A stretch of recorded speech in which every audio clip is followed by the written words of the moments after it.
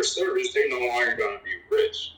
You know what? I'm going to connect it, and I'm going to connect it here. The reason why, again, is because it goes back to what I was saying. Not everybody wants to do it. How many people in this room can build a cell phone? That's what I'm saying. You're going to a product. We need technology. The problem is the technology that we have right now because it's but what my point I was going to segue into, not everybody can grow plants and farm. Trust me, there's some people that kill flowers. And that's what I'm saying. That's not a thing, and it goes back to Adam Smith. That Adam Smith says that do something that you're good at. Not everybody can plant. And I'm sorry for who's Adam Smith. Hold on, don't worry about it. Let me just say this: when I was a kid, when I was young, one of the most why I can switch my careers now at 40 years plus is because I feel competent. And one of the most beautiful things that my mother did with me when I was a child was she never tried to control the things that I seen. She never tried to render me incompetent. You know, when I looked at a cloud, she encouraged me to see what I wanted to see. If I was playing with a ruler and in my mind it would say a fire truck, let's say, and this isn't an actual memory, just an example. She just let me play around with it. She didn't say, "Give me that. You don't know what that's for," right? And one thing I think we got to consider, the reason why most people don't get into doing things like building technology or farming or doing what is necessary. Because you can be good at just about anything, really, to be brutally honest with you. But it's about feeling competent. And what takes away your competence and your ability to believe in yourself is control, right? Now, when I said greed was the thing that stopped, this bartering concept, when we're sitting in this room right here, right, we all are offering a different amount of information through X amount of words, and we got people that have made good points like Pascal, and we're all valuing what each other's bringing to the table, and it doesn't have to be a balance, and there's no greed there, but you can see how greed has in a lot of rooms, right, where you see people wanting to be heard or wanting to get their point across or wanting to take the light and blah blah blah blah. Is greed is the same kind of thing. There's no reason why we couldn't have existed in a society where it took me a week for me to build you a table, but it only takes you so long to cut my hair and my family's hair. And we might get that hair cut on Thursday, but I'm building your family a table all week. That system could have very much continued. But the whole concept of control, and I want to take you back too, real quick. I'm going to fall back off that point, but I'm going to take you back to long before even these money systems. When they used to sort of raid villages, the king would send his people in, and they come into the village and they take all your gold and they just basically make it seem like you're not valuable. Then they leave you a book, you know what I mean? Or they take your books or whatever book of faith you had that kept your village strong. They take anything that gave you power. And free will is what Gate used to give us power. And now that free will is completely corrupted. And there's a possibility that the idea of money, particularly in the modern day, was less about giving me a house so I didn't kill somebody, but more about monitoring me and being able to know where I spend my money, being able to know that money's staying in your economy until your economy is strong. And your economy is only about as strong as the people within it, not how strong their minds are, but how well they work for you. Right? And that's why a lot of people don't believe that they can learn how to farm, because their whole mind since they were younger have been brought up in an educational system that's been taught to, that life was a problem and you had to solve it. Little do we obviously know every problem creates two more problems. That's not how life is. Life is a great big solution that's layered in the concept of problems and perceptions and concepts that we didn't create. That's why our free will, even when we think that we're thinking with free will, we're making free will and decisions based off of whatever decisions have been left there for us that we want to go against, and we try to attach to something just not to attach to something else without even really evaluating both sides' arguments. There's really no free will in regards to that. So I guess my point is in all of this is if you choose to want to learn to grow food, you can. If you choose to want to believe that people can, you can choose that too. But I think the whole concept of governing people is more for the data and the control and knowing exactly what's going on with everything under you, right? Because that's what a structure is and an organization is. It starts somewhere and then it spreads out from there. And it just happens to not start at our homes. And I think that's the most important message out of all of this. And I think that's what I want to sum it down and land at. It should start with you, with your ability to do whatever the fuck you want to do, and start in your home, and start with solutions, and start with rooting yourself in something that you can give your kids so your kids can be strong, and because eventually you're going to be gone, and all this complaining is going to be for nil if you don't at least write something, if you don't at least journal, something where your kids can look at it. And I would hate for any of our kids, and I'm letting it now, to look at a journal that was filled with complaints. I would love for... Go ahead. No, I was gonna say. I mean, it's a good thing to try to say, and a good way of thinking to try to say you can be good at anything. But honestly, you can't be good at everything, and that's where that's not. But that's what I'm saying with growth. That's not true. Especially, no, what I'm saying, especially. No, what I'm just saying. Especially. What I'm saying is, I'm saying is that I've seen people. You took again. You were around people. I don't know. I guess being around people, we in science class back in junior high and elementary, and you see people, how many people can plant something in the beans and all that stuff, and see the results at the end. Not everybody had the same results, and not everybody was even able to sprout anything. That's what I'm saying. That I think, and then it goes back to, do you even want to? That's what other thing, and that's what I'm saying. That's the freedom. That's one of your freedoms, is saying that I can go to the marketplace. That's what a marketplace is for. I can go to the marketplace and buy whatever is at the marketplace. I'm just saying, I'm sorry, because like I said, I have my You also become a vendor there too, right? No, but what I'm saying, my grandfather was born in the 20s. He's black. He was in Texas. When he was 15, his father was picking cotton. I mean, not slavery stuff, because his dad was okay. But I'm just saying, he was picking cotton and got paid for it. My grandfather did not want to pick cotton, so when he turned 16, he went into the Navy. He didn't even finish high school, went into the Navy, and basically went into the Navy and became a chef. Didn't want to become a chef. I don't know, a chef during his time, 20 years in the Navy. So what I'm saying is that he knows the skills of all of that, but he didn't want to do that. He didn't want to pick cotton. Cotton, he was telling me too, right before he passed away, he was telling me they got thorns and it hurt my hands. I came home sometimes bleeding and all that stuff. Yeah. So I'm saying, people, everybody. He didn't though. He went to the Navy. Yeah, that's what I'm saying. He didn't want to do it. My point is, he didn't want to pick cotton. He didn't have to. Thank God. Yeah, that's what I'm saying. But he wore cotton products, those T-shirts and stuff like that. He still bought cotton, but he did not want to pick cotton. He could have made his own T-shirts. But what I say also, he did actually have a whole garden in his backyard, and he planted different types of vegetables. So I have the background, and I used to plant stuff with him. But guess what? I'm 40 now, and in the last 20 years, I had no thought of trying to plant stuff in my backyard or in the yard. That's what I'm saying. I actually was around it when I was a kid, and I know the basics of it anyways. So I'm not an expert, and don't even try to ask me anything, but I'm saying I understand. I was around it. My grandfather actually built his own garden. It wasn't a garden back there. It was a garden, and he did it in upstate Connecticut, or in Connecticut, I should say. He basically had a garden in Connecticut, growing vegetables and stuff. The winters of Connecticut was crazy, and the temperatures in different seasons. But I'm not saying it's impossible. So I understand all that. And then later on, I was growing out other stuff. But again, I don't have an interest in doing that. And a lot of people I speak to do not have an interest in doing that. So what I'm saying is now it goes back to what I was saying before.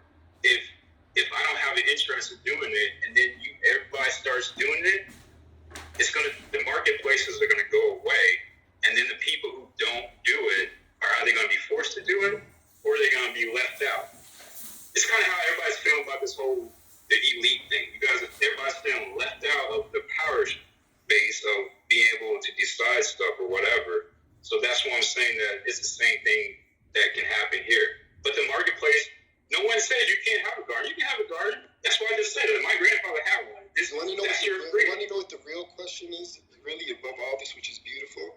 The real question is you might not want to choose to do any agriculture or grow a garden, but if somebody was that, upset about the idea of food and organic food and whatnot, or couldn't afford to continue to buy food, would you take the time out of your day to explain to them how to grow agriculture? And would you care about your fellow man enough to share that information and sacrifice your own time and your own agenda for them?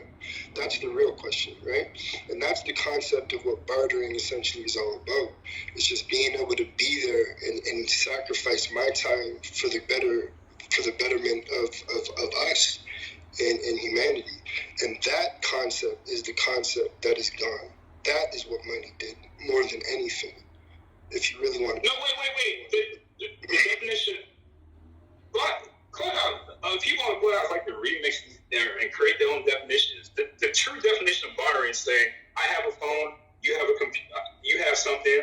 We don't have another exchange of medium to use for this exchange. So I'm going to exchange what I have for what you have. That's the definition of bartering. It's not taking your time. Exactly. But that's a community. That's a different thought, different train of thought there, and different. No, it's not. No, it's not at all. What you're talking about. I don't want to disagree, but I'm saying from a community standpoint, right? Because bartering goes on in a particular community where there's no governing body or a governing body who's going to decide whose work is worth whatever they choose. That's what you barter about. You say, okay, it's an agreement. It's an agreement you take on with the other individual, right? You agree to terms on your own terms as individuals without any authority. So whether or not, but you have that now with money, though. Hold on a second. No, that's not true. Whether or not. Real quick, James. The thing is, from what I hear, like, it seems like, and we do this on Clubhouse all the time, we speak past each other. Someone might be speaking on one specific time in the timeline, right? And then another person is speaking about something else, and then we try to mesh that together. Bartering is bartering. No one has issues with that. And then money came into play, which was backed by legal tender, which means it was backed on something tangible, right? And all that was good. I don't think people are disputing that. The issue came when fiat currency came into motion, when money wasn't backed into anything. So we have to be more specific and ask each other more questions so we understand or overstand where we are in the conversation, if I'm not mistaken. Because it's just like when Make It Pop, just real quick, it was just like earlier when Make It Pop was making her submission, she was speaking of the end goal in the timeline, right? But then we tend to, we jump back and forth. And we do this also when we are speaking about individuals or groups. I may be speaking about a group, and then another person, he perceives it from his perspective that I'm speaking about individual, and then it all, becomes one big mashed potato. So what we need to do is ask each other more questions, control questions, in order so I know that I'm understanding what you're saying, and that's all I wanted to say. I'm not saying calling a war against anyone or anything. James, before you go on. I understand what James is saying. But what the thing was, what I was clarifying and saying is, again, I understand because you guys, it's more about the community, but I'm saying in general, just like fiat currency. You're seeing the bad of it, but the intention of fiat was to basically say we need more money so more people can borrow, because not everybody has the cash like the rich. There's so many nuances. But what I'm saying, but it's not nuance. I'm just saying. Brother, I'm in a lane, and then you got the whole stage. I just wanted to finish what I was saying before we go ahead. had to have Bell recommend the room how to, conduct ourselves, which I agree with totally. What I'm saying is this, and it's just a perspective. By no means am I saying it is how it is. What I'm saying is that at one point in time, when we are bartering, and when I say bartering, it is definitely no different. It is working together. That's what it is. That is what it is. That's all that it is. There's no particular value to any particular skill that somebody has, period. There's no, it's worth this many shells, right? So when shells, let's say, was the currency, because it was, something that was rare within the community or village or whatever you'd like to call it, some authority figure had to determine what was going to be worth what. And that system was governed by X amount of something, which was a regulated. It was something that only regulated the system. Now, I'm not saying it was done with intention. I'm not saying any of that. But what I'm saying is, what that does is it puts our eyes on something different than working things out together.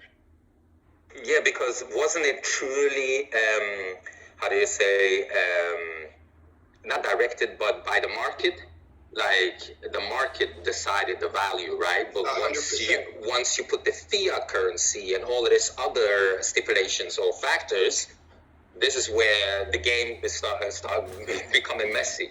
And it's likely, exactly, and it's likely that the people that decided what was going to be worth what weren't necessarily the people in the system or within the community that had to offer what it was that they had to offer. And what we can consider, not whether I'm right or wrong, what we can consider is that when that focus goes towards something that is predetermined not by you, no longer is that putting you in a position where you feel you are the determining factor along with the other person you're working with. And that determining factor is built and based upon your ability to work with one another as opposed to working for or against one another. And that is what money has a tendency to represent now. Whether or not you work for somebody, whether or not more is better than somebody, and that concept in itself, irregardless of whether or not you have lending protocols, irregardless of whether or not you have whatever it is that you have, that probably created more issues in today's economy and where we're at now, and than anything else. And I guess I'll end it. But the thing was too with that, again, there were bad things with bartering system because again, they were still same classes and the popular stat of if I can only fish and that's the only skill I have, and nobody in my village wants fish, then I'm poor because I can't get anything. I'm not gonna get a big house because the builder doesn't want fish. I'm not gonna get the nice horse because the person who owns horses is not gonna give me a nice horse. Right. I'm not gonna get other foods because nobody wants my fish. What's crazy? There's somebody that lives what's crazy? I know this guy. He literally is the most smartest dude when it comes to working with computers. He lives in the States. He refuses to leave the city he's in, and he's he's only X amount so far away from San Francisco. So many people complain about where they're at, as opposed to taking. It's either you adapt a new skill or you take the skill to where your skill is needed. You have the ability to do one or two of them things. Say that again. The survival skills. It's if you have resources that are around you. Like it says, in our neighborhood, we all work together. There's enough land. We have organic farmers that give to everybody apart from what they teach them. Just like my grandma, we have our own, fruits and veggies and stuff, in my grandma's house. So this is where we all work together because, grandma, even though from whatever she worked, she said, you know what, this one's going to be useful to you one day. That's beautiful. Yeah, that's beautiful. And that's kind of what I was just getting at, James, is it's more of a perspective, not that it's right, not that you're right or wrong. It's just more of a perspective of the damage that could have been done from it. And I think that where do we go from here kind of thing. Sure, if bartering could have been something because you fished and, there was an issue with fish for whatever reason. I mean, a lot of people, again, they don't necessarily want to sacrifice and get up and move, and people have the option to travel. You know what I mean? And we can see that there are people that are in a different type of crisis, I guess. from different parts of the world that'll literally like pack up and leave and go to a whole nother country where they're absolutely unfamiliar with everything. Like I look at my father's wife. She's from Dominican. She came here, right? She didn't know how to speak English. She didn't know how to do anything. She didn't know how to drive. She didn't know nothing. She brought her daughter here. This is my sister, basically my sister-in-law. She brought her daughter here. Her daughter didn't know how to speak English, didn't know how to do anything. Within 2 or 3 years, she learned how to speak English. After her 6 years, she ended up basically getting her nursing degree. She's got a license. She's married. She's got a child. The point is that is so unfamiliar when you literally grow up over there. But it's about what do you want and how bad you want. I think, and that's why I kind of get at saying, as a human species, and I'll land now, as a human species, we literally are so adaptive long term, right? And we can change according to climate, we can change according to so many different environmental factors, that if we applied that same awareness and sense of urgency and sacrifice in our lives now, with the same energy that we sometimes put behind the knowledge that we're pushing out, like with the knowledge you're pushing out right now, we do have the capability to basically do whatever it is that we want. And we most certainly, if you don't believe in yourself, you most certainly shouldn't put your own limitations, not saying that you are, but on other people. And the concept, again, of preservation and preserving the human race is to prepare and serve people with information that is going to help them and assist them. So if you don't believe that you can do it, you better believe it can be done. But that's what I'm saying right there. I'm saying, how can you hear stories like that, like that, and not understand that if someone can come from a whole other country and make it happen, so can you. That's what I'm saying. The system is not going to be perfect anywhere. That's what my point was. There's no system that was perfect. There's always going to be losers and winners. There's always in life. There's going to be losers and winners. Not everybody is going to be a winner. That's the reality of the matter. But the thing is, though, I feel and believe that when I hear a story like my father or someone else I was talking to, I was born in Germany, and my friend is half Syrian. His father told me he was in Syria, and he's like, he was born in the 40s, and he was in Syria, and he told me how he came to Germany, and he basically was sleeping on dirt floors. So that's what I'm saying. And then he came down, he got a better life, he owns apartments there and stuff like that. But what I'm saying is, I think it's the system. If you look at the system, if you try to do something, and going to my father, he was born in Chicago, raised in Detroit, and was dirt poor. He left, went into the Marines, and now he's worth over $1 million. It's because he changed his life. He didn't let stuff hold him back. The system is not fair, and it's not. But it's good enough so you can do something if you want to. I don't think that's what I was saying, going back to what I was saying about the money, if you're making decent amount of money, you can buy your food, your clothes, your shelter. You won't have any issues and you won't get pushed back. That's what I'm saying with money. There's not push. If I go into the store right now and the product, let's say like bread or something, is $3, $4 or something, my $3 or $4 that can buy that bread. I don't have to worry about they don't like fish or meat or something, so to barter. I barter myself. I do junk removal and demolition, and I sell the stuff I get from my junk removal jobs, and I barter, and sometimes I trade it. And I know from, trading on Craigslist, Facebook, marketplaces and stuff, you can trade on there and sell. So I understand the bartering system. I still use it today. But so what I'm saying is James, go ahead. The thing is that in the society we live in, they push people over the boundaries where there's no reason to, in the corrupted system that we live. Because there's enough to share for everybody. We got enough land, and we got enough to trade with each other, than them trying to have the system say, you can't do this without limitations. We're always being governed and told what to do, which there's enough. If they could actually stop that completely, then people would stop fighting with each other and working with each other, because there's a lot that we can definitely do working together. But unfortunately, we can't do it because we got these goons on top working and messing shit for everybody else. When they say, oh, well, this people did in that side, we'll go against them instead of working together, because we do have a lot of things that we can definitely trade off, or whatever it is, enough land, grow food, whatever it is, come in harmony with each other. But Yes, go But the ahead. thing is too, I land real fast.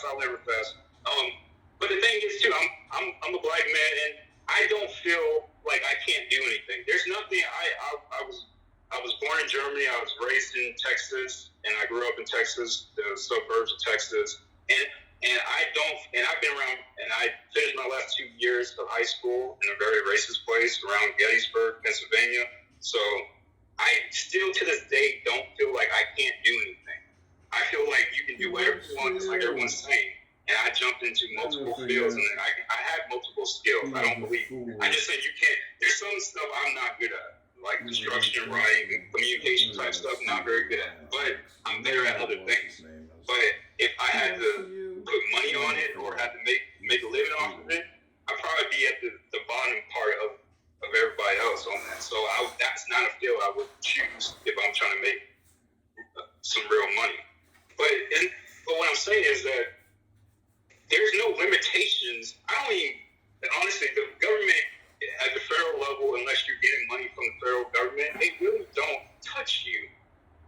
I mean, people may disagree, but if you fully think about it, other than taxes, because taxes, whatever, but they don't really impact you. And the city governments, I'm again a black man, I don't have any issues. I don't have any harassment from the cops. I can go out right now and go skate and go about my business, and they won't mess with me. If I want to start, I started a business in this area. I can start a business. There's no limitations. I don't understand where everybody's thinking this government is trying to hold you down. I travel back and forth just in 2016, and I'm flying places. They're not stopping me unless I break one of their laws. Then it's all good. Again, the laws exist because the majority of the people, it hurts them. It hurts a community of people, so they had to stop you from doing it. But again, I'm just saying that I don't understand this limitation on you stuff. said 10 seconds, James. I'm gonna give you 30 more, and then you have to land. Well, yeah, I'm just saying the limitation on everything is kind of It's just I'm not about the government. I say F the government, but I don't feel like they're also limiting me. When I say F the government, I'm just like, I'm not worried about what the government's doing, but I do understand that the laws are in place, but I don't feel like any authority is trying to limit what I do. Everything I'm trying to do, I can do. You can, like you're saying, land. You can, everybody can get land. Everybody can do that. Go do that. They're not stopping you. You can go buy land right now. I don't understand why people thinking like, well, they can't. No, they're not stopping you from doing that. You can go into the marketplace or not go into the marketplace and still have land. You can do both. That's what I'm saying. It's not a limitation. You go on the internet and learn how to grow. It does affect people because so not everybody has credit. Arthur, you ready? Sorry. Yes. Go ahead. Okay. Yeah, real quick, Arthur. First, just hold up, bro. Just hold up. I just want to acknowledge the new speakers on stage. We welcome new voices. This is the preservation of the human race. The title of the room today is Government Shutdown Looming.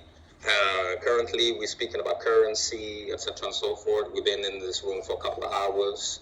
Let's keep the interactions going. And we welcome both sides of the spectrum. So, yeah, feel free to chime in as soon as Arthur is finished. Fit in where you can fit in, and you got a hot mic, Oh, sorry.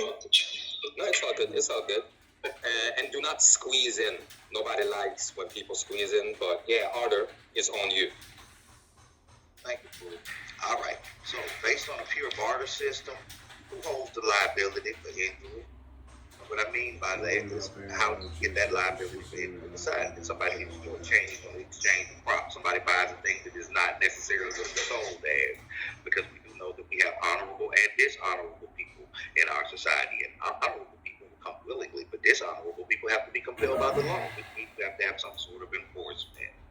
You have to have some sort of regulation. What that actually covers what those exchanges are. Welcome our commerce system and our legal system, guys.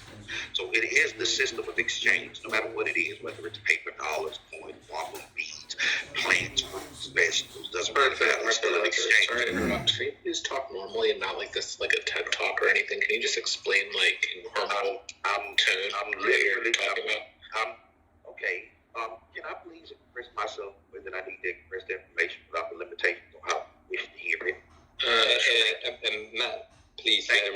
let him run. You get your chance, man. Okay, Let's just do this. Arthur can go first, and then Key can. La Sonia, I haven't heard from you and Mary as well. Can everyone who's in the up on stage, who's here, can you flash your mics so I can see, who's on here?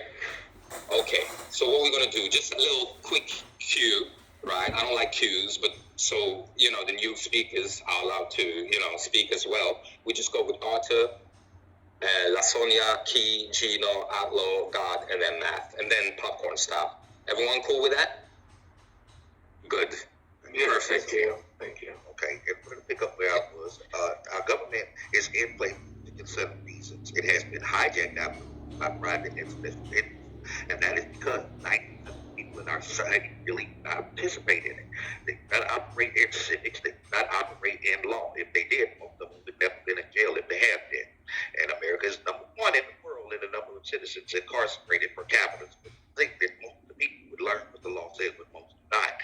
Ask yourself a question: have you ever read the Constitution, the entire thing? Have you ever yourself read it? Because if you are in America, you literally are bound by it. It's the thing that all of the politicians and every other person doesn't think that they even know what your rights actually are and how to exercise them. This is why we have a lot of the policies, economic issues that we have in America. Because the law actually says about what they, why there are regulations. If you read the law, you'll understand why there are regulations. You can't just give a person or sell a person a tomato, or just have them come down to the house, slaughter the animal, and just sell them whatever they get done. They understand why. When we want the family all to be turning yellow and getting sick because they didn't recognize the thing that the animal had. These rules are in place. They're supposed to be in place to protect us, but they have been hijacked. How have they been hijacked? These laws. This government is shutting down because there is what they call pork barrel spending. There are allocations of the budget of the United States that do not go to the United States. So they are sticking. They do not go to the budget that requires money from America to bring what is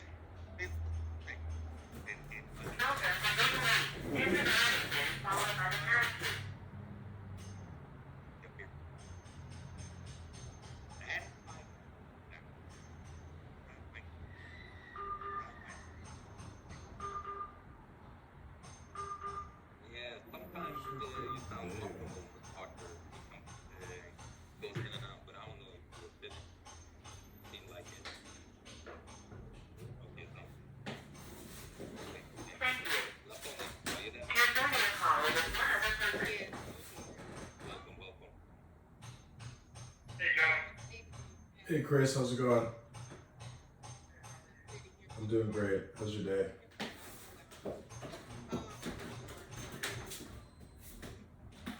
Oh.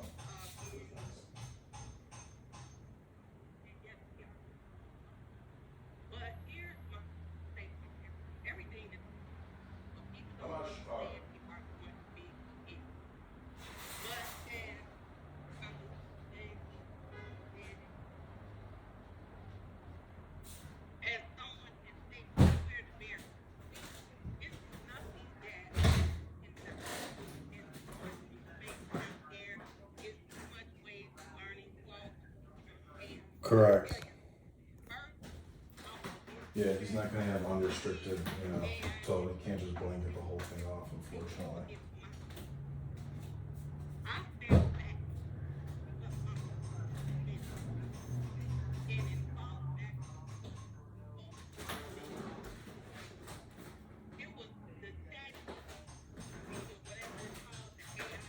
Yeah, no combos about the swing space. I was thinking maybe in that loose area. Yeah, that could possibly work, but there's a rear door exit.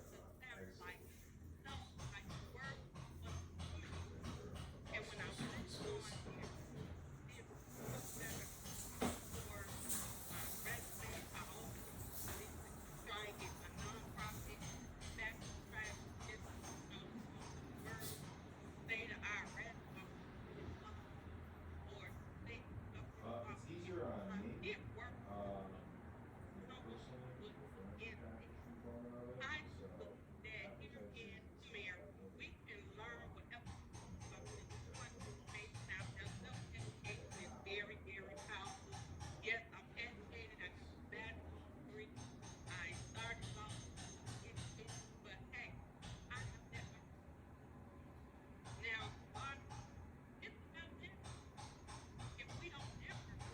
doing the front too, yeah.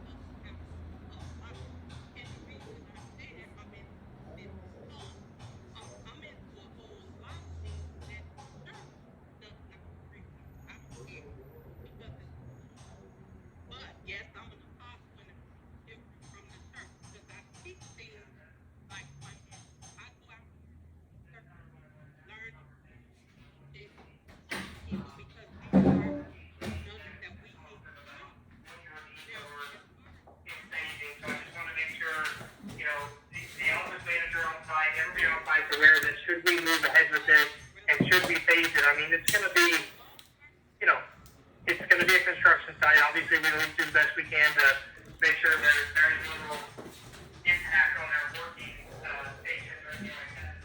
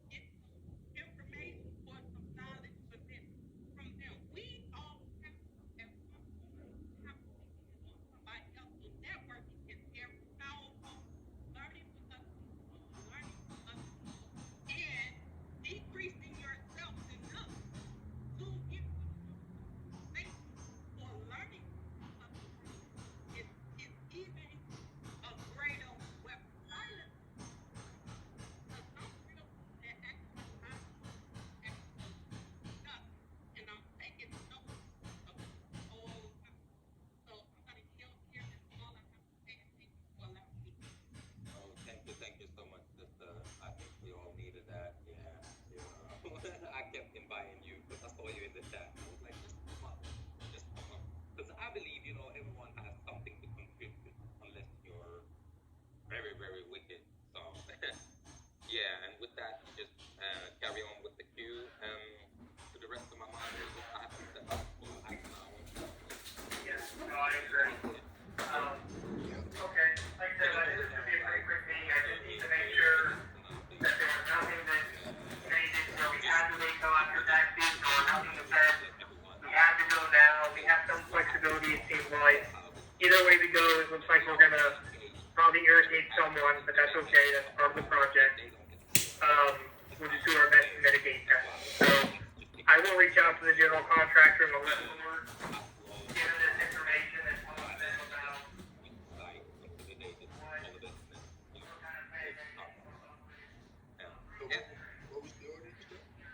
and we're going PPR order. So it's T, excuse me, outlaw, God, agnosis, and then we could just. And if anyone is in the goo and you want to come up, feel free to chime in. We keep it respectful, decorum, one mic policy, and we try to flow by respect, right? As long as it's respectful and no ad hominem, all good. It's all good. Don't let no one stifle your voice, man. I mean, we gotta use these platforms for what it's worth. So yeah, thank you.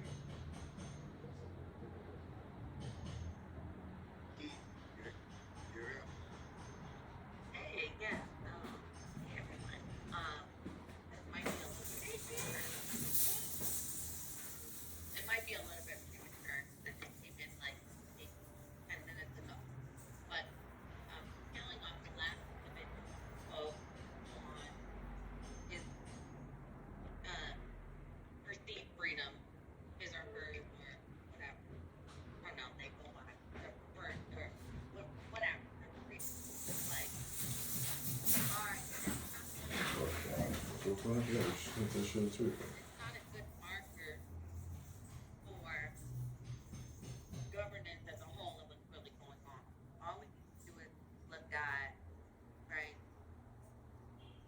Patriot Act, what happened to what our perceived freedoms were when it came to property,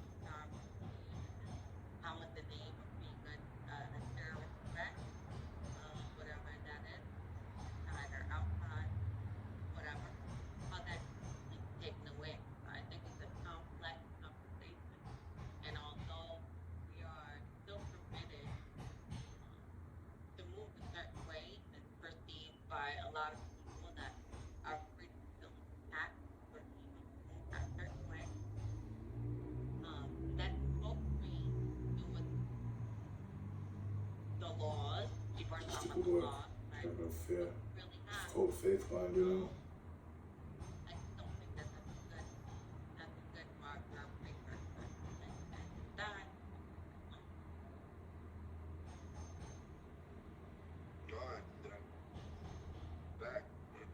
Definitely do when you look at it because James was saying, It's called faith line. Perfect line. In Japan, it's called Zen. pandemic situation, how quickly things can change in ways that we've never seen. And before I pass real quick, I out there, so the reason I believe this room even again exists is because, you know, whenever you bring up the idea of carrying wisdom or not carrying wisdom, let's say, it sort of creates an awareness of energy itself. You know, that energy right there, take a look. And even though I can't promote it, I can't I'm a fan of it. But when I see, whenever I happen to go by, I hear folks get reimbursed $1,100, man, for people now wanting to buy up their land that's been in families for generations. They don't have much of a choice. I hear about that. That just sucks. That's why Never forget.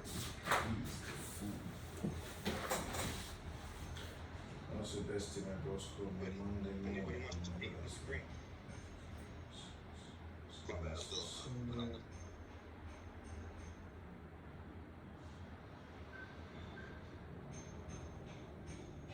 yeah, James, I don't know what, but again, I think that it could be problematic. I'm not saying that the person that spoke is problematic. That school of thought could be slightly problematic in the sense that it also reinforces this perceived freedom, and I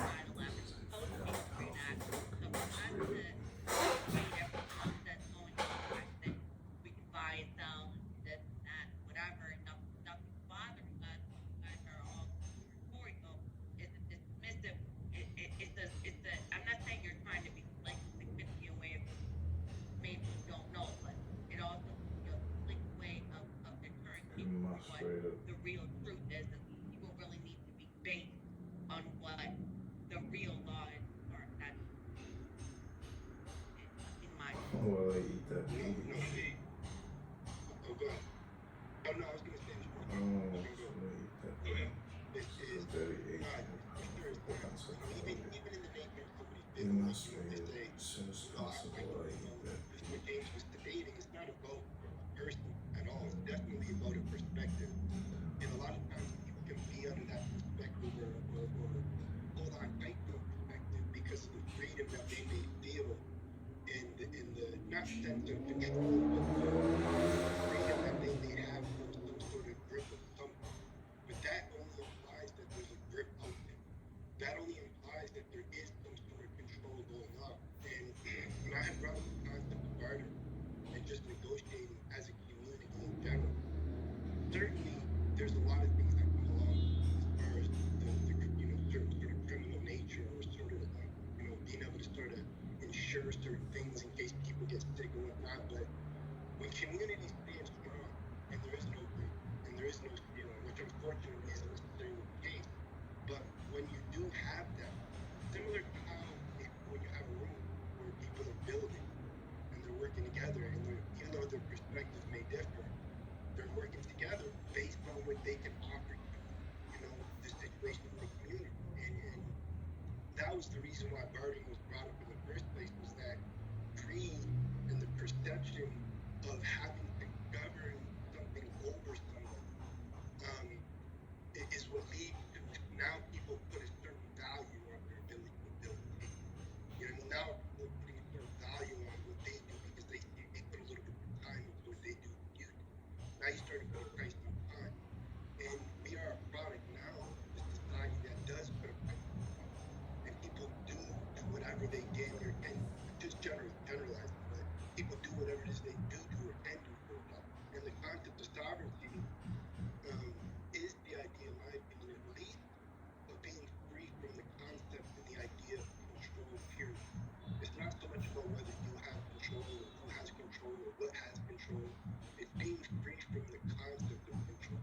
And I think it's beautiful when you can definitely be in a position to be in a room where people are caring and people are sort of voicing their opinions in so many different ways, because there could be somebody in the background. Let's just say Sweet out. and say, for example, they got a family member in Hawaii and it's just brought their family member in mind because it came up in conversation, or you know, their child listening in the background, and that inspires them to want to be something, to do something, those sort of things.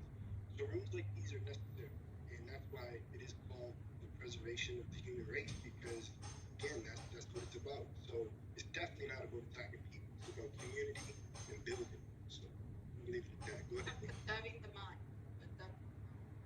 Yes, most definitely. But when you look at the, I guess what I honestly don't even care what they're because they don't really impact what they're creating. They impact. I'm a vote. And being a black man, again, like I've been harassed and stuff like that. But I took that as an individual. I didn't take that as a whole system. I didn't say like this police officer. I mean, it never happened. But this police officer, but it has. What has happened? I've been pulled over a lot. But the thing is, I can also say I was speeding a lot at the same time, so I was in the wrong. So that I can also say that I've been pulled over. I get in my 20s or 30s, I was getting like 5 to 10 tickets a year. So, and then I was getting pulled over probably like 12, 15 times. Some of those I was able to talk myself out. But you can see the percentage wasn't that high. But I can say, oh, it's because I've been profiled. But really, at the end of the day, I know I was speeding. So I can't say that it was the government's fault they pulled me over because I was wrong. I broke the law. So what my point is, with the control with the government, I don't see them interfering unless I'm doing something that they are trying to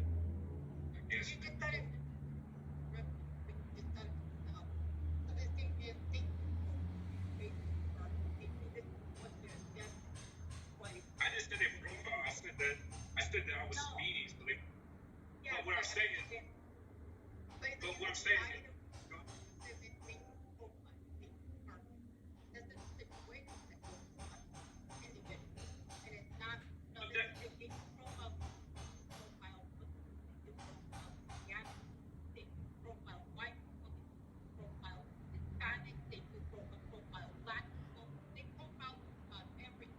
but what I'm gonna say,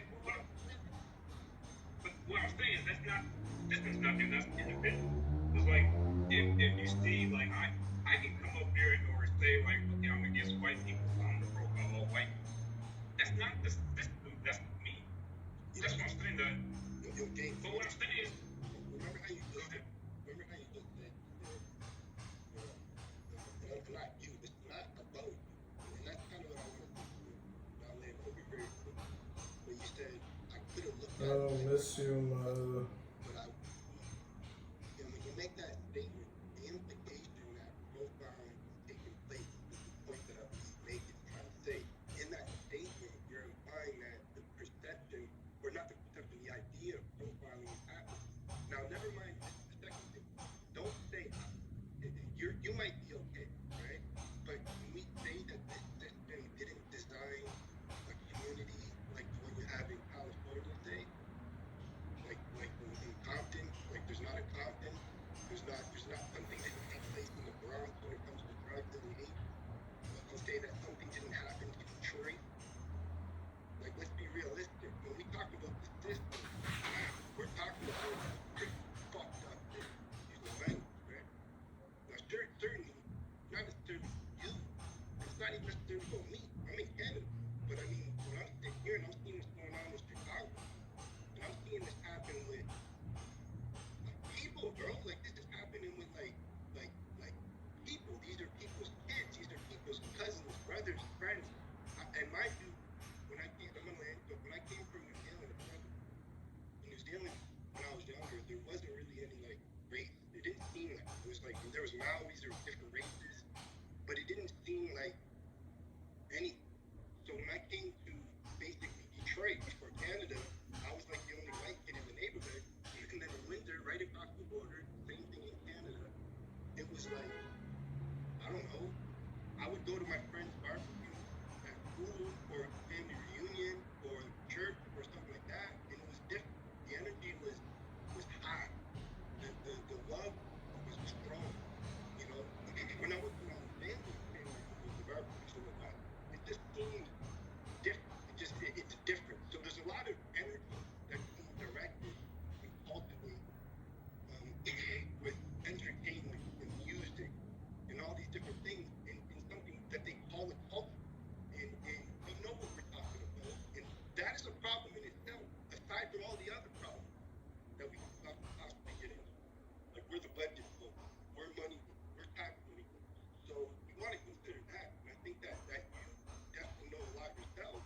And I think that's something we could touch upon. but the system. What I'm saying is the system. I guess I'm hearing a lot, and this is why I say I, because I don't want to. If I say you, then I'm attacking. If I say they, then I'm like they. So I say I, so I'm talking about myself. But generally, I'm speaking about as when I moved around the country, and talk like I do in public. I mean, the internet's been around for a while. We had ours back in the early '90s. We had conversations with different communities. So this stuff isn't very new.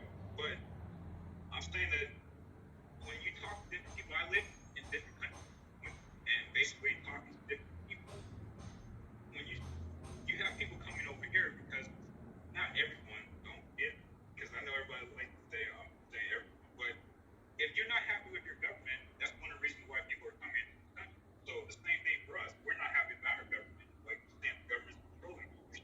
You should leave. You should go to another country. But wait, go ahead. No, You're gonna say not everyone can do that? no, there's have like statement. There's a lot of people everywhere. Well, no, I was just saying that one of the main things you hear, because they say you can watch a lot of TV shows like that, like the ones with what's the Shaw or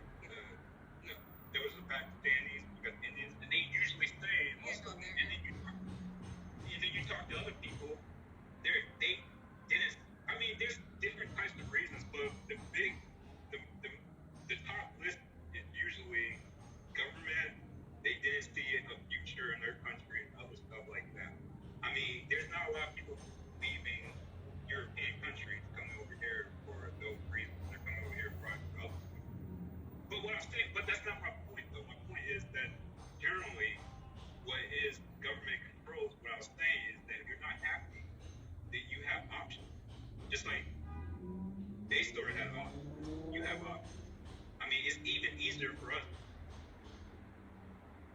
Most countries, but what I'm saying is, what my big, what I'm saying in the big picture thing is that I believe that the government systematically is trying to hold anyone down. I believe individuals are. Because you have people like Elizabeth Warren. Elizabeth Warren got in office for the very reason to go after the rich. AOC got in office trying to fix the economics in New York City. I don't know how the crap is going to do that because she is an economics major, and I don't understand why she doesn't understand that New York City is expensive because everybody wants to live there. So it's the whole basic economics 101. Less supply, more demand means higher prices. But hey, I don't know. I don't believe that.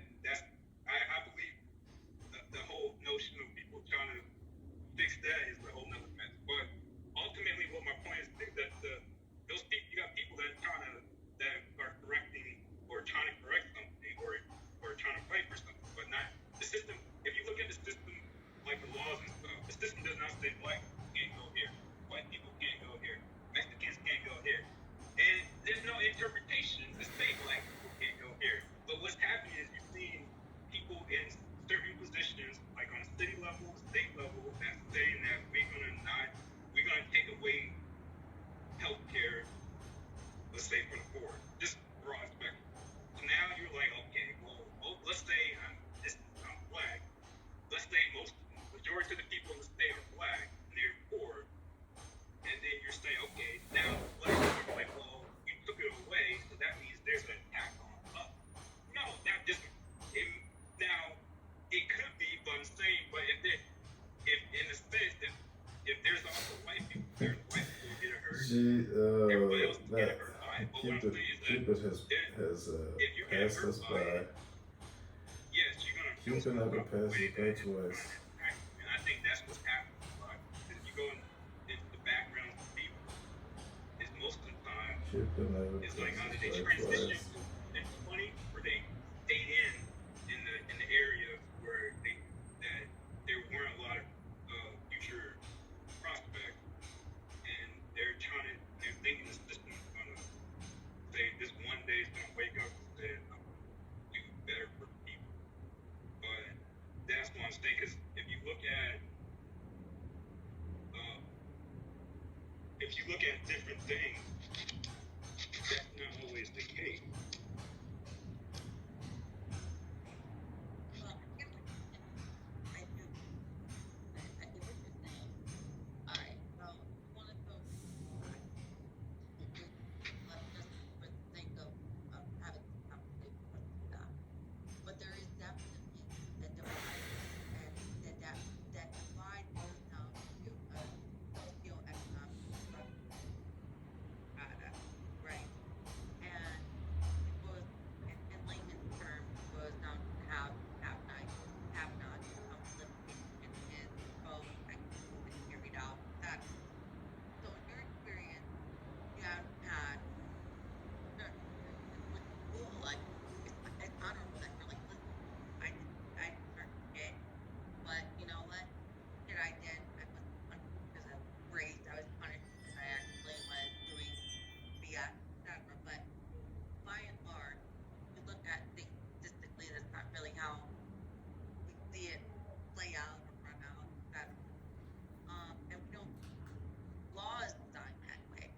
We see that legislation, for the most part, typically is curated by the have, and it's typically discriminatory against the have not, right?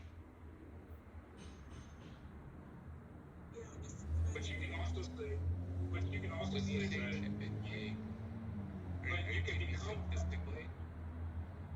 No, we just look at law. We look at drug laws. We can look at strike laws. Talk about different sectors of society and where it discriminates against people that are born Oh, in cool. lower socioeconomic How are strata you? that just so happen to quote unquote be colored, right? I know that's today's term. It so happens to be a whatever you guys want to say. So to call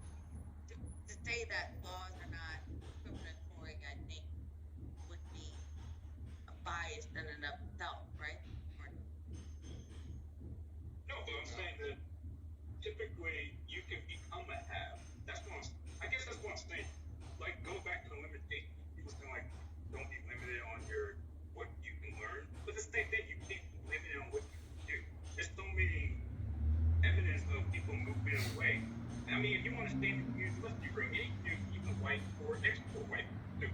Even the poor white people that live, like, because white people said they created the white trash thing, and they said, well, they're living in trailer park. That wasn't the blacks, that was the white people. I'm not trying to make it a race, but that's what I'm saying. But what I'm saying is that, yeah, but what I'm saying is, but you can always leave and do better. You have that option. But if you want to stay, with this one I was getting to, you want to stay, of course, your chances of making it or making any money are gonna be less. But that's your own fault. Like the one person said, like you can move to another area when we were talking about the bar system. You can do the same thing here. If you want to stay, then that's your own fault. That's not the government. The government didn't force you to stay there.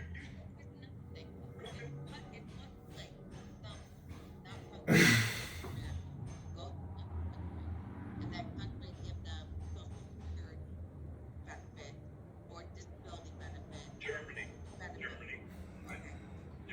Americans are doing it now. What is their rate of immigration, and what are the stipulations to be immigrated? You know what I'm saying? So of course an American is not going to like, I'm tired, fed up, Jennifer. I'm sick and tired of people who never served in the military, paid tax dollars, coming over, getting certain benefits, etc. Of course, they're not going to go to a different country because different countries does not. Wait a minute. There's a lot of countries that do. I mean, there's a lot of different parts of the world we can go to, and each country within that has their own rules, stipulations, and laws, right? But in the general context, right? If you're talking about like Western Europe, which is the most comparable foreign region to America based on economic differences, right? You're going to be paying a lot more taxes in Western Europe than you are in America. So that's number one. You're going to pay far more taxes. Probably 50% taxes. But what do you get for that? You get a lot of more social structure and social support that addresses a lot of the concerns of poverty and inequities that are occurring in urban and disadvantaged regions of the United States.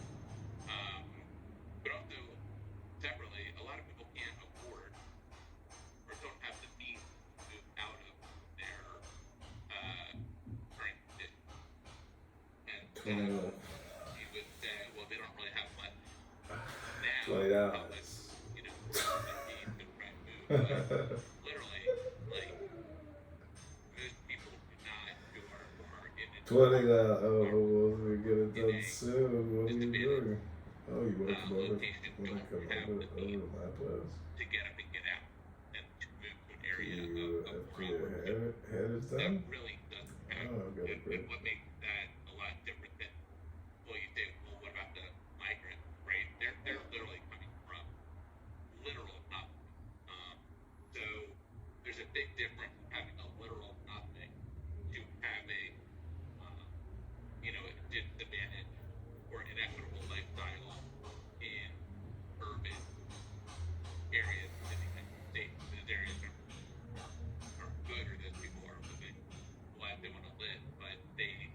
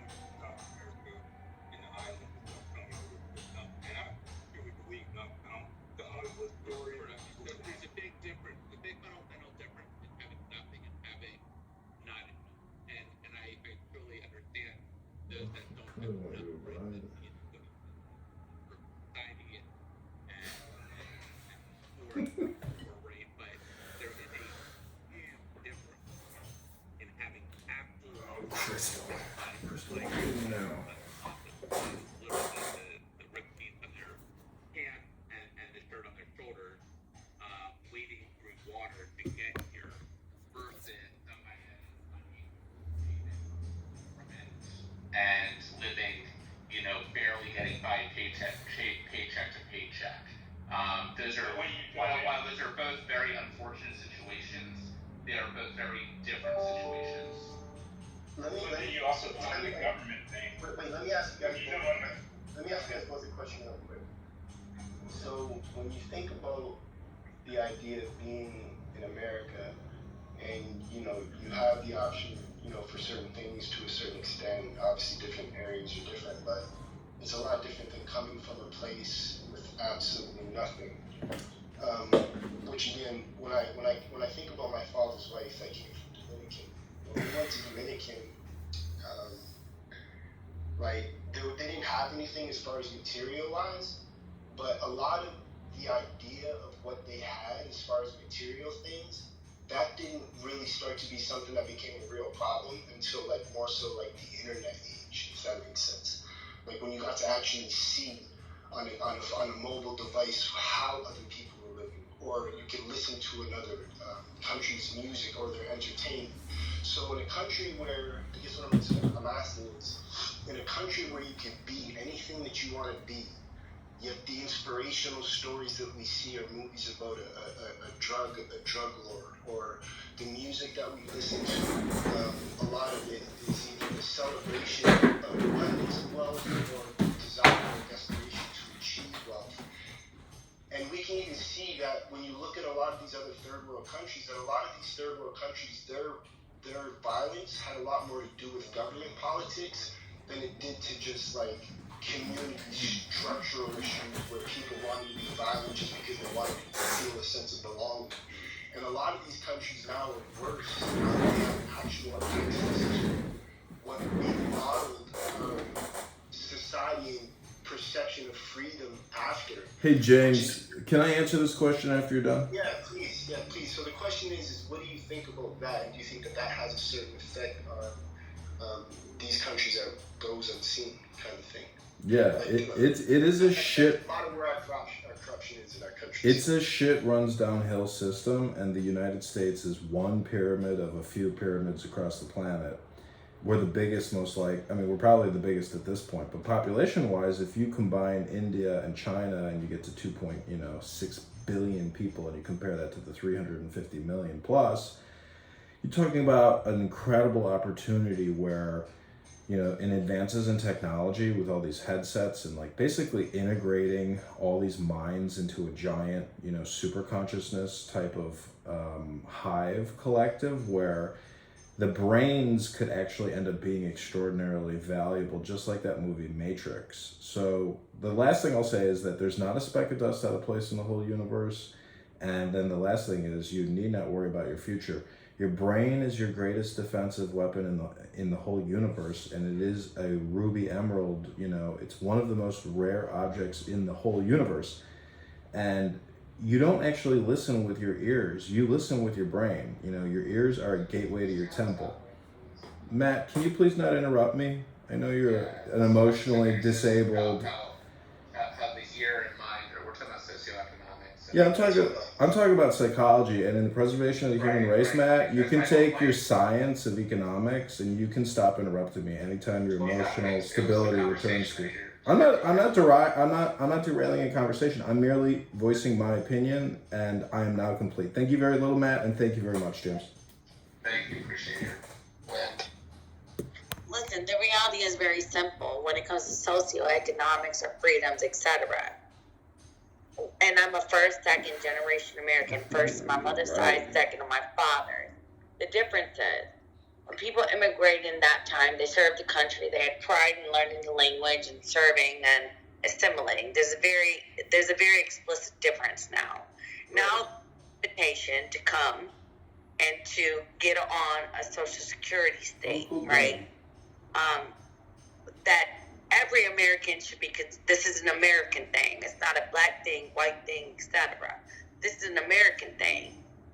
I'm not a Republican. I'm not a Democrat. I'm not any of those things.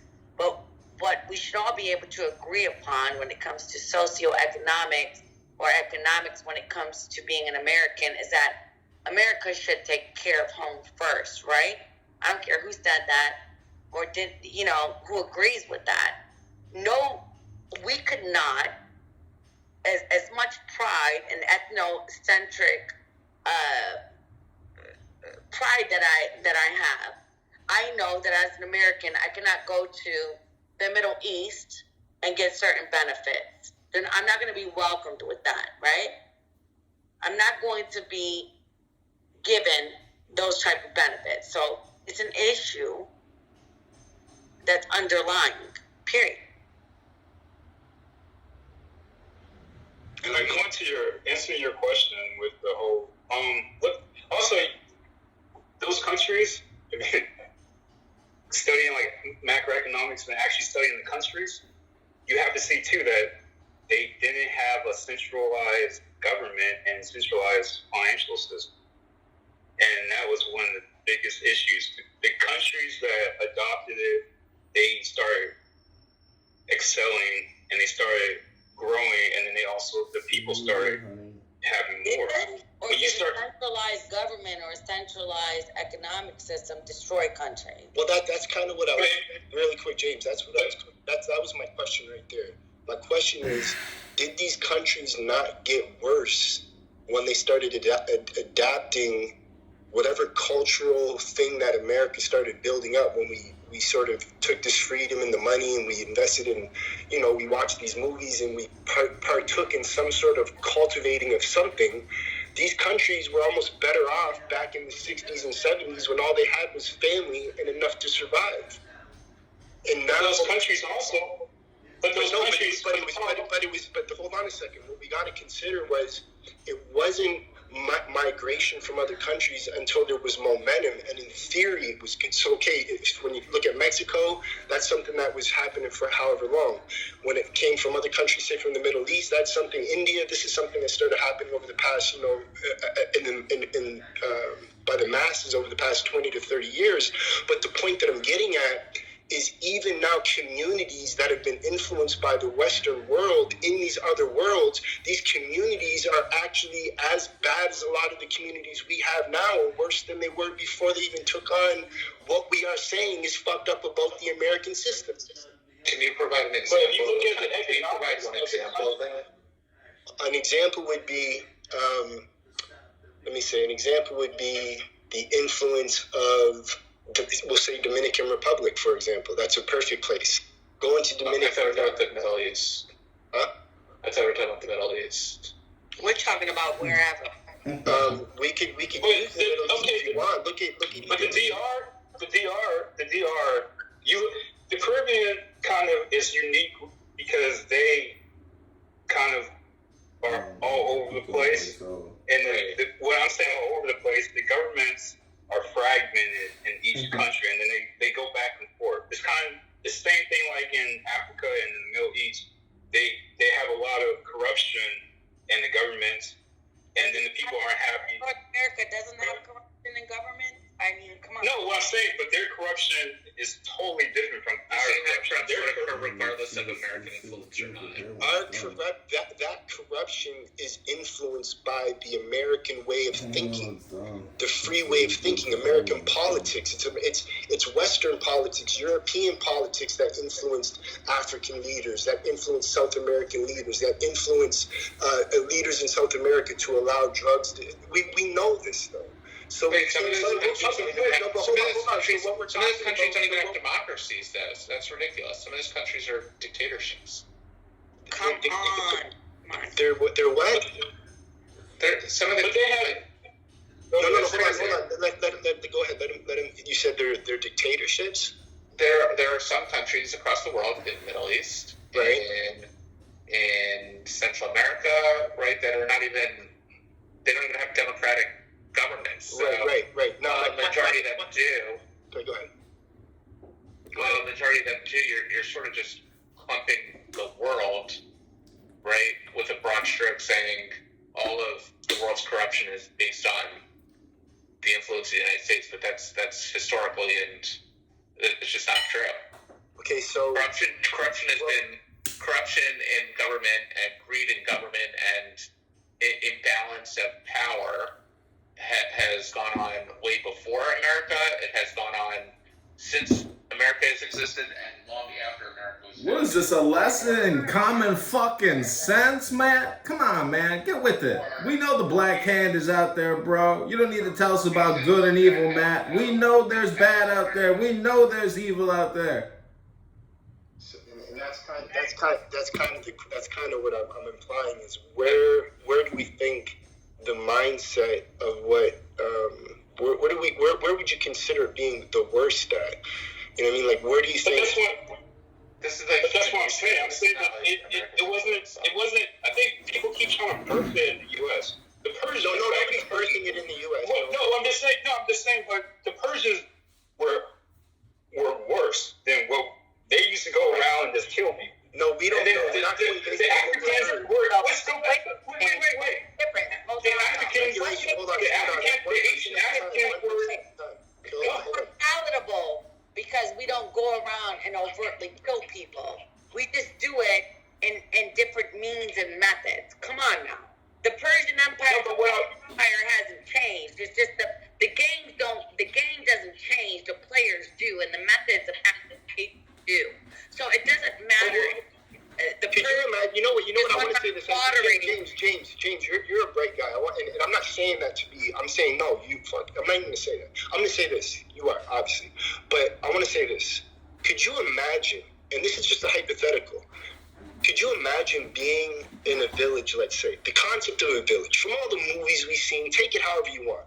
Could you imagine being in a community of a village, a harmonized village, and somebody goes over to the other part or the other side of the village, which may be a walk away, and just decides to kill somebody for no reason? You wouldn't even be able to.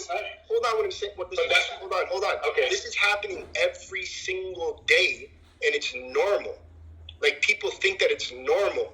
Like, what's going on in these cities in like Chicago, this is normal. This is a community. This is a democracy. It's not even a dictatorship. Now, we can get into the politics about what dictators, people place this, that. We're living right now. I don't want to bring up things we've heard about persons. I want to talk about a society. Hold on. I want to talk about the government body that we have with us right now. And I want to talk about the corruption that we can clearly see that goes unseen on a regular basis. And that is what we want to focus on. We don't want to undermine that. Please don't. No, I was trying to answer your question. You were saying how it impacts our entertainment and all that stuff impacts other countries, and our democracy and our government has influence in other countries. What I was trying to get to is that their countries first didn't have centralized governments, so they were able to get the people wanted change, and that's what I'm saying. And then when change happened, the U.S. comes in. The U.S. can't come into a country that's already stable.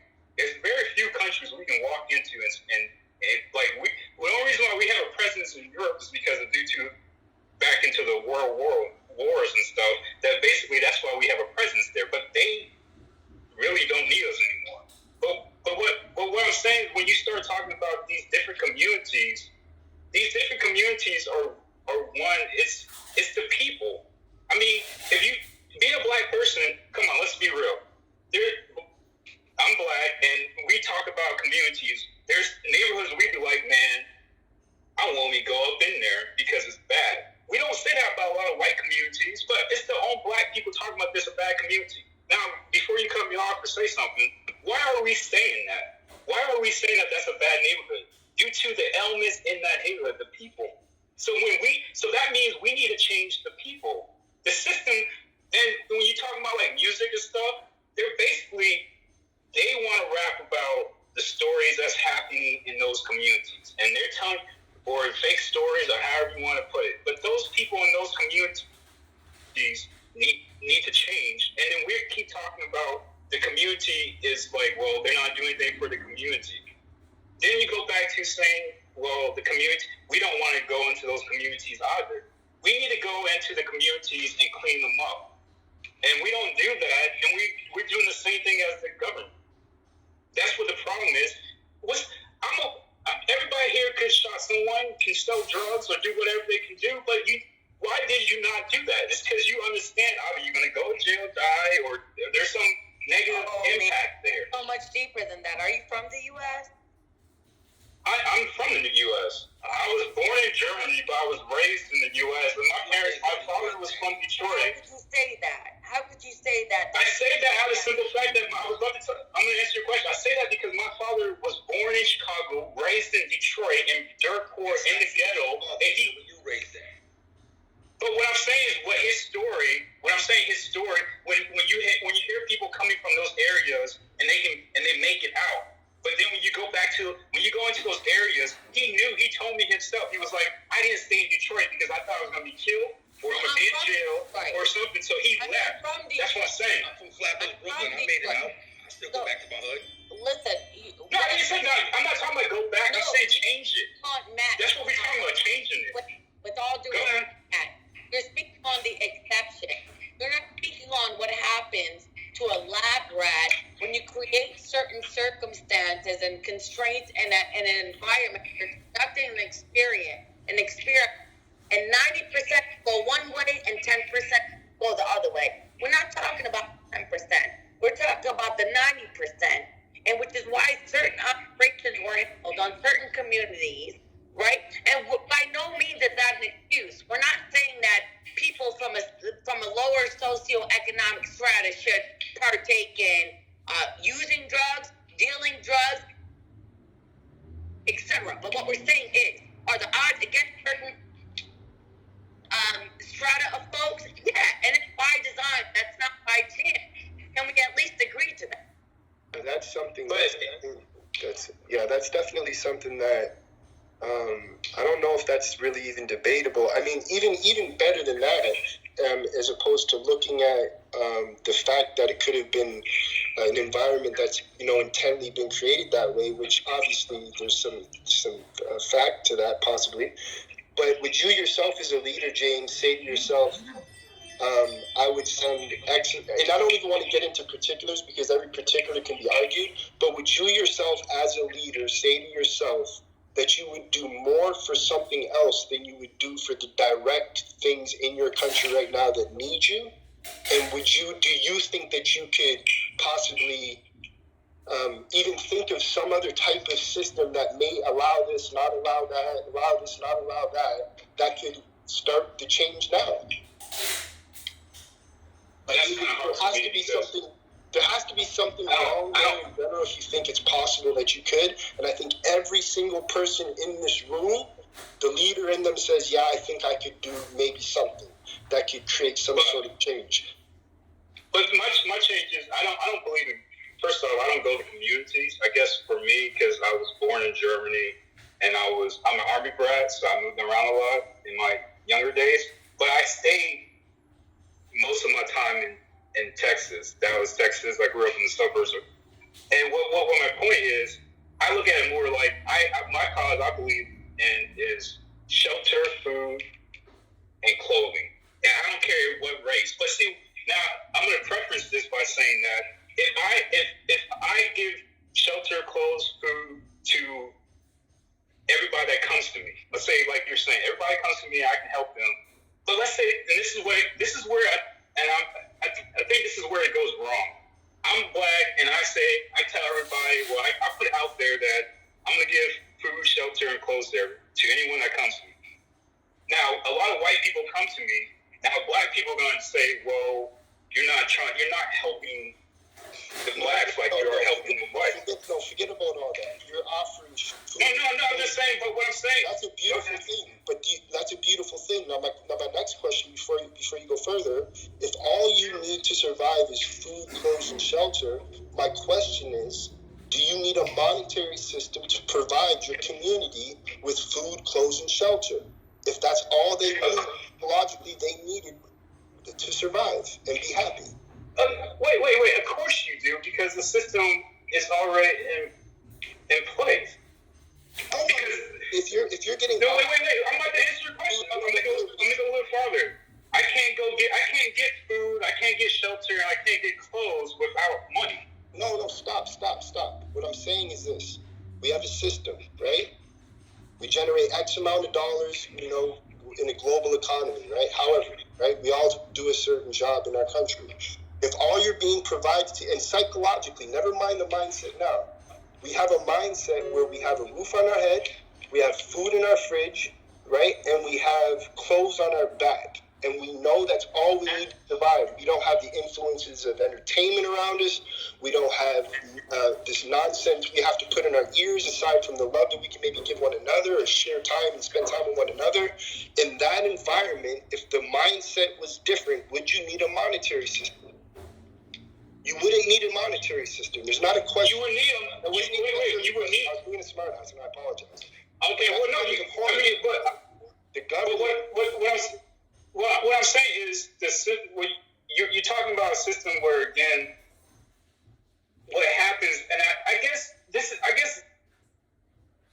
you got to try to ignore this, but when people have food, shelter, and clothing, someone has to do all that. So when it comes, then it goes back to the basic foundation, and this is when people who and employees, I don't understand why employees don't understand this, but when employees feel like they're underpaid, what happens? They ask for a pay raise. So that's what I'm saying. But let me finish. Let me go ahead. As you're thinking of this solution, though, I want you to think of the solution without the same mind that created the problem in the first place. Let's not carry. I guess that's what I'm saying. The problem. Even if you try to do that, the problem is going to be because they tried it in Russia. They tried it in that's the very definition of communism. Don't you know that? You know that, right? That's not even socialism. That's communism. What you're talking. That's the definition of communism. What you're saying. But what I'm saying, they tried it in those countries and it failed because people were like, "Why am I going to do more when I can get the same amount as this person?" So you stifle innovation and you stifle growth. That's what happened, and that's why you see, going back to what you were saying, that's why you see other countries that they don't have what we have, is because they stifle that. Why would I try harder? It's like, you hear at the workplace all the time. You're like, is this person over here is making the same amount of me, and he's only lifting 2 boxes, and I'm lifting 4 boxes, I might as well just lift 2 boxes, because I'm going to get paid the same. So now that company is like, well, now productivity's down. Now, because that person, I guess, decided to do 2 boxes, so now they got to go back and hire more people because they need more work done because that person's not doing more work than the other person. Now, that's what I'm saying. But that example is just saying from the work product. The work, it goes back to what I was saying again with food, shelter, and clothing. You need to source that from somewhere. And the source is saying that I want more than what you are bartering for. I want more.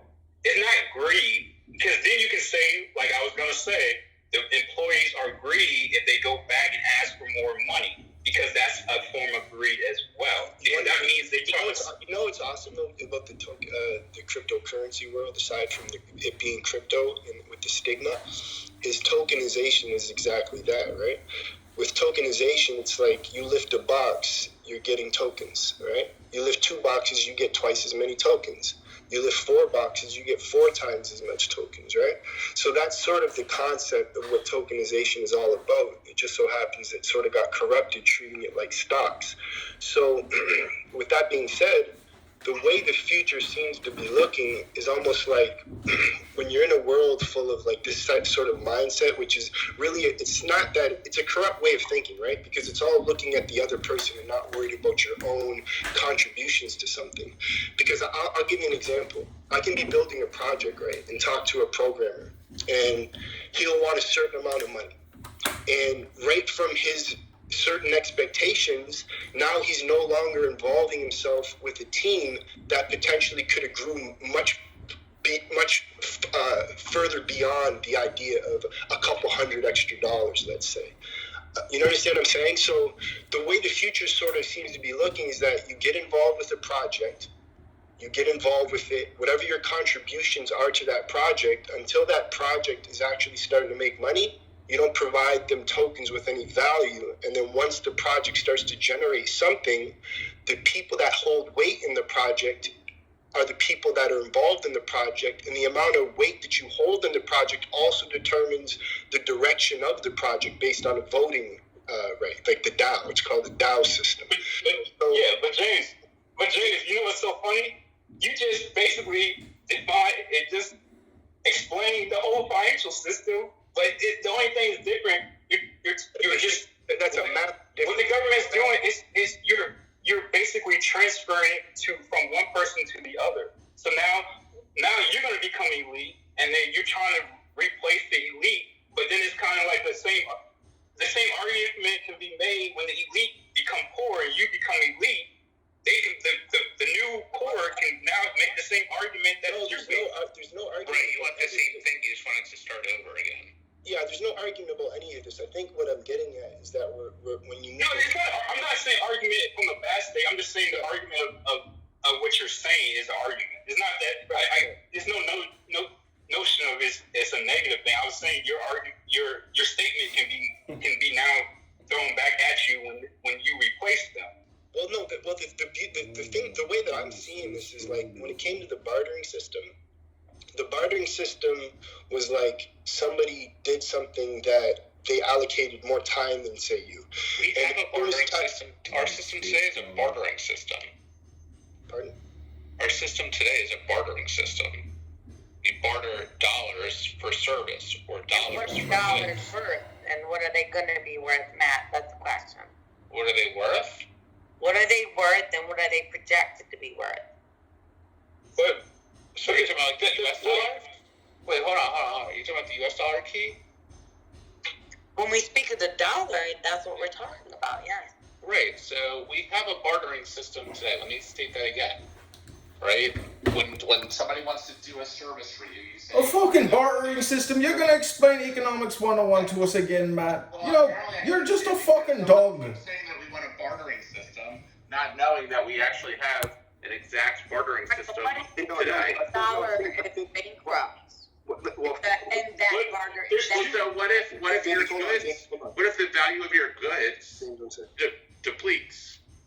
But there is no, you can't deplete the value of Why not? a If hand. you have a bunch of shit that used to be worth something, and now your bunch of shit is now not worth anything because there's a newer, better mousetrap, then you're down now holding a bag of shit. A doctor is not comparable to someone who's a nurse, or someone who can give birth to a child, or administer basic health care, or someone who can farm land, or someone who can make... Okay, so there's a high-skilled labor and low-skilled labor. We're talking about a skill system that can be bartered, not a dollar system. Well, correct. We have that today. If you want to go see a doctor, it's $100. If you want to go see a nurse, it's $50. Matt, before you came in, though, we were talking about like a much older concept of bartering system. I understand what you're trying to say. You're trying to say if I have a pencil and you have a pen, I can trade you 2 pencils for a pen. No, I mean that I know how to birth a child and you know how to make shoes, we can trade. That's literally what I just said. Hold on. James, one sec. So what I was referring to was a conversation we were having earlier about a bartering system, which is basically exactly what you said, and how the idea of money, or the idea of no longer working with the other person, like right now, it's a little bit different than, because there's a lot of that's one thing. See, as entrepreneurs, when you deal with, like, say, if I deal with you, I get to negotiate how much my service is going to cost with you, right?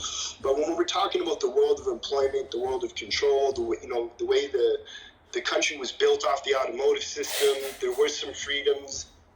There's a lot of nuances to what we're talking about, but I'm talking particularly right now about an old bartering system. And the idea of what I'm getting at is we're going much closer back to that type of system where there is no governing body that's monitoring or controlling you, if that makes sense, right? Because that's sort of what money sort of did. Money sort of like came in and it was like a sense of control and dominion over you working with somebody else.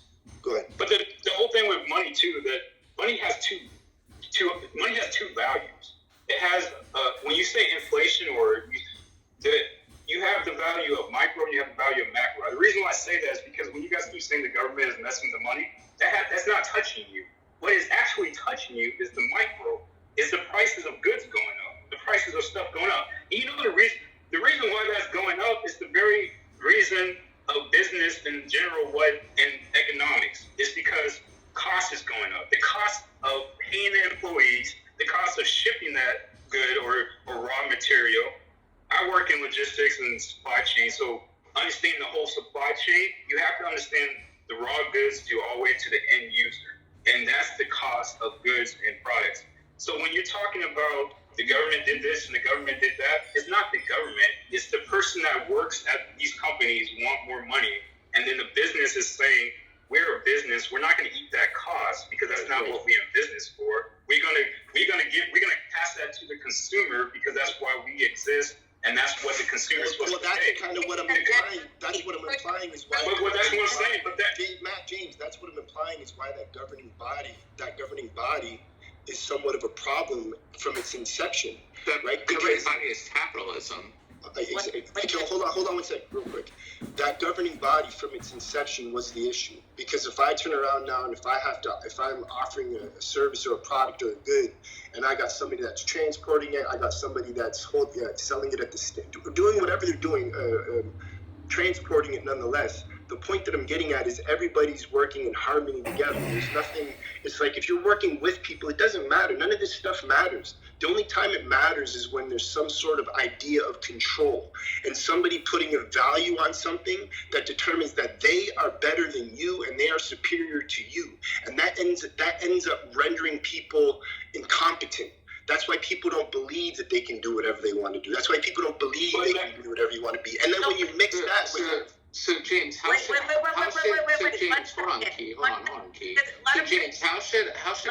you mix, let me just finish this real quick with this. When you mix that incompetence with an entertainment system and a value system that's built off after Hollywood and influence and all these other things that we are identifying with now because we've lost that identity within as a tribe together. Now there's separation everywhere. There's corruption everywhere. There's now you have so many degrees of different things that it is quite vital that we see that government from its inception was the reason why that is. But go ahead. Wait 1 second. Let me say something. Wait, I want to say 1 second. I got a question. What about government gets involved when they take the dollar off of the gold standard? That's when the government gets involved, people. The government was involved when it was on the gold standard. But they the government so they gets can involved when it's taken off the gold standard. They did that because they can give you money so you can go buy a car or house. You weren't able to do that when they was on the gold. No, that's the only reason why they did that. So they can put more. The reason they went off gold was their currency with gold, which is what they're. James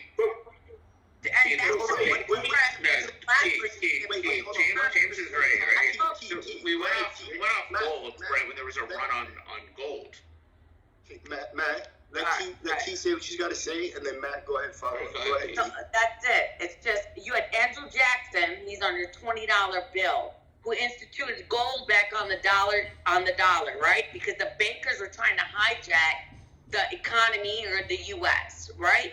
And the moment he got out of office, what happened? The corrupt officials and politicians and governors and politicians took it right back off the gold standard. And what is one of the main culprits on why JFK got assassinated? He talked about that amongst a couple other things, but that was one of the main things. And how the bankers were trying to undermine, right, the Constitution and the sovereignty of the U.S. Republic by taking the money off of the gold standard. Now, when you have BRICS, who's purporting to back their currency with the gold standard, what do you think is going to happen to the American dollar? That's an economist question. But the thing is that with the BRICS, so nothing's going to happen with the U.S. dollar when BRICS happen. When gold gets backed by another... We went down that road, right? The reason that we're no longer backed by gold is because there was a run on the dollar. Research Jekyll Island and who instituted the Federal Reserve. Research why the United States is no longer backed by gold. Guys, hold up. Okay, hold on. So James, go ahead, man. Go ahead. Okay, well, I was gonna say, you know what's so fun? You guys don't even see what they just opened the eyes of everyone when they did the whole meme stock thing. You guys did. No one took away, and this is one of the biggest parts. No one took away the power of the people. The power of the people is what is. The meme stock happened because of a glitch in the software. No, it didn't. No, but it was because it happened because people decided. It happened because people decided, right, that that's what the price that they wanted to pay for a particular stock, right? That's how the stock market works, right? It's a free market where people. James, I'm agreeing with you. Yeah. Go ahead. It's a free market where, well, it's a little bit complex, right? Because there's a whole bunch of hedge funds that had a whole bunch of risk in some of these stocks, and it gets pretty complex from a finance perspective. But the short story that James is getting to, right, are these stocks are valued at what people say that they're valued at, right? Stock is only valued at what people are willing to pay or sell it for, regardless of the performance of the company. Generally, stocks trend towards the performance of the company. So if a company's doing well, generally people will purchase at a price where they think it's going to go only up from there. But what it exposed, which James is getting at, is it's actually worth only what people think it is. So people could drive a stock price to zero or a stock price to the moon, regardless of its performance. It's not tied to performance. It's just historically that's what it trends against. Well, I agree with that. I agree with what you're saying, but that's what I was going to say is this. I was going to say, you guys, the power of the consumer. If we all can get the thing, what they did was they got everybody to rally against the hedge funds. That's what people don't realize, that they were more about taking down the hedge fund than anything. But that shows you that how much power the consumer has. Right now, if you want to destroy, or you want to, let's say you guys are all about community, you want to get rid of all the grocery stores so you can plant your vegetables and your food. You can get everybody to stop buying at the grocery stores. Guess what? They're gonna go away. They won't be there anymore if we stop buying from the grocery stores. So we have that power. The consumer has the power to do whatever. That's what I'm saying, that the market is built on the consumer. But when people get in their head about this authority or this body of people have the power, then whatever you believe is true. So that's the same thing here, is that basically if you want to... Yeah, but James, the government is technically the biggest consumer there is. They create a false sense of demand and urgency with all these $1 trillion, HEROES Act bills, where they're dropping, boatloads of trillion here, trillion there. It doesn't matter. It doesn't matter if they said this... Wait.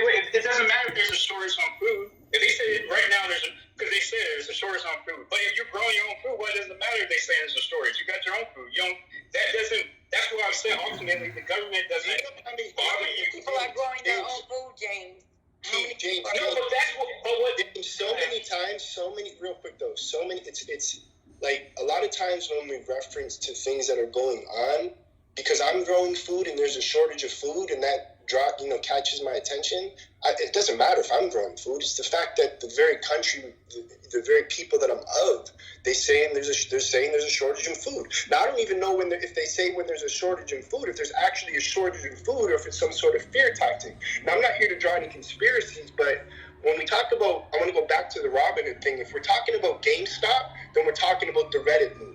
If we're talking about Robinhood, then we're talking about a glitch in the software that allowed them to leverage short that meme stock. So what I'm saying is this: when you're talking about a glitch in the software, you're talking about the potential of open source softwares potentially catching that glitch prior, and we're aiming towards an economy of open source. Be open with each other, group together, band together. That's what DAOs and blockchain are all about. So when we take that information and we think about the idea of GameStop, and the only real proof that you have that it was the people was maybe 40 people in Reddit, right? In a Reddit room, claiming that they were the reason why. You have no clue who that was. What I'm saying is you can't listen. You have to take anything that you see, all the value, take it at face value. Don't actually move with the information like it's pure truth, because that whole movement it just so happened to be a movement around the time when it was a cryptocurrency bull market, and they're sitting here trying to preach to you the concept of DAOs and blockchain, the technology and what it is. And what that technology essentially is the concept of tokenization. And when we move into this blockchain economy, potentially, if we do, you're going to feel like you have your freedom back. When you're voting with your buddies, say us in this group, and we have a crypto in this room, and we transfer this crypto to whatever other digital currency, when we buy things, and when people join, they get a token, and whatever the point is. My point is, the whole concept of where we're headed, it's going to feel like it's much more together, but we're all going to be doing these exchanges over a system that has access to data. And one of the most valuable commodities in today's day and age is data. Anytime you study any system or organism, you study its data and you manipulate its data. And I guess having dominion over yourself and your own data is the most important. And I mean, that's just in your own. Don't just take everything. There was no glitch in the system. What happened was Robinhood allowed it to happen because they're going to make more money. The more you trade, the more money they make. So they allowed it to happen. But what happened was they shouldn't allow it to happen because they're supposed to when you brokers and even the market. That's why the stock market, what they do, they turn stocks off when they see it's going to decrease like so much in a trading range. So, but what they did was they allowed it to happen.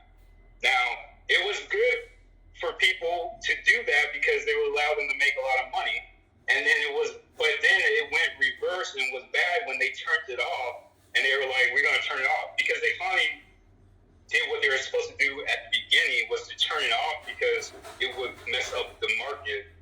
And that's why you see stocks when they made the rule because hedge funds and everybody else can destroy prices on the market, and then also it messes with the other stocks on the market as well because it's all about relativity and what they see in correlation to everything. If they see this stock going down, then every stock's going down. Like when people see the S&P 500 go down, everybody's like, oh, the market's down. But there's thousands and thousands of stocks you can look at that's going up because they're not in the S&P 500. But when you're talking about pricing and Robinhood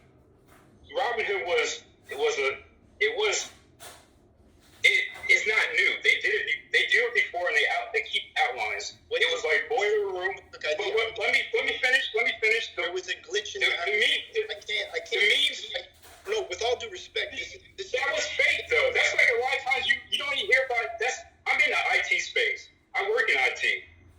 There's a lot of stuff that they make up stories. Everybody, companies, government, they make up stories and tell you guys so you guys can won't go crazy and overreact and stuff. They do that all the time. They do that with a lot of your hacks. I traded with I'm just saying that day though. That's what I'm trying to tell you. My friend in Detroit needed to go to court for the money that he took off of Robinhood. I know it was a glitch. I used the damn glitch. This is what I'm trying to tell you. Now, if we're talking about I hear you. Yeah, people can band together, right? But no, what I'm saying, ultimately, they were banded together and Reddit, and that's where it's illegal because it's like boiler room trading. It's like people going in and telling you to buy this stock when they know it's failing. Technically, what they did was illegal because they know GameStop was a failing company. And then that's why the hedge funds were shorting it because GameStop is done. It's like Radio Shack. Radio Shack is done. Circuit City is done because of the simple fact that no one's doing retail space. Stuff is moving to the digital. So, but the people that started it going is the people that say, like, I don't believe the hedge fund should destroy a company I like, and I don't like hedge funds in the first place, so I'm going to go against the hedge funds. But what I was saying before, they grouped together, they band together as a whole. That's the only way they were able to do that is because everybody band together. So I'm saying the same thing in the real world, that if you band together, you can disrupt or close down grocery stores. But she was right. Okay, not everybody's able. James, let me ask you a question, and this is just a question. We've been in this room, and it seems like it's almost like I feel like I'm trying to impress a view on you, and I really don't want to come off as that. But I do want to give information, and what I want to give you is this: do you find it a coincidence that it was GameStop that these Reddit people chose? And actually, GameStop's not done. It's far from done. They turned their first quarterly profit this year. Gaming essentially is the future in a big way. The concept of the metaverse is obviously, you kind of might have an idea what that could be. But the point is do you think this is all just a coincidence? Like, do you think that it's a coincidence that what you're talking about happened in Wall Street Bets room on Reddit, in the Wall Street Bets room? This is happening on Telegram every single day. All day. Listen, hold on. All day there's crypto coins getting released that we don't get to see on CoinGecko, CoinMarketCap, hitting $1, $2, $5, $7 million. Some of these coins, as a matter of fact, start catching so much momentum, they end up like Pepe just did. People are making millions off of the bald coin. Then it turns around and it gets rugged after it hits CoinGecko even. Why someone would rug it? Who knows? But the point is a lot of this stuff is creating attention, right? The whole concept of cryptocurrency and the relativity of how it goes up and down and just the way that it sort of hits so hard and then it just disappears. It's almost like dangling something in front of somebody and then taking it away. It's creating hype and then it's taking it away. And these type of things don't happen for a reason. And everybody had an opportunity, even with the stock market, you know what I mean, early on. The same rumors, too. It's overpriced, it's overvalued, it's over this, it's over that. And what I guess I'm getting at is you just have to consider a lot of these things that, you know, when crypto's in the middle of a bull market and then people are so-called getting in a Reddit room and they're doing what they did on the boiler room, what they do on Wall Street all the time, and it created a movement, like with movements like which we have now, every day this is happening with a crypto coin of some sort. You kind of have to just ask yourself, you know, just be careful. Just take things at face value. Just don't automatically assume this shows the power of the people. Yeah, there is power amongst people, but that's the same power that ends up in governing hands when there's government bodies that want to regulate what it is that you do. And there's no question that a lot of this power trip and a lot of this lack of balance, a lot of this, this economic turmoil has to do with somebody deciding to come into a village, a little group of people, and decide to tell them what they should believe in and tell them how much whatever it is that whatever this is worth is going to be worth this much, and you know, taking their commodities and taking their food and preventing them from fishing and whatever the case may be. Use your imagination, but you just have to be careful with what you take at face value. That's all I'm saying. I'm not really taking it at face value. Like GameStop, I know because I watch CNBC and Bloomberg, and also I read 10Ks and 10Qs and all that, and I read the financial statements. I actually reviewed most of the financial statements in the last 5 years on GameStop when that happened, and you can see the downward of GameStop. So I was thinking myself, that makes sense for the hedge fund, because they said they tell you, if you watch CNBC and all that, they tell you when they're going to take out a position, and you can see it on the book. And when you're in your broker account, on some broker accounts, I'm on mine now, and you can see when they're taking big positions. What I'm saying is, I was short GameStop too. If I was a hedge fund, I would bankrupt the company. I would help Citadel and all of them to hold on so they can beat the Reddit people, because of the simple fact, I believe. Like I said before, I truly believe this, and I know this for a fact. You can see the financial statements, and you can. Then one of the biggest things too, I don't take stuff on face value. One of the biggest things, if you want to go and invest, investing is so easy. Go look at it and talk to people about the company. Go into GameStops, because I travel. During COVID, I went to like 13 states and stuff through them, so I can stop if I wanted to. I can stop at every state in GameStop and see if it's busy, and then I ask and just try to pick a peak time when they're the most busiest and see how many people go up in there, and then you just start counting heads, and that's what hedge funds do, and that's why I'm saying that they do their research and figure out, and from the number standpoint, it didn't make sense. That's why I'm saying that when you look at the financials on companies, that's what you're supposed to do. You got technicals and you got the fundamentals. The fundamentals are you looking at the financials and everything else. The technicals, you're looking at the charts.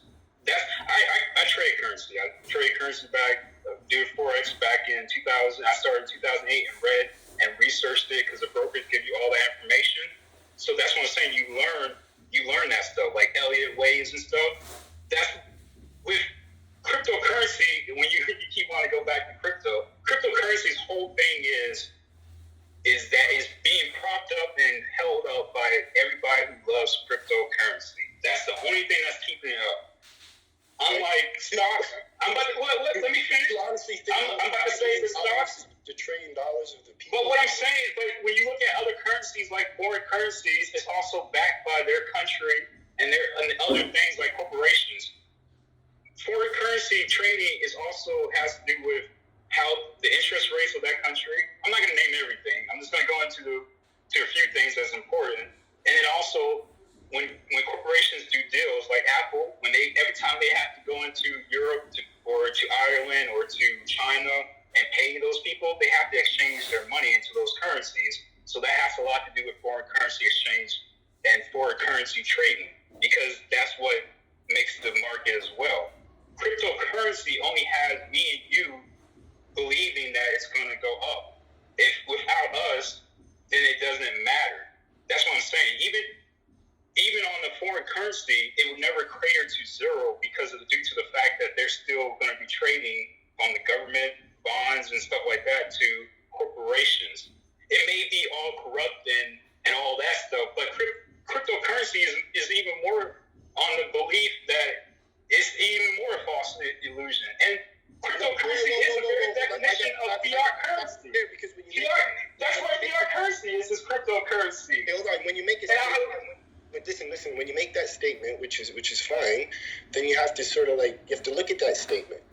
So when you say it's just as corrupt, the idea of cryptocurrency, right? And I don't even want to talk about cryptocurrency much further, but the point is it's tied directly to the performance or tied directly to the possession of the asset. Where when you look at what asset? Hold on. What do you mean what asset? What asset is it? Whatever you consider an asset to you. If you consider Ethereum an asset to you, it's considered an asset. I mean, it generates how much money daily? I mean, I don't know. I'm not saying asset. That's what I'm saying. I can tell you. I'm not saying it is. The asset is the company. The asset. Hold on. This is what I know. I know if you had a business already and you put it on a smart contract and I have a business. Okay, so you have a business. Now you put it on a smart contract, meaning you have a cryptocurrency tied to that business, and that cryptocurrency is the medium of exchange for whatever it is that you want to do when it comes to your banking. It just goes through your cryptocurrency. It can go into fiat, right? But nonetheless, that smart contract is directly pegged to the performance of your company. So every single time... Wait. I'm painting a picture, brother. Well, you cut me off, so go ahead. Go ahead. Bro, you know what? This is the preservation of humans. It's for you. This room's for you. You can speak, brother. No, this is your room. Go ahead. I'm sorry. Our room. Damn it. Listen, so go ahead. Feel free.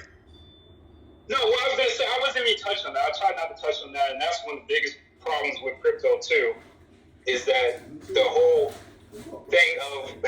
You guys hate inflation. You guys keep talking about fiat inflation, but cryptocurrency jumps. It goes 15% today and 15% tomorrow. When I lived in Germany, I worked on base, but I lived off base and I did stuff off base. So I was getting paid in dollars. So every day I had to exchange my money into euros. And that back when I was there, 2015 to 2009 to 2015. That exchange was changing like crazy. Like it was going up 10-15%. So I felt the pain of it kept changing when I needed to exchange my dollar. A lot of times people, what they did was they would buy a lot of money. Like they exchanged $5,000 because they know that $5,000 tomorrow or the next day may be only $4,000. So that's what I'm saying. That's one of the big other problems with cryptocurrency is let's not look at problems, and let's look at the good in things and how things. But what? Okay, I'm gonna go there. This ain't that now. I'm saying people look at the problems of the system we have now, but you don't want to look at the problems of the system you guys are trying to transition into, but you want to look at the problems of the old system.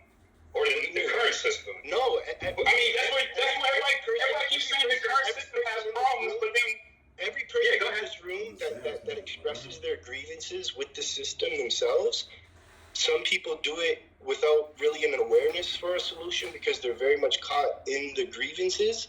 Other people are listening to the grievances, looking for solutions. Other people come into the room just to have an opposing view.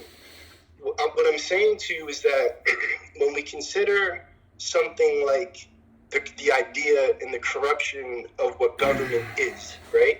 The corruption of government is the inception of government, and the idea of governing a people in the first place. Nonetheless, when greed and separation and all these things take place from the inception of government, and a government rendering you not responsible or incapable or not allowed to, right? Then this is when greed and this is when other things come into effect, which you need law. There's no doubt. Now you need the government, so to speak. What I'm implying is there's an issue with that. There's a problem with this governing body. There's corruption in the country and there's a need for solutions. I bring up cryptocurrency for a reason. When we talk about the stock market, right, you've brought up the idea of Reddit and GameStop, and you've immediately assumed that it was just a bunch of people to show the power of the people, right? When in reality, while they're taking your power from you, I'm not saying they, but when your power's being taken, meaning this whole virus thing and staying in the house and whatever else transpired, this whole power of the people movement in the stock market was happening at the same time that cryptocurrency, something else that, for whatever reason, is there. It's in the technology and it needs to be adopted, right? And it's a group thing. So now this group movement starts taking place with people that you believe banded together to increase the value of the stock, right? What I'm saying is it could have very well been people. At the same time, it could have very well been partially people, but also the very same governing body that wants you to think it was for the people. So you can think there are movements for people out there as they're actually continuing to take movements from you or take your ability to move with people, right? But again, I'm one who advocates for cryptocurrency. Why? I advocate for cryptocurrency because in a tokenized system, I can create a smart contract on my block right now. I can create a movement, right? Some sort of commerce or something on my block right now. And whoever gets involved, as opposed to money, can get paid in a token that has no particular value. But because we believe in what this project on my block will do, when this project on my block starts to actually benefit and make money and people start getting involved and the movement starts to move, then we can give that token a liquidity pool, and now people's efforts towards the project pays off, right? And that's a good thing, because that means you're solely being paid on how much you get involved with something and the efforts you put into the thing. Not to mention, you also get voting rights on where you want to go. That'd be beautiful. If somehow AI and GPS and all these other things could like sanction block or section off blocks for your tax money, and then you could decide because you bought property on a certain block that you as a block want your tax money that you've all put in to go to the roads, then you wouldn't have to worry about that money going into the governing body that's governing your whole city or state, and then going to another side of the state that has nothing to do with your city, which is where the property that you bought is at. And that's another reason why cryptocurrency and this whole technology and AI can benefit us. You say you have a business. What I'm saying is this is the difference with the stock market. The stock market is completely speculative, right? It's not tied to the performance of the company whatsoever. If they do shit and they want to make it seem like the company did well because they hold a X amount of stocks, they can make the company appear that it did well by doctoring numbers that they're going to release to you by the quarter. With cryptocurrency, it's different. If you take your business right now, and you have your business as a medium for fiat, and you have a stable dollar, right? That gets every time somebody, whether you provide a service or a product, I don't know, but let's say you provide a service. That service, the stable dollar is used in real time, and literally every single dollar that your company is making is being updated real time, on the daily, on the second, and you can see it on chain. Right? So there is no quarterly. There is no manipulating how well your company's doing, because it's tied directly to a smart contract, right? And that's tied directly to a deflationary token, which could be considered a stock if you want to hold shares. You could do it in NFTs. That's still yet to be determined. But what I'm saying is these technologies are definitely solutions, and when we advocate for the system and there being issues with the system, I'm hoping that we're doing it with potential to see what the problems are and create solutions with the ability and the technologies that we do have. James, this is God. Can I just say, did you see that movie, The Big Short? You know, with Michael Berry, where he essentially did. So he did smart contracts, you know, basically with them. I mean, we don't need to be all, you know, we're not software developers. I mean, software developers are trying to create products and technology services that laymen's use to communicate. So we are talking about a giant metaverse or meta network of linguistic contractual relationships. Now, when you look at derivatives and the derivatives markets, like reinsurance and insurance and annuities, I think a lot of these things are like black holes.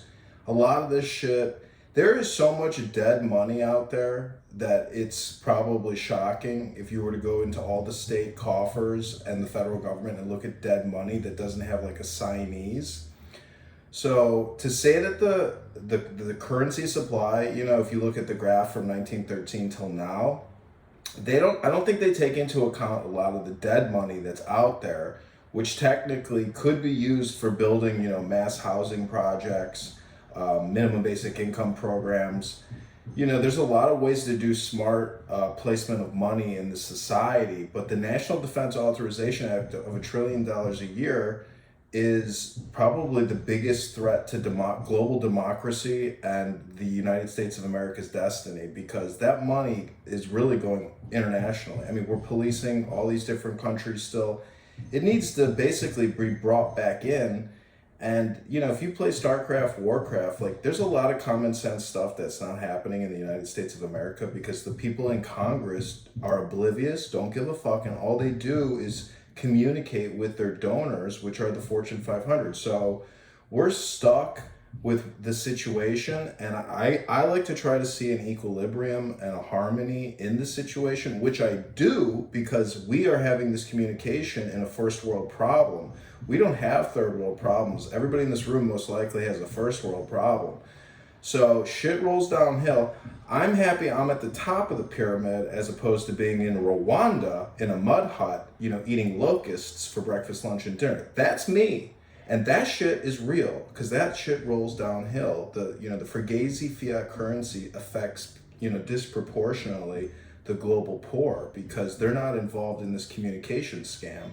They're literally just, you know, I mean, they have their own communication scam in their country, but if you go to Africa and you look at all the Rothschildian banking operations in their countries and who prints the money, a lot of that is contractual, and that is a weird place to be too, because when you live in a country and you have infinite amounts of money and you have, you know, a couple 100 million people to be your slaves, it's all about illusion and essentially fraud because people don't realize that they're working, you know, enslaving and doing all these things basically for fake paper, for basically just paper with symbols on it.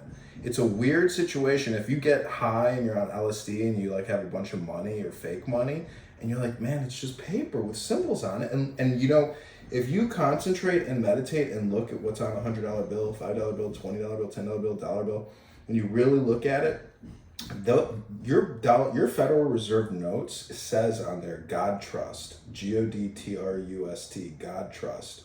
That's on all the currencies. So, you know, it's embedded within the symbols, and a lot of the atheists in this conversation, I'm sure, are already getting rattled. But anyways, my point is health, wealth, love, peace of mind, happiness, and strength, joy, and liberty to everybody in this room right now. Thanks for listening.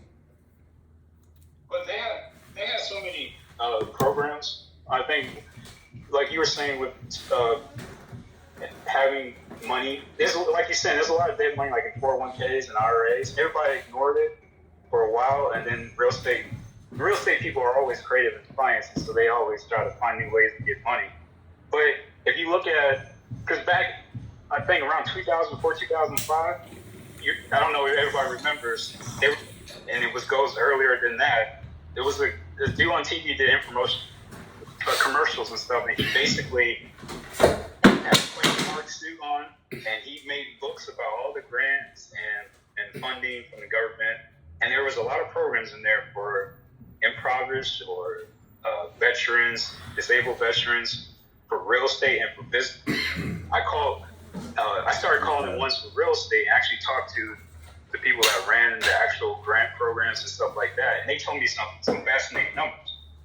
Back then, it was 70% of the people weren't using the program. And anyone who understands government funding, if people don't use it, majority of the people don't use it, they reappropriate it somewhere else. It goes over to another project, and that funding goes away for that initiative. And that's what was happening a lot because people weren't using it. Now today, you hear everybody's talking about grants and all this and stuff like that. Now, if I called, I'm pretty sure they would say 90% of the people are using it, and probably only 10% are not. Because it was basically free money, as long as you met the criteria of the program. But the thing too, when you start talking about, I own Bitcoin. I was in Bitcoin back in 2010. I bought $500 worth at 10 cents. So that was Bitcoin back then. 10 cents, $500 worth. You do the math on that. I think, what's that? That's about 5,000? 5,000. Yeah, that was 5,000 Bitcoins at 10 cents. Now, just imagine I held this. People don't, and again, if you were watching the financial channels, you would see there was a correlation, because I like correlations, and I like looking at historical facts and information, and then going into the future and then looking back. If you heard what they were saying that one thing, JP Morgan, all of them, they're just going to open up these trading desks. Just all they're going to do is trade Bitcoin. They're going to trade cryptocurrency and stuff. So they have 500 million. All the hedge funds and banks were like, yeah, we just throw $1 billion at it. So now you got billions and billions and billions of dollars being thrown at cryptocurrency around the time of 2013, 2014. Now you can see, if you look at the charts, you guys, because mostly on cryptocurrency and foreign exchange is technicals, is charting. So you look at the charts and the candlesticks, all that stuff, like people like to say. If you look at that, you're going to see a big uptick. That's where Bitcoin and most cryptocurrencies just skyrocketed from there. It's due to the push of banks putting more money in. And then it stayed up there because everybody else started flowing in. There weren't a lot of people in it at 2010, 2011. Because if they would have stayed and just kept 100 coins, they'd be rich. But also those 5,000 coins, let's say about around 2016, 2017, if I would have dumped 4,000 coins onto the market of Bitcoin, I can move that market just a little bit, like I was talking about with Jim Cramer, just a little bit, because you're talking about 4,000 coins. What was the value at that time, like $100 or something? So you're talking, or even more. And let's say I held on to 2020, where it was really like 65,000, somewhere around there, and I had 4,000 coins, and I dumped it onto the market. You're talking about the 65,000. You're talking about 260. You can move markets, because then what's going to happen is you guys are going to look at the charts. Why is there a little spike there? Or why is it going down now? Then you're going to say, I'm going to trade too. So then that's what pushes the momentum trade, is going to push it down and down. But you didn't have that because it was like Reddit. People were holding on.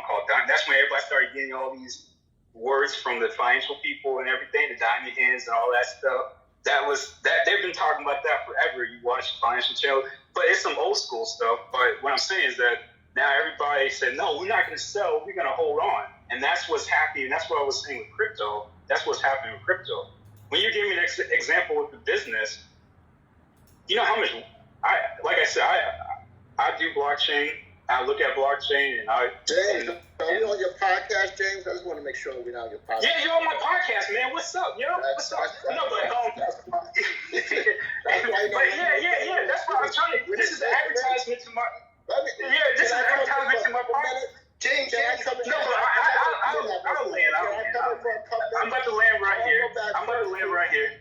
Okay. I'll land right here. I'm gonna say your podcast done. No, but I land right here. The business, a smart contract is one of those things you probably don't need on a lot of, and that's what they say. If you look at a lot of technology magazines, they're saying that people are not talking about some stuff. It doesn't apply to, and it's overkill for some stuff. Like, I don't need a smart contract. If I'm doing certain businesses, I don't need a smart contract. I just need, you give me cash, or you give me a trade, like you guys like to barter. You give me this phone, give me your phone for my computer, and I'm happy. I don't need a smart contract for that transaction. Give me $1,000 for my phone. I don't need a smart contract for that. If you come back to me and say, well, the phone is broken, it goes back to my policies, and then it goes, of course, to the legal system. And then that's where but the smart contract, again, it just is extra work, and it's still not gonna. Think of the multiple places where you can use smart contracts. I mean, there's places where you can use it, but I'm saying there's also businesses where it would be overkill at. So I'm saying that's where it goes back to the adoption. Give me an example, right, for the sake of education. Hey man, he was finished. Let me come get him right. Because y'all fucking be hogging the Well, the example, I answered this. I answered. Hogging the fucking mic. Now, first we'll go back to my bad. The Robin Hood GameStop. And GameStop, you know GameStop is done, man.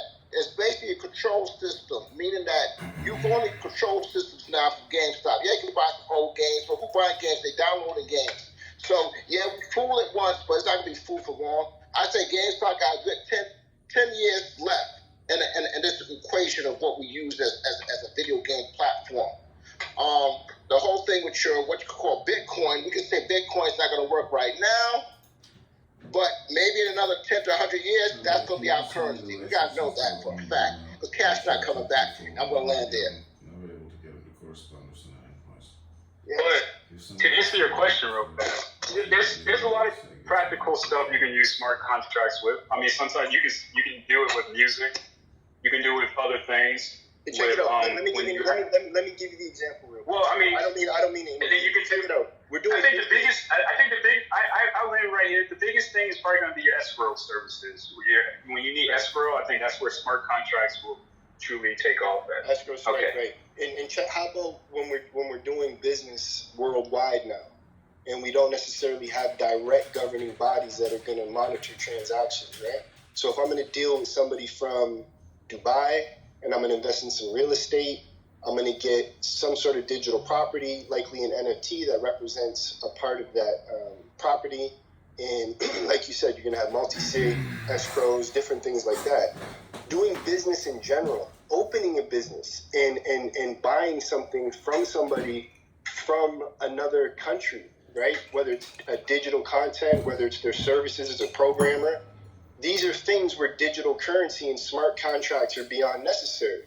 When you need a witness, right, and I need to send a contract to somebody, and I need somebody to witness the signing of the contract, essentially a smart contract is the witness of the contract. It's timestamped on the blockchain. It's right there. It's all done right there, right?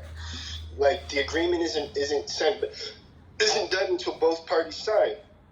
So whatever that means. But the point that I'm getting But if you have a house, but I'm just going to say this, going to the house, to your example, I still have to say I received the house. So if I say I received the house, I say it has to go back to, even with the smart contract is going to, when it gets executed, it's going to have to say both parties agree. But I have to, when you say like I'm selling the house at 100,000, the smart contract is in place, but then I say, okay, I received the house. Now the smart contract is going to go back and say they received the house, release the funds. So, but what I'm saying is, using the house, I received the house, but what happens when I receive the house and I really didn't receive the house? I received a deed. Because matter of fact, this happened to me. I own property in Detroit. Someone made a fake deed, and got paid for it, and tried to call me up saying that they now own my house. And I was like, no, you don't, because I never gave you a deed. Someone else did. Right. So what I'm saying is, right. What I'm saying is it's smart. Right.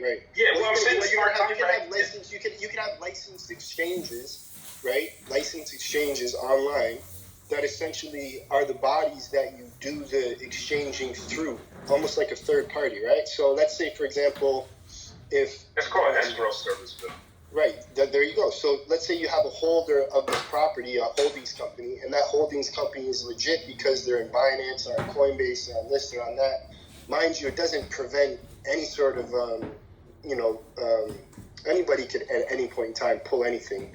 But the point that I'm getting at is it's very necessary moving forward into a future where you're doing, how could I say, when you're doing business with people worldwide and you don't necessarily have government bodies in place to regulate certain transactions. It's a huge asset. The whole concept of a dynamic NFT in itself, I don't know if you've heard of that per se, but that NFT in itself is an NFT that holds NFTs, and it's something that, you know, again, it's major. The implications of smart contracts and artificial intelligence in general are major, especially if artificial intelligence can, you know, be the person that oversees your wallet and your funds and different parts of your wallet that you allocate different funds to, and then it's on the lookout for different things. And if you're in e-commerce, and I mean, we are certainly, I guess what I'm saying is optimism about the future is a big thing. It should be.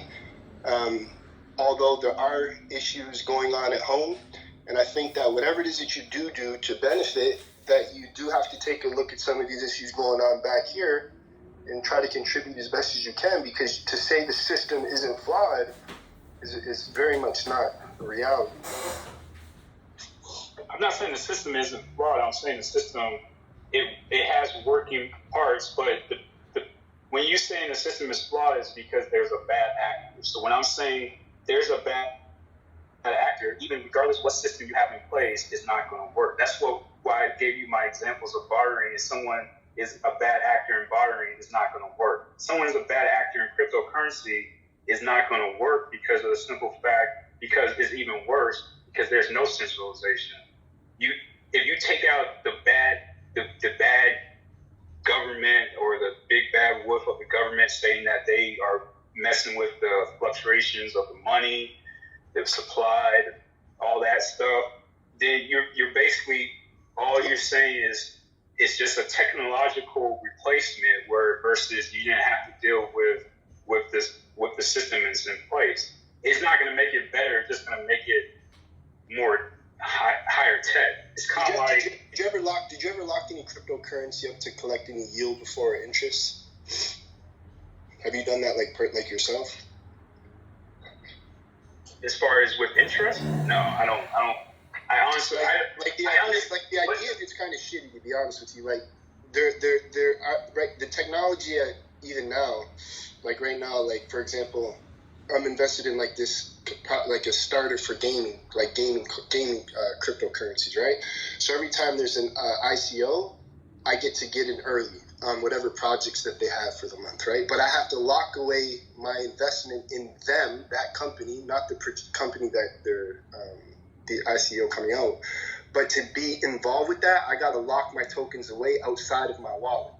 Now, on the other side of things, the way the technology is moving fast is I could potentially put into a dynamic smart contract that I'm going to lock away, I don't know, let's say X amount of dollars in the bank to collect interest or some sort of yield of some sort, but it's also connected to my wallet, meaning those funds can't be taken anywhere because they're still also connected to my wallet. So the bad actor isn't necessarily going to go anywhere with my money. You understand what I'm saying? So there's a lot when it comes to AI and smart contracts that I think we have to consider. The fallibility of it is far less than, it's not near as fallible as humans, or the greed isn't necessarily there. And even the human on the other end, he no longer has to have a bad human on the inside. He has a technology that he has to deal with.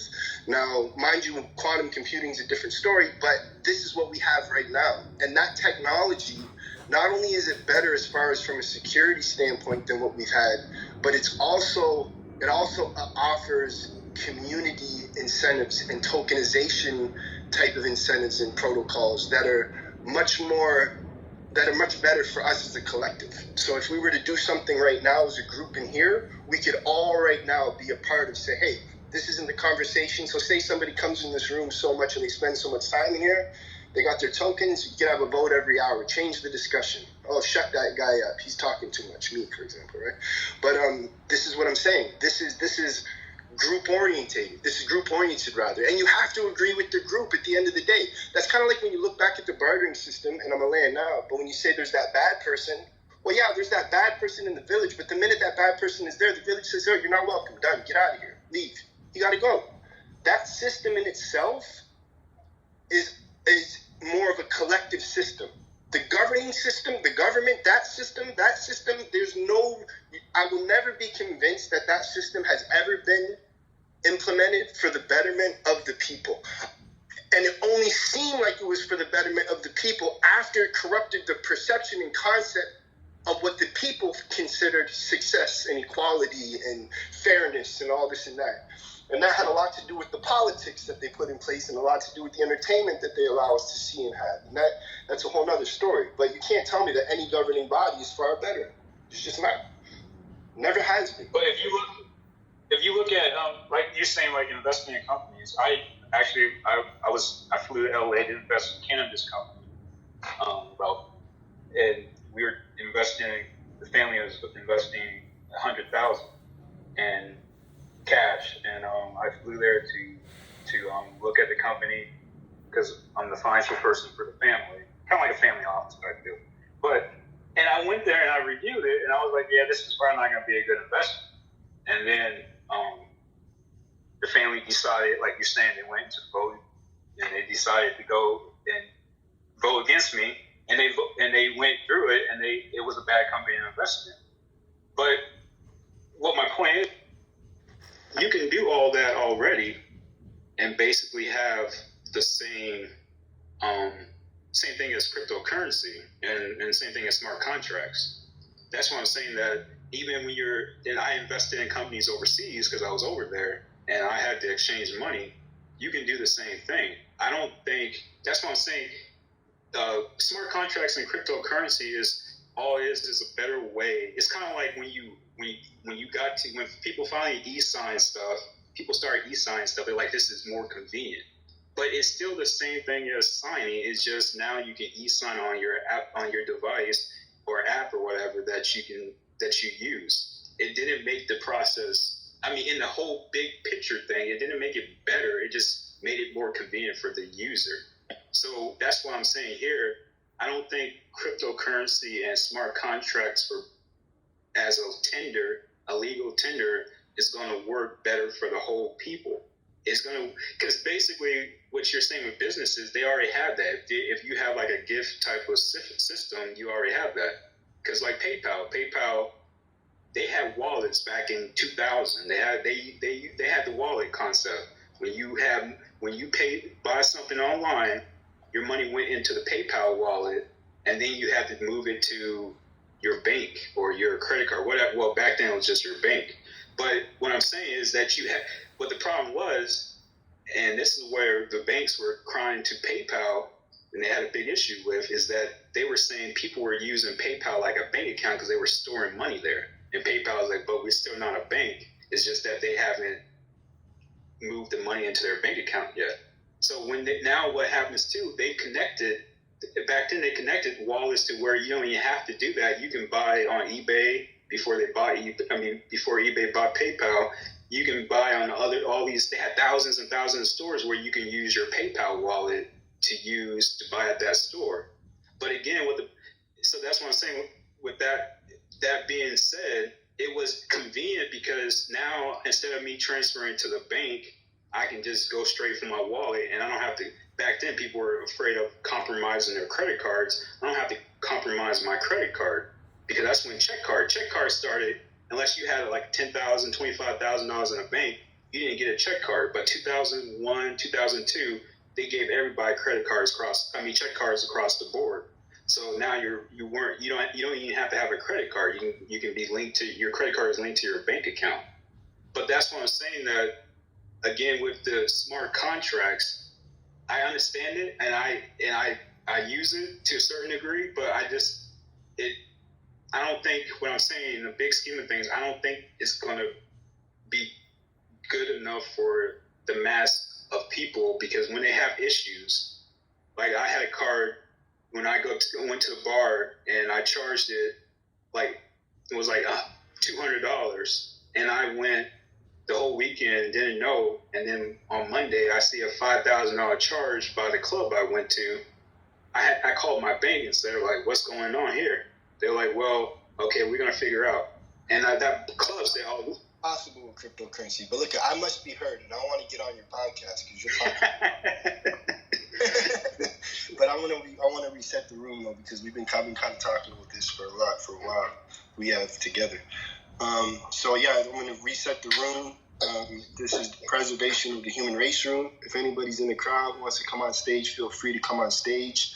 In this room, we talk about obviously the preservation of the human race. Sometimes we get carried away talking about other things, but the goal is to serve people with information and prepare people at our absolute best to be aware of as much as we possibly can with as much energy that we got towards all these issues going on or things that we see going on around us.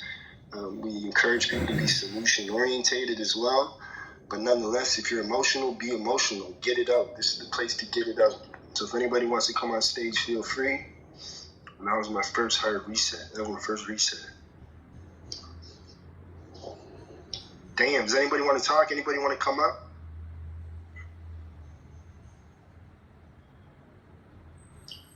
well, I can say Go ahead. eBay bought PayPal, and that's how Musk became a billionaire. And he actually sold. Who owns eBay and PayPal, sir? Everybody does, actually. Currently, who owns BlackRock and Blackstone are investment companies that you also, if you have a 401k or IRA or a mutual fund, you own BlackRock and Blackstone's investments. They don't use their own money. They're using your money, so you have ownership. Right. Now, the problem is, though, well, I'm answering your question. The problem is, though, people in their mutual funds or IRA or 401k, they don't have any control over that. You just buy a pool of shares, so then now they can do whatever they want. But you technically own it. You are the owner of it, and that's your money. You can take your money back out. Stockholder in State Street, Vanguard, and BlackRock, but that's who owns eBay and PayPal. Now, do we want to go to who owns CNN, NBC, and the rest? Do we want to go there? But no, I'm just saying. But 80% of the company is owned by the shareholders, the investors, and so that's what I'm saying. When you invest, you own. But the thing is, though, they have it where you can't exercise a right to like sell individual shares, and that's why I always say, from a financial standpoint, it's easy enough for you to invest your own money in your own 401k IRA. Because, matter of fact, 401k IRA, the whole point of it is a tax advantage, so you don't have to pay tax on the money that is grown in that account. So you should really be trading in those vehicles, because that's where you're saving your money. Because even if you trade, you're going to get eaten up by fees and taxes. So that's what 401k and IRA solved. They solved that problem. But if you use your 401k and IRA for the purpose of just buying stock and holding it, or you buying a mutual fund and holding it, you're not getting the true benefit of the IRA and 401k. So again, it goes back to, you own it. They're using your money. It's just like the teachers. The teachers' pension fund is large. They own a lot of companies too. They at one time owned TI, and another pension from a city government owned Dollar Tree and the dollar stores and stuff. And that's why I'm saying that just because BlackRock and Blackstone, they're large because they're using other people's money.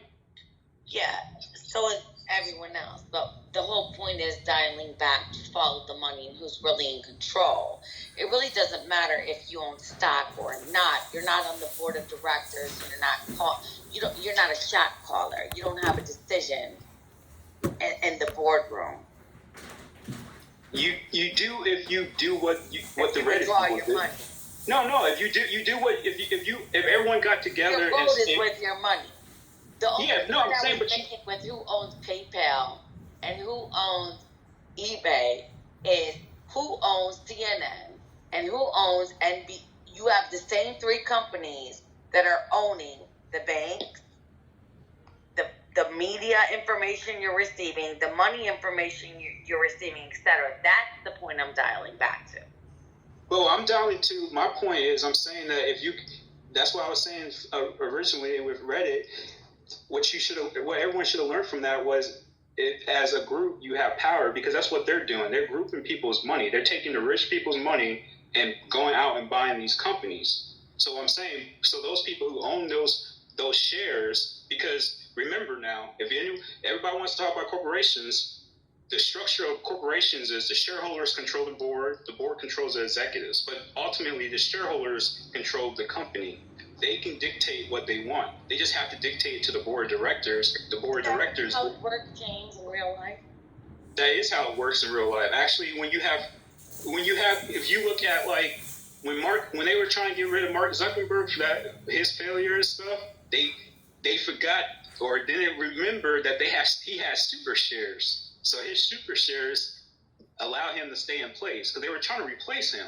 You're so right, but the people who have a vote when it comes to the board of directors are the people that own a huge stake, which would make them majority shareholders, which would make them an interest to the board of directors. It's not the people like me and you who have 10 or 20 shares in the company. And you know, that's why I said that you have to group together. But check this out, James. Even those people, like a lot of the people say, if there's an independent investor who holds a significant amount, even having him get together with the people is damn near impossible, because it seems in a lot of times, you know, to get together in grievances. Yeah, we can sit here, we're all together right now.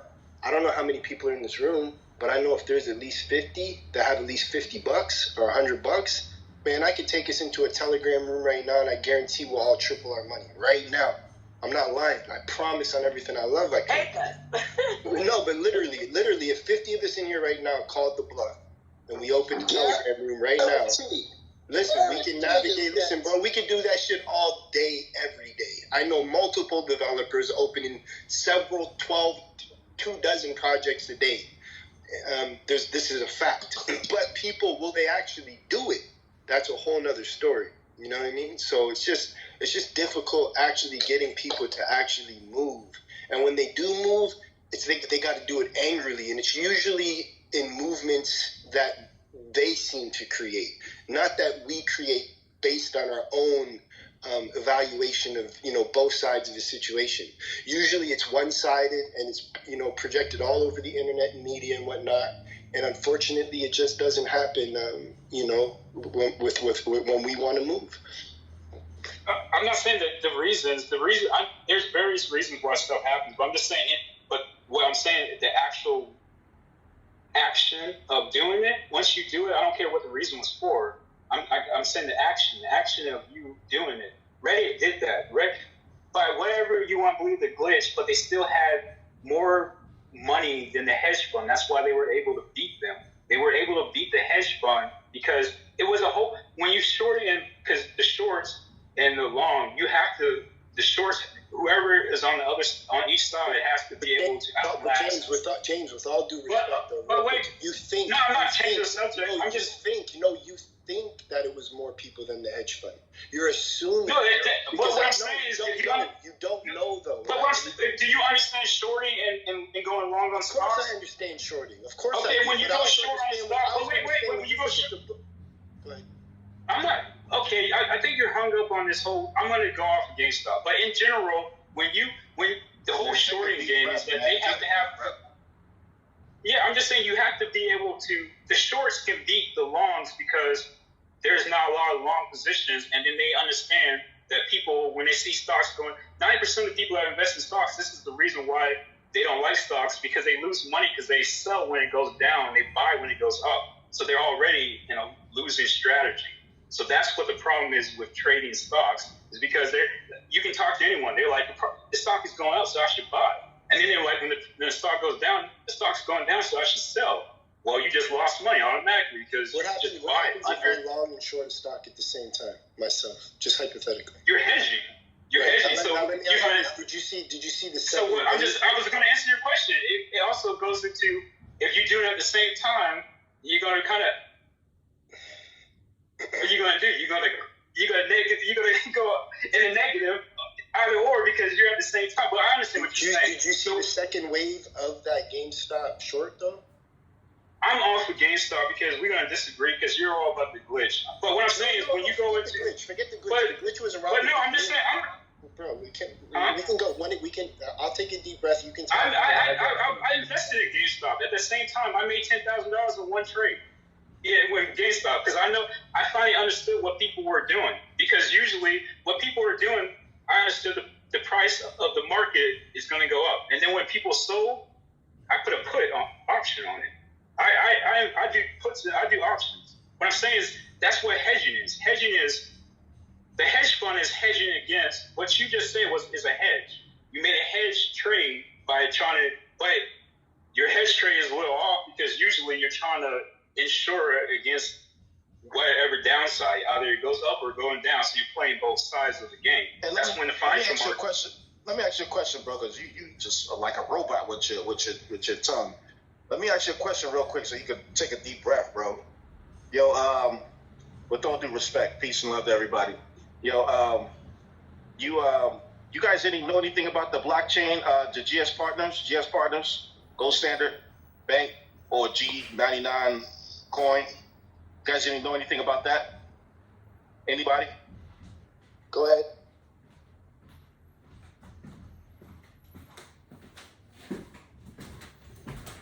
Yeah, I don't think so. You say you don't think so? Nobody knows nothing about that? I mean, there's so many different projects. That's one thing about IT. Everybody's working on a whole different project, and to keep up with everybody's project is one thing. I mean, that's so, yeah. No, tell But us.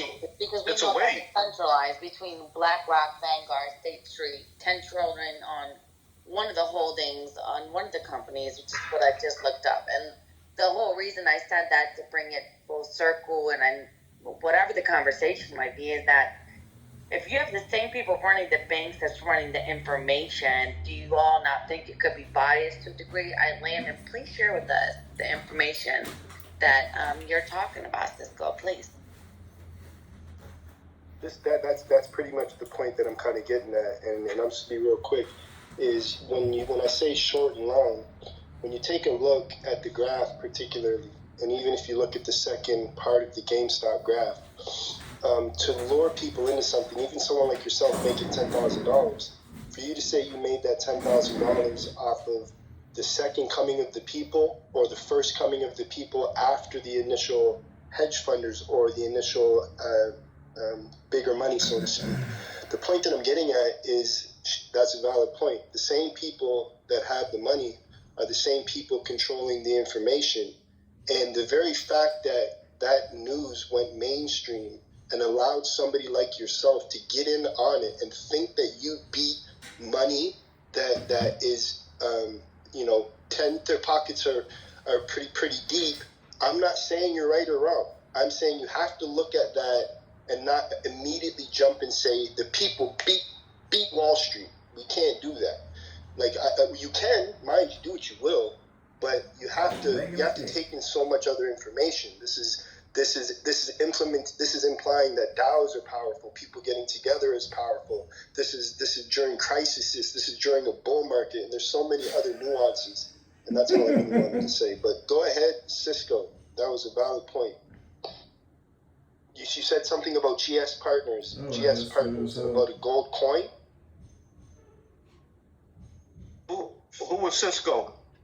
Cisco. Nah, that wasn't me. I'm not Cisco. That was me. I was asking direct because everybody was going in on some like back and forth stuff, but I wanted to shake it up a little bit and inquire differently on a different concept because y'all was going back and forth in each other's intelligence. Both of y'all smart, but it was like I'm listening to. I'm like, oh Lord, hope they don't keep going back and forth. But do you know anything about GSP? Go Standard. Go ahead, bro. I don't. The whole gold standard thing versus I kind of disagree with the gold standard, but so if you name anything gold. If you disagree with gold standard, then you need to hold a meeting with the administrators of all of the wealthiest families in the world as to why they own mining companies, why they're all pouring their money. Well, the Rothschilds don't have to pour their money into silver and gold because they have mining companies. But look at all the other families and the wealth, the top 2%, and why they're pouring all their money into silver and gold. You disagree with it, but the people who are at the top tier echelon of who holds the wealth in the whole world are not in disagreement with silver and gold. Make it make sense to me, please. No, they You know this- no, but they're Go ahead, bro. they're basically. I disagree. When you say gold standard is kind of, it goes back to correlation with fiat currency and how they took money off of it. But hedging, that's a hedge again against the dollar. When you buy gold, you're hedging again. You're hedging away from the dollar. So that's a hedge.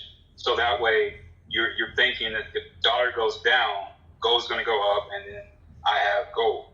But yeah, it's a good, smart investment in gold to hold it, so that way in case something happens to the dollar, you got gold, or the value of it goes down, you have gold. I mean, that's one of the things I was saying before. But what I was saying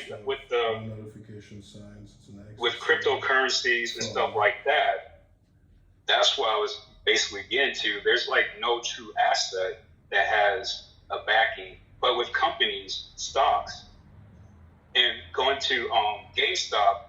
I was looking at GameStop long before they were even talking about it. I was like, this company's going to fail. I said that previously because I look at the financials of the company. I don't care what the talking heads do. I don't care what the people. You have to go with the people on the secondary market because that's who the market is. The market is the secondary market and the people. So if you try to go against the people, you're going to lose. It's not even the rich or whoever. It's just the people on the. If you own stock right now.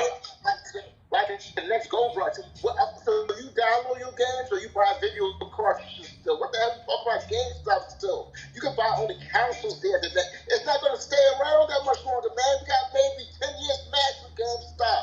Everyone's downloading games now, man. Nobody's going there. They can go buy a system at GameStop. Is they going to keep them alive at this age? You buy a system every 4 years when a new one comes out? No one buys the system every day. They're buying video cartridges, games like Blockbuster. No one's going to the damn freaking video store and getting a DVD or Blu-ray. They fucking got shit online now, man. That's what I was saying. You trick GameStop for one day you trick them shit. So what? That's like fucking fool's gold. You gotta go back there again. There you go, fool's gold. So James, what happens if they crash? What happens if the electricity is turned off? Now what happens to Okay. What happens when electricity goes out? Yeah, what? Man, y'all know that answer. Y'all know the answer to that question. Come on, sis. You know the answer to that question. Rewind. I know, but I want to entertain. I just want to ask for the sake of entertainment. Okay, hold on. Let me. For entertainment, you know what's going to happen? Before we get entertained, rewind to the GameStop comment real quick. The GameStop was. You love GameStop, don't you? No, because it bothers. It's because sometimes it's important because there's people. It's all right. It's done. It's over with. No, chill out. There's people in the room. Right, there's so many people in the room listening. That need to learn. Right. Yeah, it's important that people hear this. Like when you hear somebody say, and not to say you're right or wrong, Cisco at all, brother, but to say like GameStop, it's consoles, it's done. It's like, hold on a second, chill. No. We're talking about. We're assuming, one, that the people beat Wall Street because of the stock GameStop. That's what we are assuming, right? And then we're assuming GameStop is a finished company, right? They're going under, or they're under. Little do we know that this year GameStop reported a quarterly that so-called was in the profit. And they're getting into blockchain gaming, and they're getting their own NFT marketplace and this, that, and the other. They are probably going to potentially be one of the leaders in digital gaming. No more console stuff, right? So one thing we have to consider is when I have a piece of gold, right, and I'm doing any sort of bartering or investing or anything with, if I'm dealing with somebody overseas and that person overseas deems a piece of digital property worthy of something, whatever the people see worthy of something holds value. So when you think of a digital coin, you can take the internet down.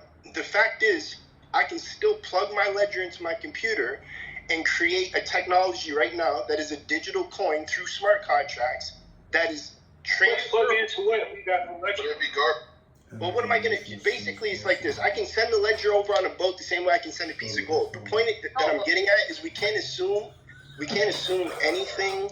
What we can assume, though, real talk, is gold is something that's been around forever, and it just feels better. It feels good. Hold on.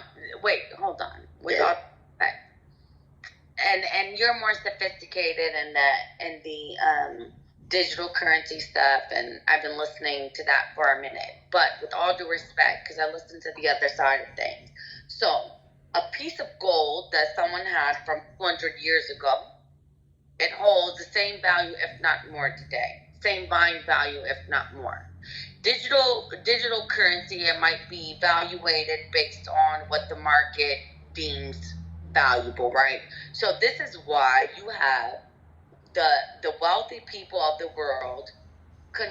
First of all, I don't need that's a different room, but whatever. Let's just say whatever money they have. Let's just say that we know it's researchable that in the last few years that the gold and the silver and the precious metals have been bought up in mass, right, and taken off the market in mass by who? By people who are concerned with the digit signs, the zeros in their bank account.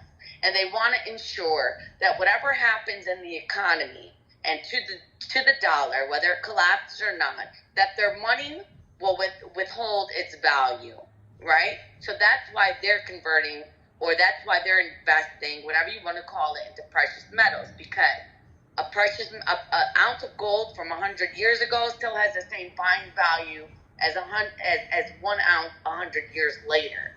We cannot say the same of a dollar or any other fiat currency, and I don't think we'll be able to say the same of a digital currency, especially if, I don't know, you guys trust that who turns the signal on and off with the internet is, listen, when it comes to digital currencies, do you guys really believe that people who run these conglomerate communications industries are operating in the interest of people? If you could get in and get out because you're that sophisticated and savvy in the digital realm right now to make money off of a digital currency, do it. But for the long run, I don't see a security in it.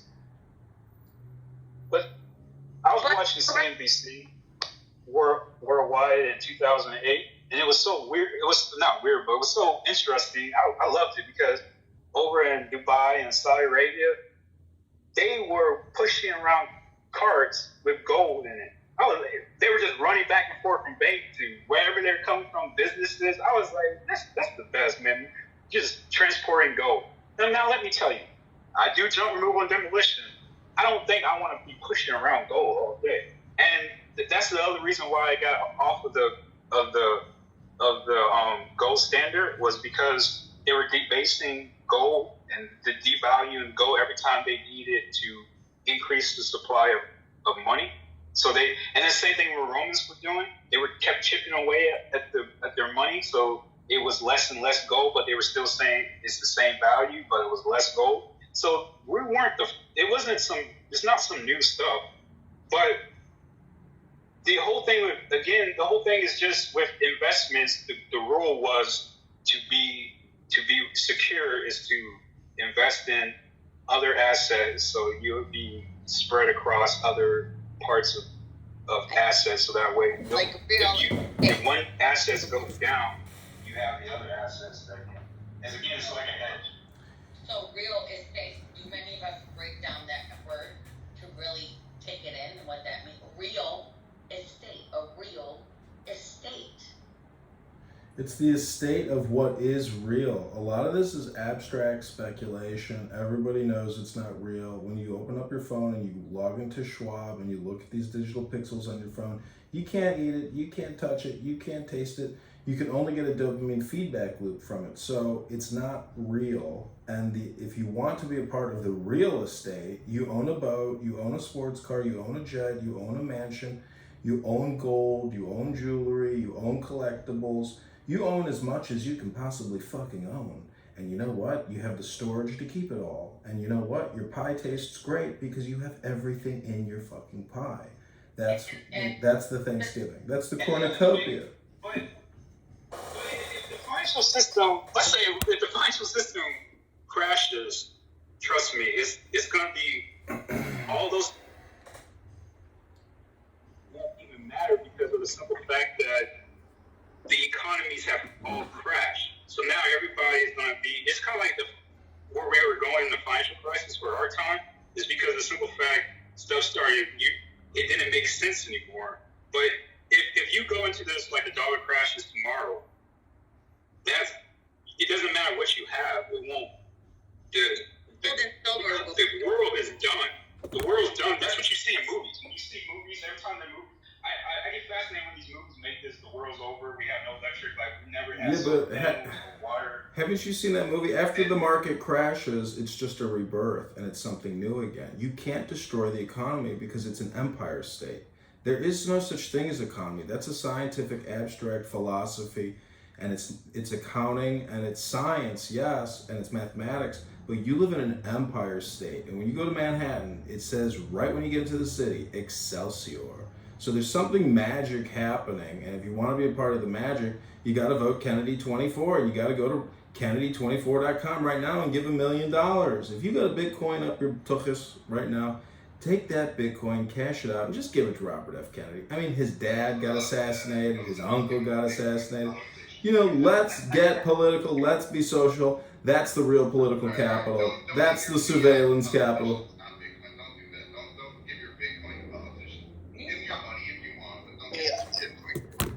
I think one thing we got to do, just for food for thought too, is I think we're underestimating when we look at the internet and we see it as just pixels. It's the same technology that has created what we know of, to be AI thus far.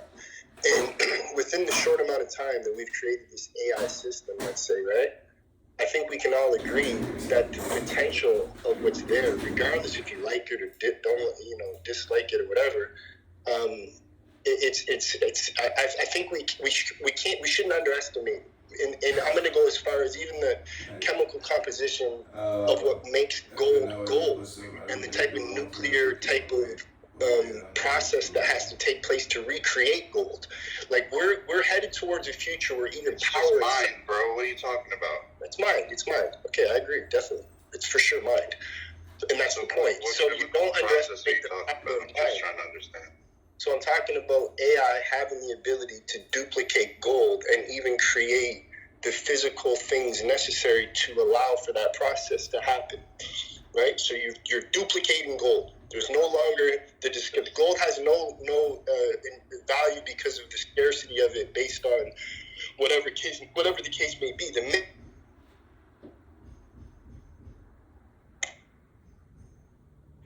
My phone is messing up. I can't hear him. He dropped off. I don't know what he's saying though. I mean, look, gold isn't finite. They keep finding stashes of gold. They just found another. Oh, sorry, that's my bad. I thought he was in the Matrix, and then I muted him. But Silva, you can just go right as soon as you can come off. Okay, I didn't know I was. My bad, bro. I don't know. My bad, bro. My bad. No, it's all good. It's all good. So look, gold. I'm a sound money maximalist. I'm into sound money. I was always into gold, into silver. The thing is, if you really do enough research, I mean, Key is right. There is a lot of money from the wealthy into mines and gold. Gold, the price of gold is suppressed, is controlled through the market. Now, when there's all this talk of crypto, like, look, I think that there is something to cryptocurrencies and digital currency, but I think Bitcoin really is the only one that actually makes any sense technologically. The way the internet works, the way that they have now satellites that are broadcasting the Bitcoin blockchain, it's blockchain itself is nothing. Blockchain itself is just a database. It was been around way before Bitcoin. It wasn't efficient. So when people talk about blockchain, like blockchain is going to be something, it kind of, I get lost in that because I don't see that. I see that is a lot of people that are saying things like that because they're trying to push one project or another. But Bitcoin is just using blockchain. It uses blockchain, but it's not just blockchain. It's a combination of decentralized nodes using a blockchain and having that that real decentralized currency that can't be stopped. Like you could say they could shut down the internet. That's fine. If they shut down the internet, there's still a satellite beaming that, and there's someone that's going to have their own server that has the Bitcoin algorithm running. So they can try to kill it, but they know that specifically they can't. And that's the thing. It's a technological thing. It's hard for people to understand because it's money, technology, and it's when you start talking about cryptocurrencies, you can get in the weeds because there's a lot of stuff out there and a lot of greed pushing the pump and dumps, and you can 10x your money. Well, yeah, well then you're dumping on people that don't know anything and they're losing their money. So it's like one of those things where you have to really, if you're trying to just make a quick buck, yeah, you can flip some crypto. If you're trying to preserve your wealth long term, then you put it in something that's more solid like gold or Bitcoin. But I wouldn't be telling people like, oh, you can flip your money real easy with crypto. Like honestly, I think that's where you can lose a lot of credibility. I definitely thank you so, and I don't know shit about crypto. I just was saying like following the trends of what the rich and wealthy and the governance of the world are doing with the gold and silver. It's an indicator for me, but I definitely want to hear from Macho because he has a PTR that was on the Economist magazine cover, and we know who that's owned by, and I'd like to hear what you have to say if you're willing to speak. I don't know, Macho, if you're willing to speak. That's the cover that I was talking about earlier. Yeah, that's the 1988. I'm a little busy right now. But that cover right there was the cover. It has basically Saturn on it, right? And it's the same logo as the individual that created XRP. He left and created XLM, and that product is called Stellar Lumens. Yeah, it's interesting because I think the cover says, "Get ready for a digital currency," and it's a phoenix standing on fiat with the fiat in flames. Yeah, those are the same guys that are trying to subvert Bitcoin. They spent a $5 million campaign trying to say that Bitcoin is bad for the environment and all this is because they want to try to control their own little fiefdom. That's what that is. Well, and one thing real quick. Sorry. No, sorry. Wouldn't the CBDC would be in response to regular? Yeah, they want to be the CBDC. XRP and XLM, all those, they want to be the CBDC. ETH would love to do that too. They all want to have that hand, and they think that's gonna pump their bags if they get to be the CBDC. I don't think that's good or that's not any kind of freedom. That's going to be a lot of dark shit if we're talking about CBDCs. Yeah, I just wanted to point out that also when you look at that Phoenix, the crown is fleur de lis. That's a huge thing. If you know well, there's all kinds of symbolism in that picture for sure. Yes, sir. It's crazy even when you look at the Satoshi Nakamoto, and Japanese is read backwards, and I mean you can go look into that book as much as you want, but someone said in the chat the CIA created it, and the word Nakamoto does mean within, even interpreted as sort of central, inside, within, and the second part, Satoshi, it is what it is. You can look at it yourself and see. Yeah, I've heard that interpretation before. And look, when Gavin went to talk to the CIA, Satoshi disappeared. So people have said this, but this is the thing. It doesn't matter. Even it was used. An NSA algorithm was used to create it. SHA-256 belonged to the NSA. They were the ones that created that cryptography. A lot of other cryptos use different cryptography that was created by the NSA. And the whole thing is cypherpunks, the people that brought about the whole idea of what Bitcoin was supposed to be as far as a token that could be used outside of government control. That was basically what it was supposed to be. It was not against the fiat system, right? So if you have a bunch bunch of people that are saying, like, these guys are cypherpunks. If you know what cypherpunks is, it's like they were trying to use technology in a way to basically, like, unshackle people from government so that the government didn't have so much control. They wanted to use technology for good. And that's what Bitcoin was supposed to be.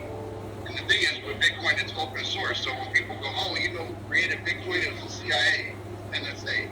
And I get that that might sound scary, and especially if you don't trust the government, CIA, I don't trust them. But the thing is that it's an open source code, and anyone can look at the code. People that know how to program can look at the code. There's no backdoors in the code, so there's nothing that the CIA can do. If anything, if they created it, they really fucked up. You know what I mean? Because it's not that type of thing where you can just control it just because they created it. Now, other crypto, that's a different story, and that's where I look at other crypto as just smaller versions of fiat, and that's usually how it is. It's just because there's an organization behind it, there's a group of people that hold a certain amount, they control the voting, they control the essence of the chain, where it goes. And that is just another type of centralized monetary system. Whereas Bitcoin, the code is how it's run. If you buy it, if you mine it, if you run a node, you're not changing the code. You can't change the code. That's just how it is. The code is what it is. And without everyone agreeing on the network to change the code, it's not going to change. So when it comes to like, oh, this group can just take over, they can flip a switch and take over, like that's just, it's easy to say that kind of thing, but technologically it doesn't play out. That's the same basically for any of that cryptography though, right? Like Bitcoin. Well, not necessarily. Like you're talking about for any crypto project, not really. Every single one of them crypto projects is written in cryptography, with the same concept that it's not breachable, just like Bitcoin's contract, and they're all open source. Right? Well, not necessarily. You can have it open source, but then at the same time, the network isn't. So the network is where Bitcoin gets the decentralization of the Bitcoin network is the strength, and that's why combined. Or you're talking about from a creator concept. What's that? You mean like the absence from a creator concept? Like there's no there's no creator, but there's no one directing which way. Like there's a lot of people that try to influence what Bitcoin should do. That's why there was the block size wars in 2017, and they split from Bitcoin to Bitcoin Cash. That was people trying to control Bitcoin, and what happened was the market and the nodes said, yeah, no, fuck you. We're going to keep it decentralized. We don't want big blocks. And that's what happened. And you saw Bitcoin Cash, they still forked it because the code is open source. But they have their coin, and then there's still coin. And Bitcoin hasn't changed in that regard. It's like, yeah, you could change the code. You could fork it and do whatever you want. But then it's no longer Bitcoin, because the nodes that control the network, that run the network, are the ones that get a say in really how it's going to be run. If they want to keep it the way the code is, they can keep it that way, and that's why there's a fork. That's why that happens. I mean, ETH has been forked like 3 or 4 times now. Like every time they fork, it's a new coin. You know what I'm saying? That's what forking is. It's basically saying like, oh, we want to change the code. And that's when it becomes a new fork. It's a new chain, basically.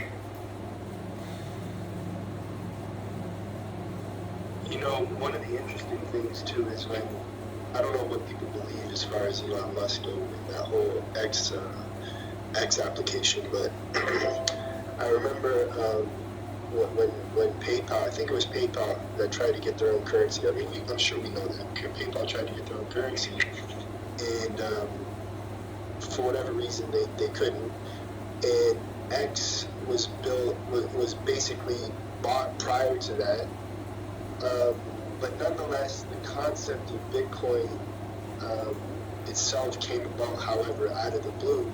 And if you look at symbolism and you're into that type of stuff, it can get pretty interesting when you examine some of the things that are in the Bitcoin white paper and Bitcoin, and then the concept of Dogecoin itself. And if you look at masculine and female energies and what they represent, when you go back as far as like Egypt, where a lot of these things, Greek mythology, a lot of this stuff is quite interesting, because masculine OG is sort of like the impulsive sort of, I don't want to say dummy, but, you know, the Dogecoin is there, you got Bitcoin there, and then when you look at Tesla, it's a cat nose, and it's all interesting stuff when you look at it. And, you know, what I'm kind of implying is that digital technology is inevitably a future, and it's very irresponsible to tell people to invest in really anything. But it's not irresponsible if all of us in this room right now go fucking terrorize Telegram.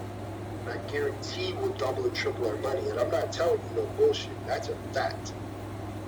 That's Yeah, just how, but then you're, that's happening. hold on, you're saying terrorize Telegram. Like what? Well, And you must want everybody to jump in and follow your lead.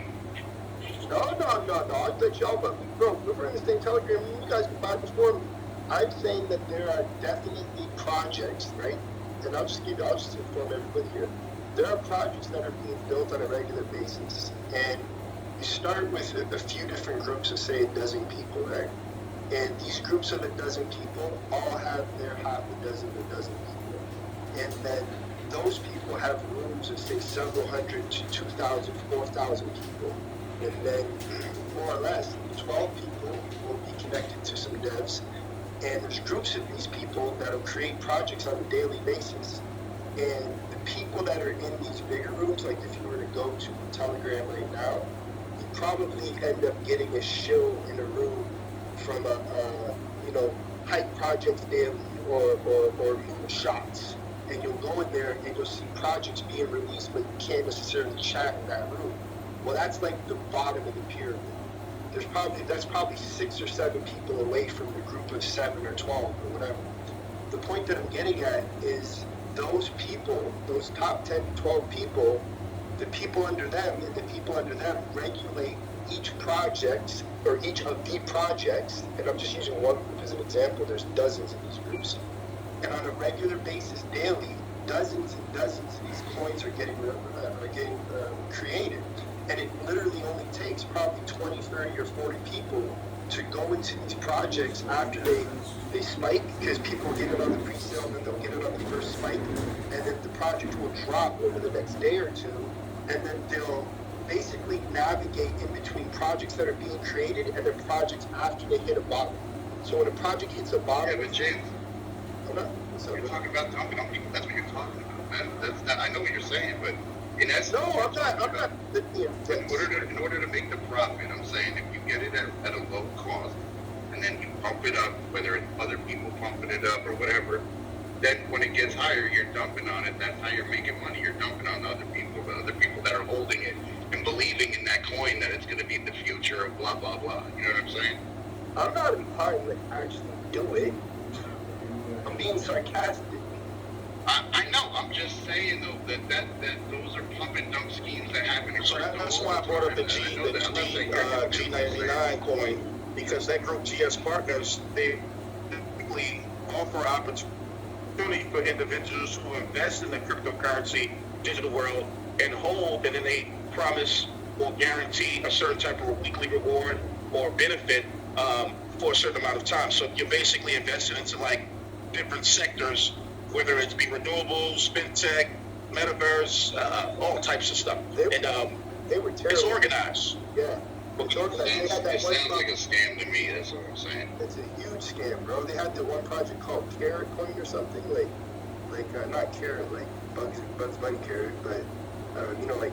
No, Carrot Bars. Yeah, Carrot Bars back in the day. Nobody really invested in it though. I remember that. That was back in the early 2000s, and a lot of people, people couldn't invest. People couldn't invest. When you say it just didn't go nowhere. Nobody bought into it. Nobody didn't see it wasn't back then promoting gold.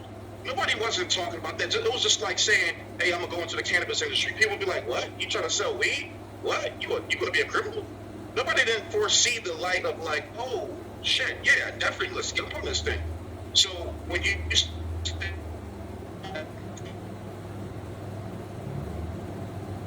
You're in the matrix, bro.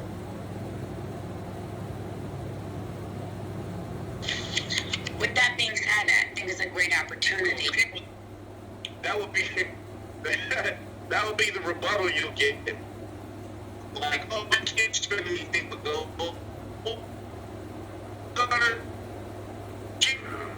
Can someone confirm? I think You want it?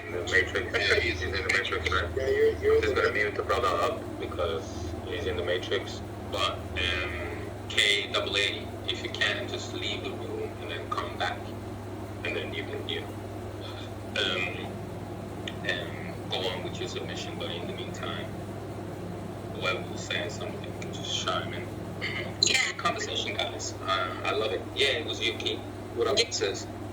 I just wanted to touch on Welcome Disco because Disco had a difference of opinion and I want to hear it. He wrote in the chat that people think Bitcoin was created for good and it's not. It was all part of the plan and there was some disagreement. So I definitely wanted him to elaborate on that knowledge. Yeah, let's get into that. I want to get into that. You there, Disco? What's going on? What's that?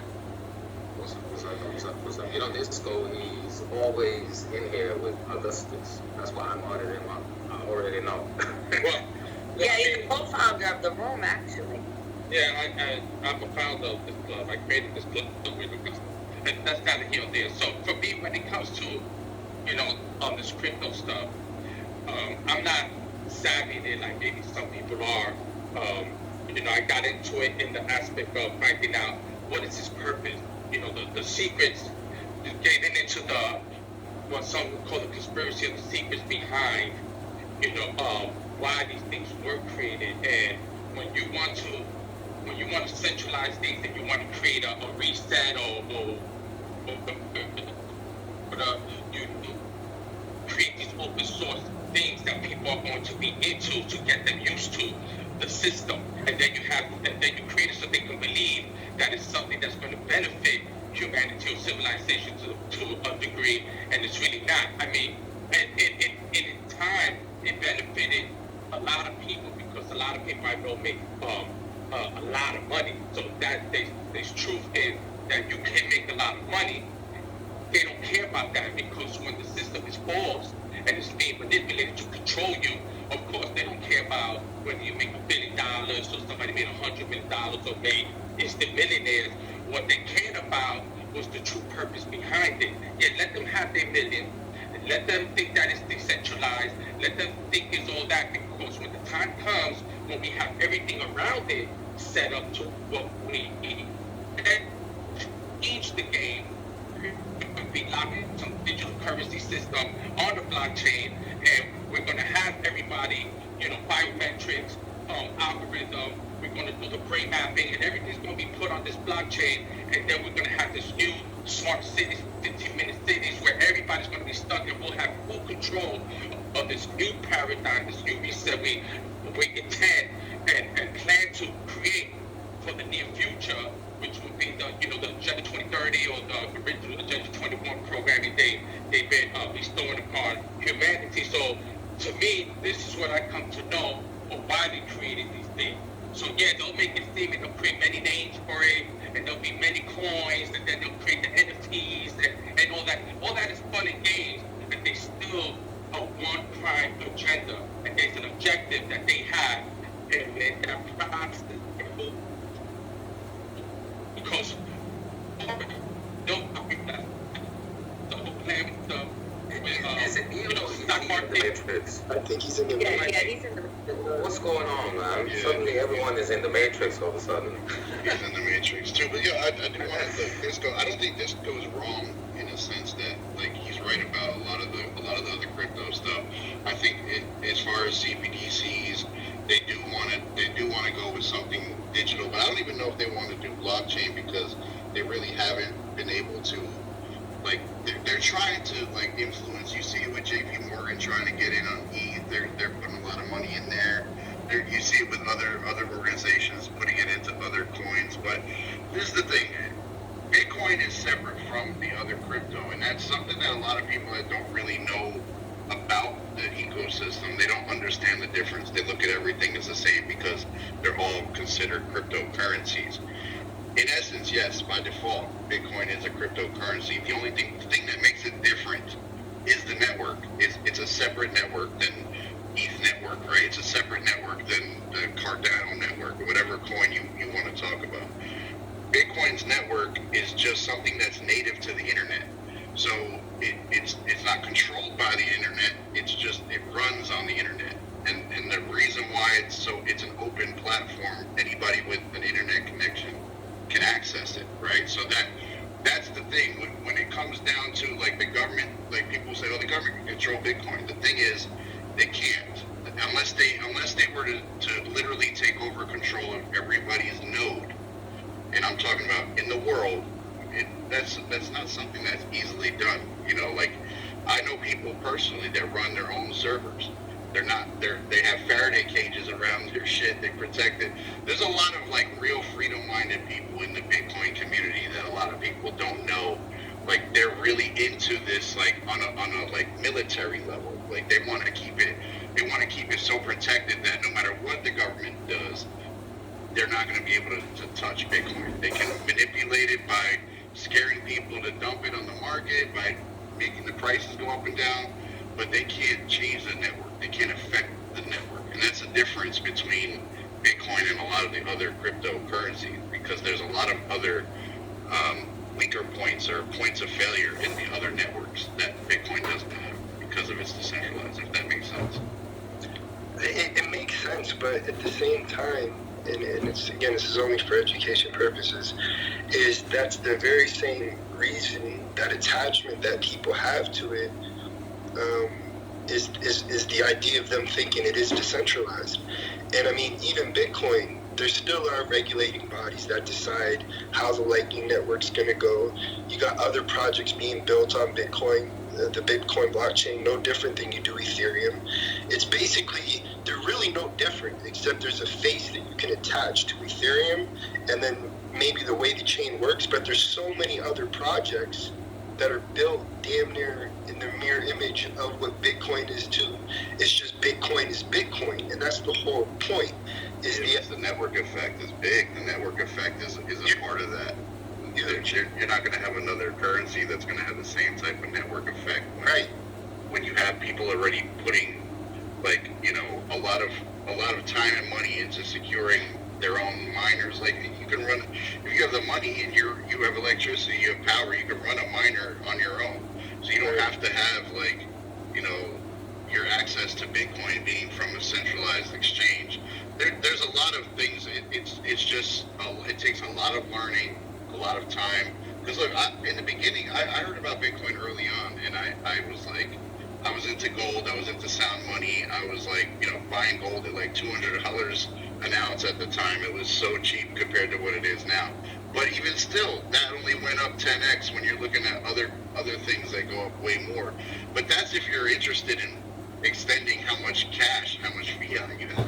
To me, I think the real thing with Bitcoin that makes it something special, in a sense that it's a lot different than everything else, is the combination of all the different factors, and the fact that Bitcoin is one of those things that can, because it's sound, because it's such a protected, you know, design, and the algorithm, the cryptography, and the network is decentralized, it makes it so that it's naturally a better form of currency when it comes to security.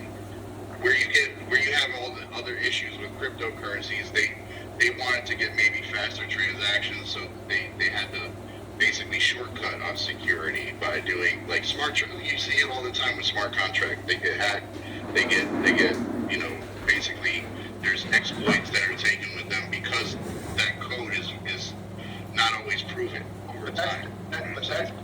But that's code that's built on the network. Like I could write with C++. I could write right now with say C++, plus or go write a contract on the Bitcoin network that's a project on the Bitcoin chain, and essentially it'd be flawed, and you can get into it. But that's not necessarily the network's fault, as it is much of my writing of the code, right?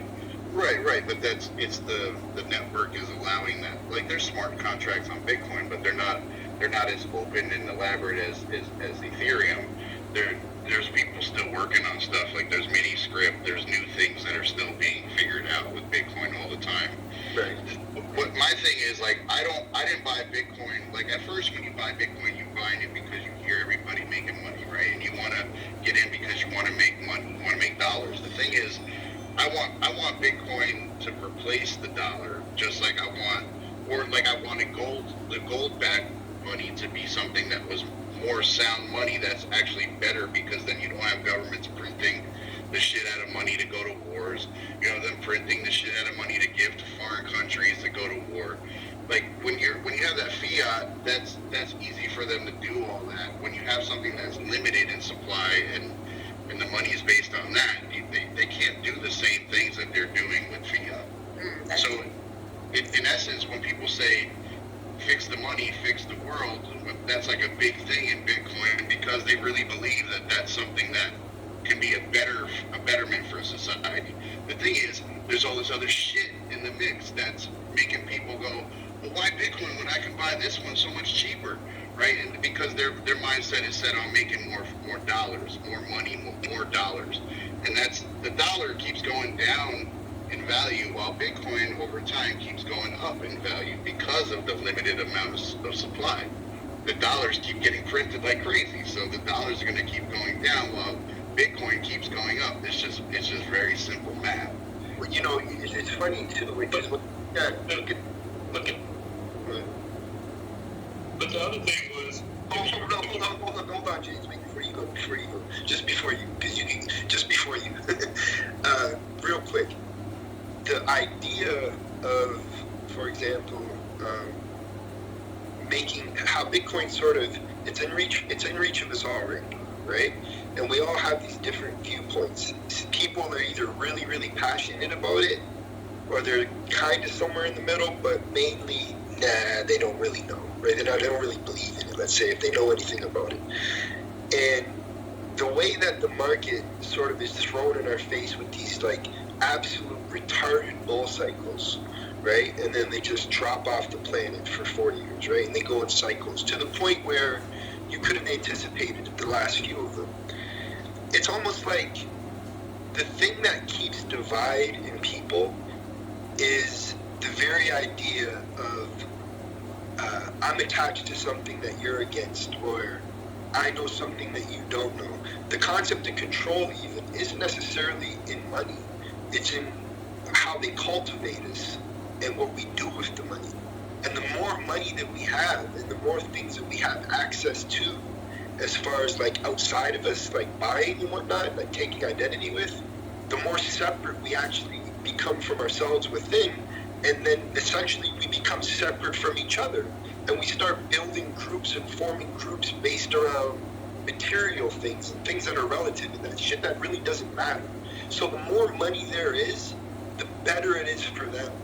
And I'm saying that to say it would be super irresponsible of me to not necessarily just be an advocate as far as tech, but to say we could be witnessing not the biggest wealth transfer in the history of man, because it was one of them during the stock market, right? But this is like this is like the stock market times 10. This is the world economy right now at stake, right? And when you dose the world economy up with money, and then you start harmonizing people and cultivating them in any way that you want, because now people either were in it and they got money out of it, or people weren't in it and they're like, man, fuck, or they missed it, or it's this is where I'm gonna land now, but this is where influence is at. This is where cultivation is at, wherever the energy is. And the energy is that we're either denying the most or accepting the most. And when you look at Bitcoin, you look at smart cities, you look at the blockchain, you look at the concept of decentralization, you look at X, you look at Elon Musk, and you think it's about people, he's about people and opinions and giving you your views. This is where the lies are at. This is where the bullshit is at. And that's kind of the point that I'm getting at. And I'm going to land now and say I would be irresponsible as shit to say to anybody to not have a little bit of their money invested in something like crypto, thrown on a hard wallet, thrown to the side. Simply because you miss out, Bitcoin. If you miss out on that shit, it'll probably be one of the worst decisions you'll feel like you ever made. And if you lose a little bit of money, but you buy some gold, which would be responsible too, like he said, then either way, you're still somewhat in the good. But, again, the power is in the cultivation. And it takes money to cultivate us. So, I'm sorry, James. I didn't mean to cut you off by saying Bitcoin, but I really do feel like there's a huge difference with Bitcoin versus crypto. Now, like I said, if you want to gamble on crypto, that's fine. I don't have an issue with that. I think people that do that, if they're smart, they can make some money. But I would always tell them, once you make money, put some of that in Bitcoin to keep it safe and secure for the long term. And so like. I got to run, but I just wanted to say it's a good conversation. I'm glad I got to get up here and kind of chop it up with y'all. It's good having you, brother, for sure. But the thing with money, and when there's not enough money, this is when people say Rothschild. I actually Neil Ferguson wrote a couple books on Rothschild, and they're very in depth. They're like 300 to 600 pages each. It's like 2 books. And I haven't read them, so I have a very strong background. And then also I did more research on Rothschilds. But their family actually made money on war bonds. And so when governments needed money to go to war, they borrowed money from something. But the U.S., this is why we control most of our debt, because it goes back to whoever controls your debt controls your country. So we control about 80% of our debt. It won't be in our favor to allow another country to have a majority ownership of our debt, because then they control the country. But that's what happens when the government can't, or the country don't have the money to go forward. They would have to start borrowing money. Yeah, but if we were to edit, if we were to audit the Fed right now and look at their balance books and actually see what the assets. Right now, I did it a couple of times when I was trading. Because again, it goes back to when you trade FX, you have to look at the government.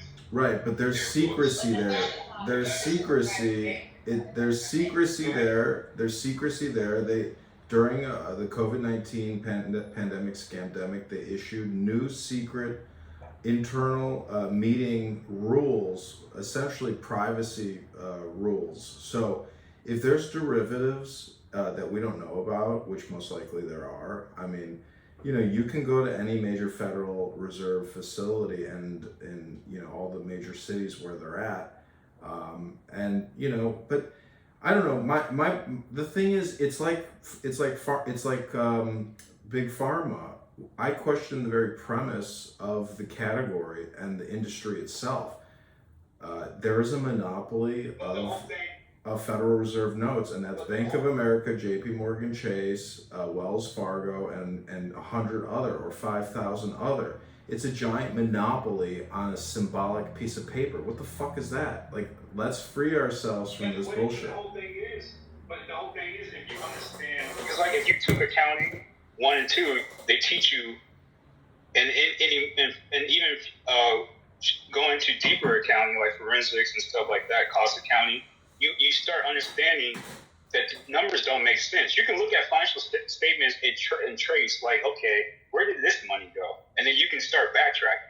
One of the things, that's what I do judgment recovery. So when I have companies that, like, they got judgments against them, I have to sometimes do forensic accounting. So I have to figure out where the money is going, and if they're hiding it or what's going on. So basically, you can lie on your financial statements. You can kind of lie to the IRS. I mean, I hope you don't, but you can. But you can't lie to the bank, because I'm looking at not only what you tell the bank, but what money goes into the bank and what money goes out of the bank.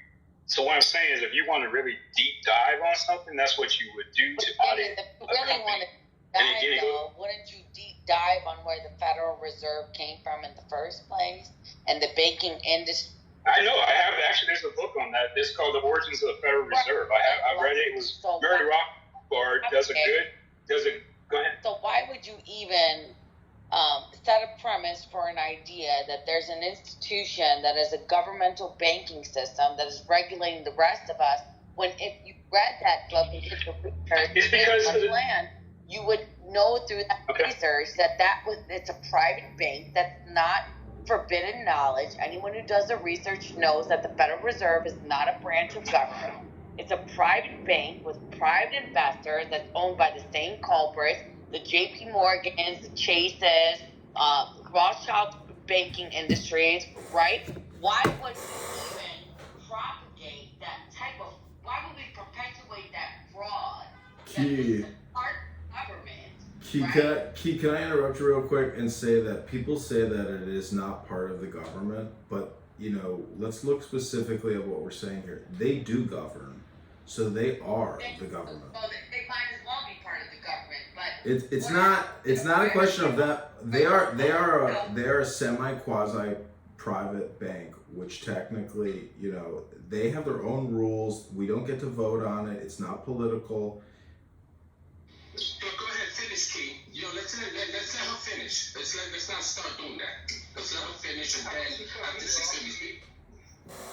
How about me? I was the one I speaking. don't understand they're perpetuating a fraud as far as that's concerned, because if we all read on how the Federal Reserve was created on Jekyll Island and the characters that came together and the occult practices that they came under in order to institute that banking system that hijacked the republic, which is what we call the United States of America. I think that we're all being dishonest here if we're not going to examine that. Either we're dishonest or we're not well read or researched on it, and then I land there. Yeah, don't forget. But the whole purpose of the Fed is to it kind of, this is where the Fed gets big. You looking at all the bad is, there's bad in everything. I could probably find bad. I found bad on, before you cut me off, I found bad on a lot of people. I found bad on a lot of people. When you do investigation, you can find a lot of people do a lot of bad things. But wait, let me finish. But you've been talking for like 3 hours. I'm just this spoke. We want to hear what Macho you cut me off. Well, I say this. A good example was during the financial crisis and also during COVID. This is where the Fed messes up. The Fed messes up because this is what they did. They lowered the interest rates during the COVID to help people to stay. They wanted people to stay in the market and not crash the market if the buyers already. But what happened was buyers who didn't have to buy, they weren't in the market and they weren't interested in the market. They took advantage of the low interest rates. That wasn't what the purpose of the low interest rates. The purpose was so the people who are already in the market who needed to buy a home could still buy a home and didn't have to worry about interest rates. So that's what the Fed's job is to do. It's supposed to help control the market so that the market won't crash. But when the people went and bought it, it caused the market to go crazy because there was more demand than supply. So now houses start shooting up in price. But that's what I'm saying. The Fed, that's what the Fed does. But when they get it wrong. And the only reason why they got that wrong is because the greed of the normal people stepped in. If the people would have stayed out and waited, if they would have waited, but they're not going to do that. If they would have waited, the real estate market would never got hit like that. The same thing with the financial crisis. The financial crisis is the same thing. 1 second, James. Thank you. That was go ahead. With that being said, Macho, please, because you weren't available. You've been posting a lot of links. I seen you on mic. If you'll take the stage for a second, please. Yeah, you forgot to mention that in 1912, they literally like to taunt us and put things in our face. So 1912, Titanic sank. But what people don't know is that a lot of the opposition to the Federal Reserve Act was on that boat when it sank. All the wealthiest people in the nation who opposed central banks. Keep going. So we have one of the asters that sank. I know that Disco is versed on this. We talked about it the other day. Disco, you want to pick it up, or Macho, you want to continue? And then don't forget, and they passed the Federal Reserve back in 1913, but they passed it in December while Congress was on vacation for Christmas. Keep going. And the person, so much more. The president who signed it into law wrote later that he absolutely regretted it. Right, and then Andrew Jackson came into office and he put the dollar back on the gold standard.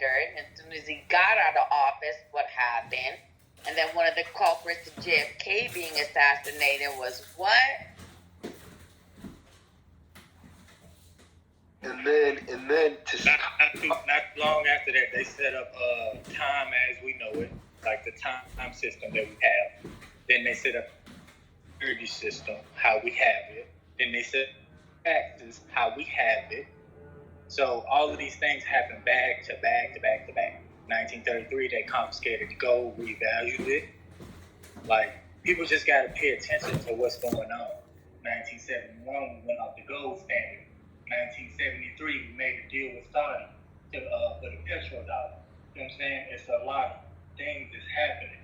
Like Saudi just seek membership in the BRICS. People are not paying attention. You have to pay attention to these things. Like they talk about the changing world order or changing cycles. Like currencies only stay around for 85, 120 years is normally the cycles that they go. We at 110 years right now. And people's running around here talking about the dollar.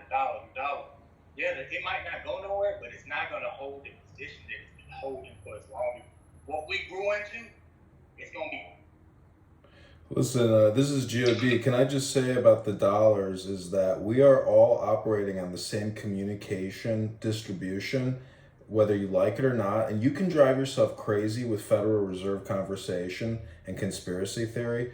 So to me, I accept it as the state of affairs as normative and that there's not a speck of dust out of place. My point is, really look at your dollars and understand that our currency is really unique globally in the sense that it says God trust on there, that there's the all-seeing eye. There's a lot of Freemasonic symbolism in there. And if you study the writings of George Washington, you'll see that there is a providence and a destiny and really something called a God embedded within the currency. It's a communication and it's sigils and it's mythology, it's abstract, but it's very powerful psychology. And that's the root basis of our currency, and which is based basically in the creator of the universe, which is against the tyranny of man, which are kings. In America, we're all a king, and your castle is your home. But unfortunately, we are eating ourselves alive because we have inept leadership, and that's the truth of the earth. Welcome back. Thank you, God. Welcome back, Brock. Thank you so much for being here. Definitely. So may I add something? Andrew Jackson, which has been a belligerent debtor, the United States was in debt since its inception. That's why the first bank of the United States was created, I think 1792, and it had a 20-year charter. So after that 20 years, it was 1812, and that's what sparked the War of 1812 because they didn't renew the charter, but they were being debtors because America was bankrupt to the Rothschild Bank because he paid the debts from the Revolutionary War. So Andrew Jackson, he just outlawed central banks. It's not in the Constitution, so it wasn't unconstitutional what he did, but in private international law, they had to do what the will of the creditors said. So when the Federal Reserve was enacted, it was imminent. It was destined to happen because they needed a bank to hold the securities. And when they took away the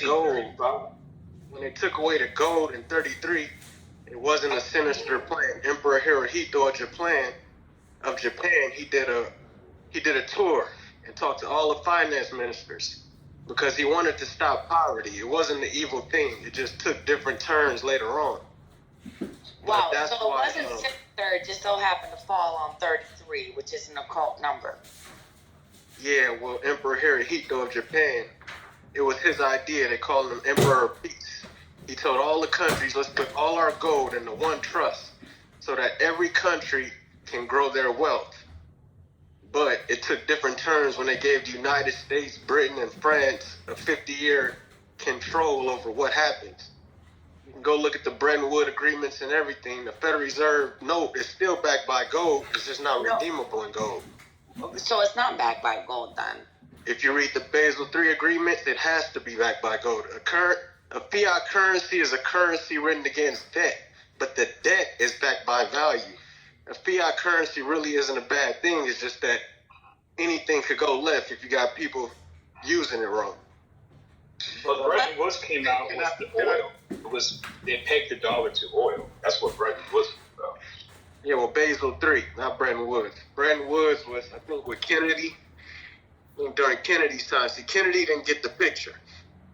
60 million people died so that no nation would be sovereign. 60 million people died in World War II so that no nation would be sovereign. But Kennedy, he didn't quite see the big picture, and he tried to put the currency back on the silver-gold ratio. So he had to go. What governance are you for is my question. Are you for a one world government, or are you for the sovereignty of the United States Republic? Well, one world government has been here. It's contract law. There you go. So I can tell by what you're saying, that's what you're a corporate of. I'm not a corporate of anything. I'm a corporate of free will and capitalist system. Right. That's what it's about. Of the sovereignty specifically of the United States Republic and the dollar being debased from a gold standard, it has an extreme significance. Well, if you would have kept commerce based on gold, we would still be living in straw tents and riding around donkey carts because there's not enough gold.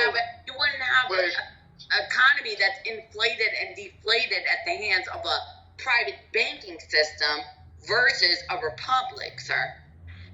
Like I said, a republic is the government that killed Jesus. I mean, a republic will give people their private rights. That's not.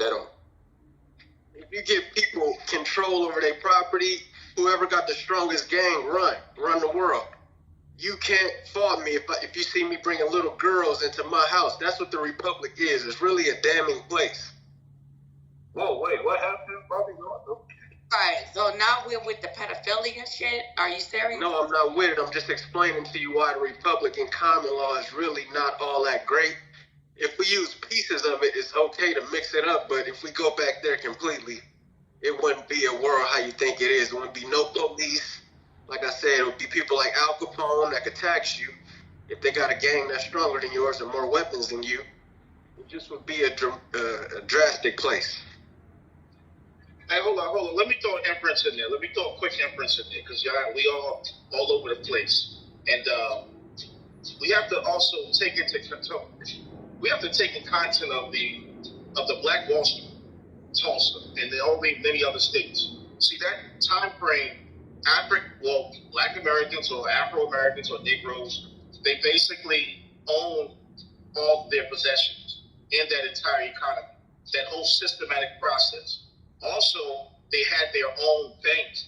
That's also another reason, added to the jealousy and all the other things that was attached to it, why they got destroyed and why that terroristic act had taken place against those innocent individuals.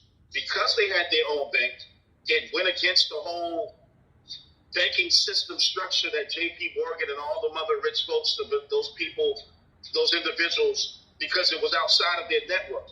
They couldn't get the investment. They couldn't do the investment banking. They couldn't do the commercial banking. See, Black Wall Street created their whole life insurance. They had insurance policies. They had banks. They had pharmacy stores, entrepreneurs, millionaires, all sorts of people, products, their own products and things like that. So it generated a certain type of economy and of capitalism or capital or commerce that kind of separated away from the United States government using the dollar.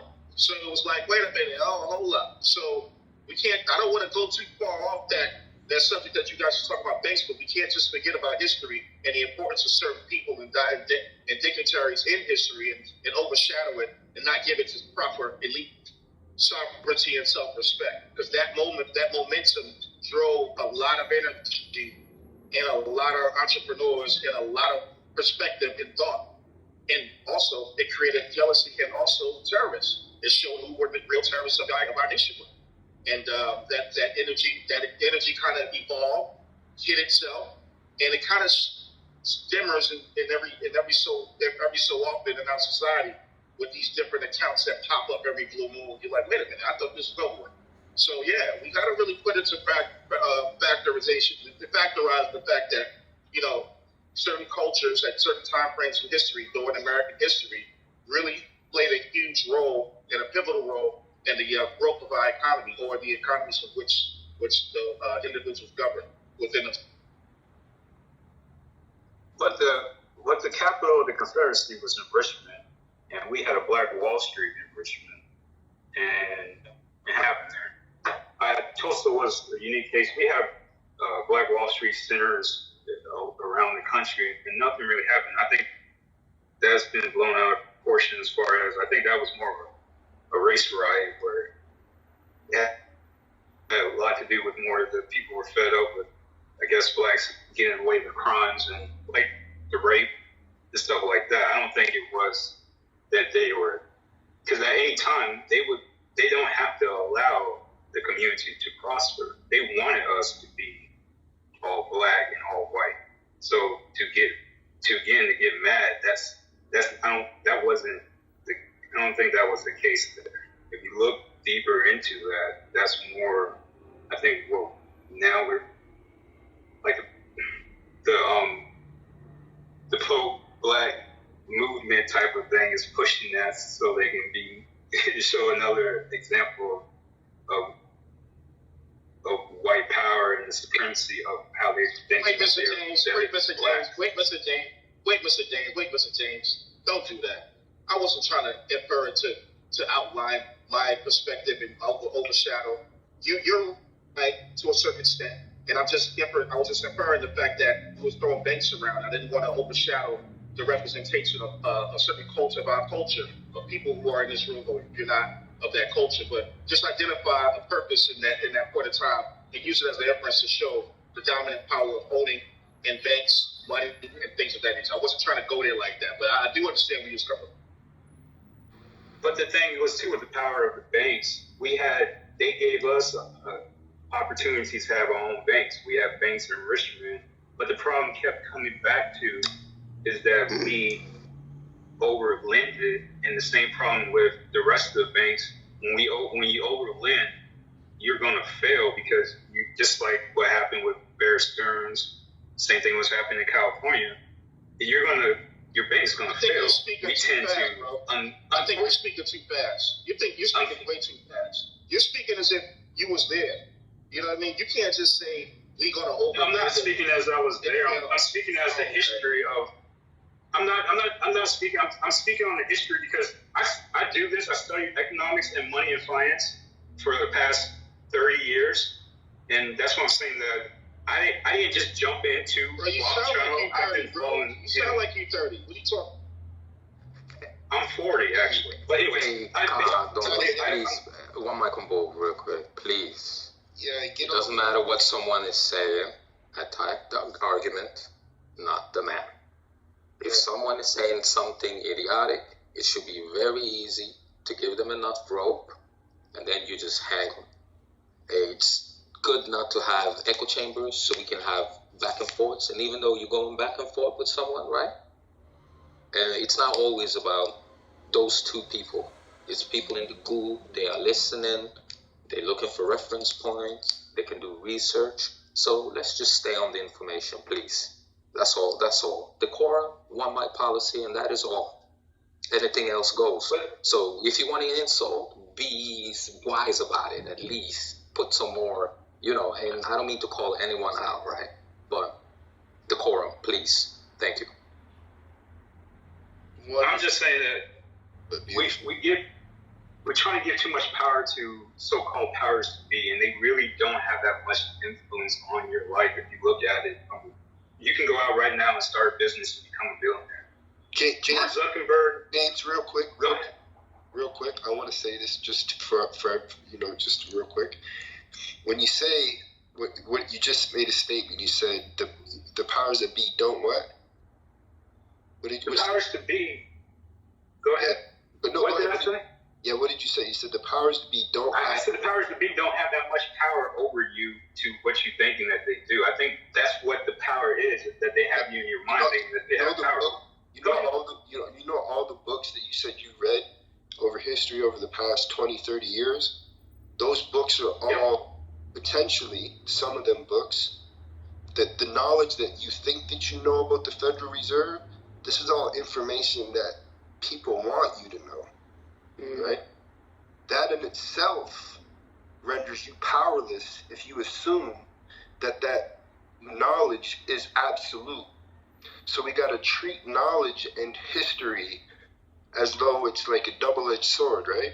And we got to be careful about making statements. So when someone makes a statement like someone talks, not necessarily you, but just how people can talk like they were there, it's like they're referencing things that they didn't necessarily see firsthand as if it's absolute truth, and then building their statement around that. And a lot of contradictions come out of that. And that's what I think we got to be careful of when we all talk.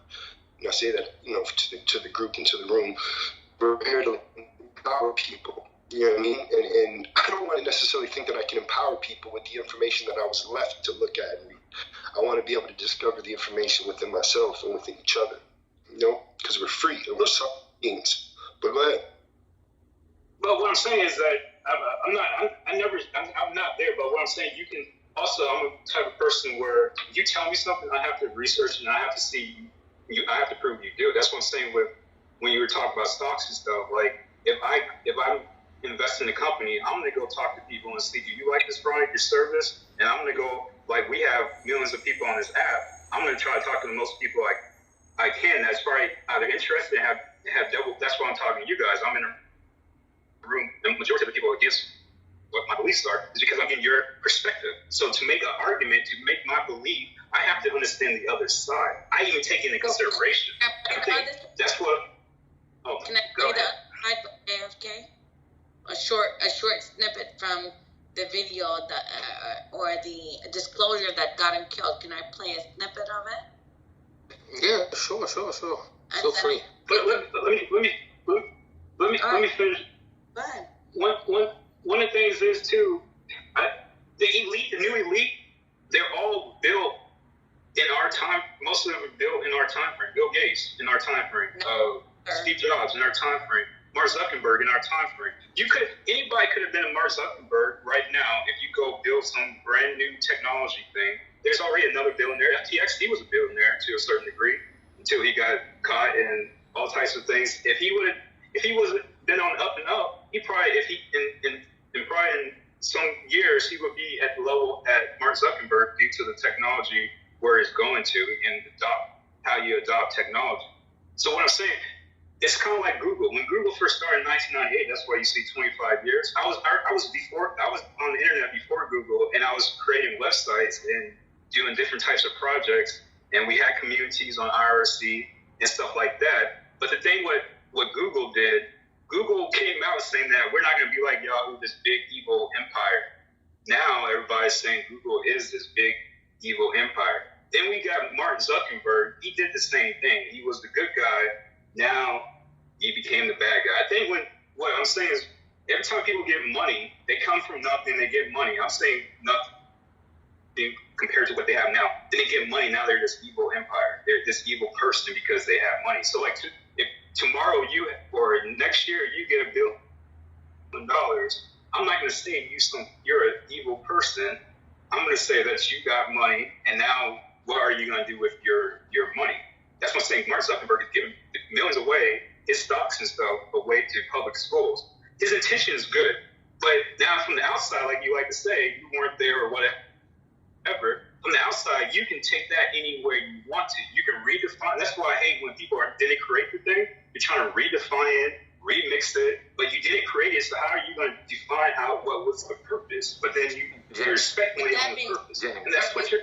And that's kind of what you're doing right now with Let me just give you a on the negative side of the government. You did, James. You're doing the same. I'm gonna land here. The same thing what the other James was saying. It's the same thing I can say with your arguments that you guys weren't there. So how are you so strongly feeling that they're strongly against you when you're not in the room with them? Okay, hold on, real quick, Bull, real quick. I don't know if we necessarily have had arguments per se, more than I think that we like to bring awareness to some of the things and the fallacies that are going on with like the system now, because some things are somewhat obvious, right?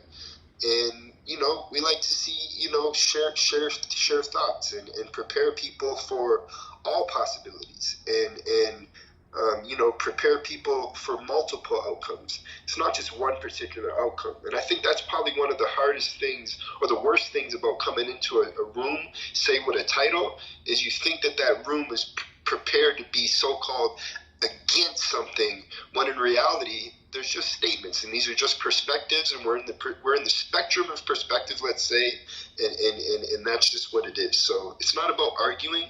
I think it's more about just sharing views. But no, I was just saying that the word argument, again, is not bad. It's kind of like the statement, you're making a statement, your argument of saying that you're arguing this point. It's not that you're doing something bad. But I'm just saying, with the whole notion of that the system is against you, I was just saying before, you can go out and start your own business right now if you want to, and you have the chance to become successful. Now, if you don't do that, I'm gonna land right here. If you don't do that, basically, then that's your own decision. And then I'm just saying, don't knock the rich.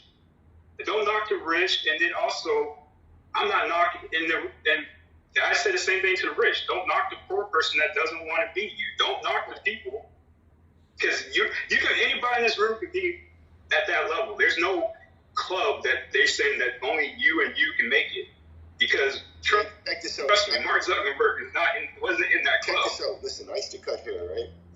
And I'm 43 years old, and I got 4 grandkids, right? And when I look at my grandkids and I think about potentially going towards a world of technology, it's like, I have to ask myself, what side of the tech do I want them to be on? And I switched careers, and I decided to learn a completely different, take on a completely different career, which was basically programming, getting into neural networks, AI, this, that, and the other. But the point is it's not about, nobody was against me in doing that. As a matter of fact, it was the system of the internet that allowed me to learn something new, and that's a beautiful thing. So I feel okay, but I don't feel okay when I see what's going on in Hawaii, let's say, with people, or the potential of people losing their land and their lineages of, their family lineage of what this land may mean to them, and them getting a check, or what's going on in certain states in Chicago, or in the states rather, or certain cities in certain states. And I'm from Canada. But when I see things going on just in general, when it comes to culture and entertainment, like, these are things that, to me, no matter how good I am, it just doesn't sit okay. I'm not okay with it. You know what I mean? Like, it's not about being against anybody. What I'm saying is, we have to bring awareness to these things. I feel like I have to, because at the end of the day, sure, it could be a system that's not against me, but I sure know that it's a system that has its own agenda, and it doesn't necessarily have everybody in mind. And I don't think that's arguable. Everybody's best interest, rather. Thank you. I'm loving the interactions. It's always good to have opposing views. Iron sharpens iron. But right now, we're going to move on to a little audio. Key, are you there? Yes, Sis, go for it. If you could just give a quick synopsis of what the audio is, we go from there. All right, thanks. So it's posted in the link in the room, and this is something that was not taught to us in our public schools when we learned about the execution, or AKA assassination, of JFK. Never heard about this. It's something that is obscure, and not many people know about. So with that being said, I'm just going to play a snippet of this speech. And again, it's tagged in the room. Ladies and gentlemen, the very word secrecy is repugnant in a free and open society. And we are, as a people, inherently and historically opposed to secret societies, to secret oaths, and to secret proceedings. We decided long ago that the dangers of excessive and unwarranted concealment of pertinent facts far outweighed the dangers which are cited to justify it. Even today, there is little value in opposing the threat of a closed society by imitating its arbitrary restrictions. Even today, there is little value in ensuring the survival of our nation if our traditions do not survive with it. And there is very grave danger that an announced need for increased security will be seized upon by those anxious to expand its meaning to the very limits of official censorship and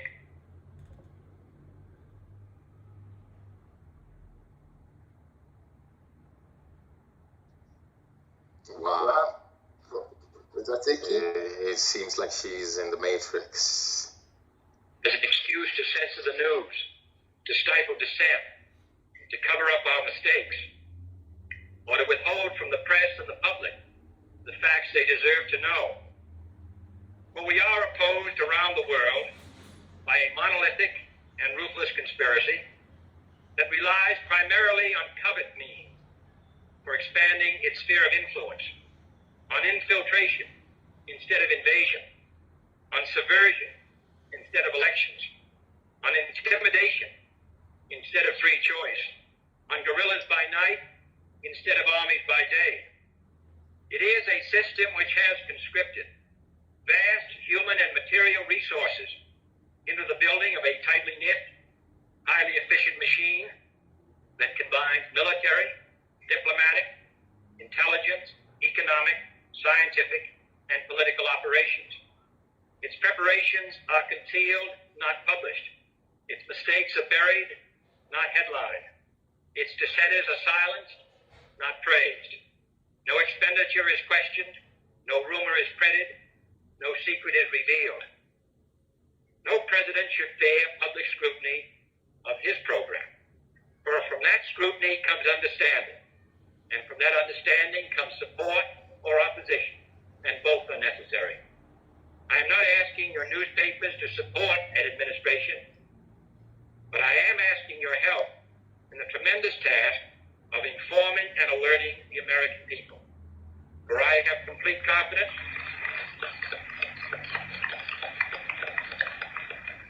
in the response and dedication of our citizens whenever they are fully informed. I not only could not stifle controversy among your readers, I welcome it. This administration intends to be candid about its errors. For as a wise man once said, an error doesn't become a mistake until you refuse to correct it. We intend to accept full responsibility for our errors, and we expect you to point them out when we miss them. Without debate, without criticism, no administration and no country can succeed, and no republic can survive. That is why the Athenian lawmaker Solon decreed a crime for any citizen to shrink from controversy. And that is why our press was protected by the First Amendment, the only business in America specifically protected by the Constitution, not primarily to amuse and entertain, not to emphasize the trivial and the sentimental, not to simply give the public what it wants, but to inform, to arouse, to reflect, to state our dangers and our opportunities, to indicate our crises and our choices, to lead, mold, educate, and sometimes even anger public opinion. This means greater coverage and analysis of international news, for it is no longer far away and foreign, but close at hand and local. It means greater attention to improved understanding of the news, as well as improved transmission. And it means, finally, that government at all levels must meet its obligation to provide you with the fullest possible information outside the narrowest limit of national security. And so it is to the printing press, to the recorder of man's deeds, the keeper of his conscience, the courier of his news, that we look for strength and assistance, confident that with your help, man will be what he was born to be, free and independent. All right. So what do you all get from that? Okay, here's some serious context here, and I think that I just really want to get this off before we get into this. Is not too long after that, roughly how long did he get his head blown off? Pretty much a couple days. Yeah, it was shortly thereafter. I can look it up right now. About a week or so. Right. So we can look at it like this: either he's involved with it, right, and at the end of the day, right, was basically like, we all hear the hide the truth in plain sight concept, right? And it's like, here, let it be known, right? And then he gets his head blown off, or he's not down with it and he was against it and wanted to notify the people, and he was basically like a Mark Zuckerberg, like James put it, anybody can become anything. He became the president and wanted to go against secret societies, and he got his head blown off. The point that I'm getting at is that when you create an uproar like that, his head got blown off right in broad daylight. When you create an uproar like that, the people that are against what's going on are so passionate and angered by what's going on that they can't keep quiet. And you get to know their agenda, right? Because when things are done in secret, that's where the power's at. That's where we're powerful. We're powerful when we move in secret. So the very idea of exposing truths and exposing people like this, right, and exposing concepts and bringing things to the limelight is so whatever's going on with the public or with the people that aren't, whoever they are, because there's obviously people that control something, they can see exactly what's on our mind. They can see exactly how we feel. This is why emotions are played with, right? So the reason I'm saying that is to say this. Now we live in a day and age where everything's misinformation. Now everything's a conspiracy theory. Now if the president did that, it would be like I said that, or if Donald Trump said that, he's also a racist. And he's also everything else that the media sort of conveys him to be in your perception. And that's why I just feel like it's vital to really take it all in and just take in every side of the argument. You know what I mean? Take in everything. Don't look to be opposition. Look to sort of see what's going on and evaluate based on all truths that you see. At the end of the day, or all half-truths, however you choose to look at it. But I just wanted to say that and throw that out there. Yeah, and there's a lot more that can be dissected with, why this happened, and when it comes to his allegiance at the Catholic Church and Jesuit orders and stuff like that. That's a different day and a different story and a more specialized topic. But anyone, I just would suggest bookmark the link, listen to the first over and over again, and then research the date that speech was given and the date that he was assassinated. And then, if from there you want to purport that the world's financial systems and governmental systems are all based on a balance and a seeking for justice and truth, right? No one's perfect, but if anyone still wants to purport that that's what it's about, and fairness and justice, maybe this could be the genesis of a revelation, because that's not where it's at, but it's not for me or anyone else in this room. I think that everyone in this room, including me, had to go through probably 20 or 30 years of coming to revelation that was extremely uncomfortable, made them very paranoid, and made them question the quality of life and whether they want to have children and bring them into this world. So it's not a comfortable truth. But if anyone wants to start or have a genesis, just do those simple research keys on when this speech was given, when he was assassinated, and it'll open up a plethora or Pandora's box.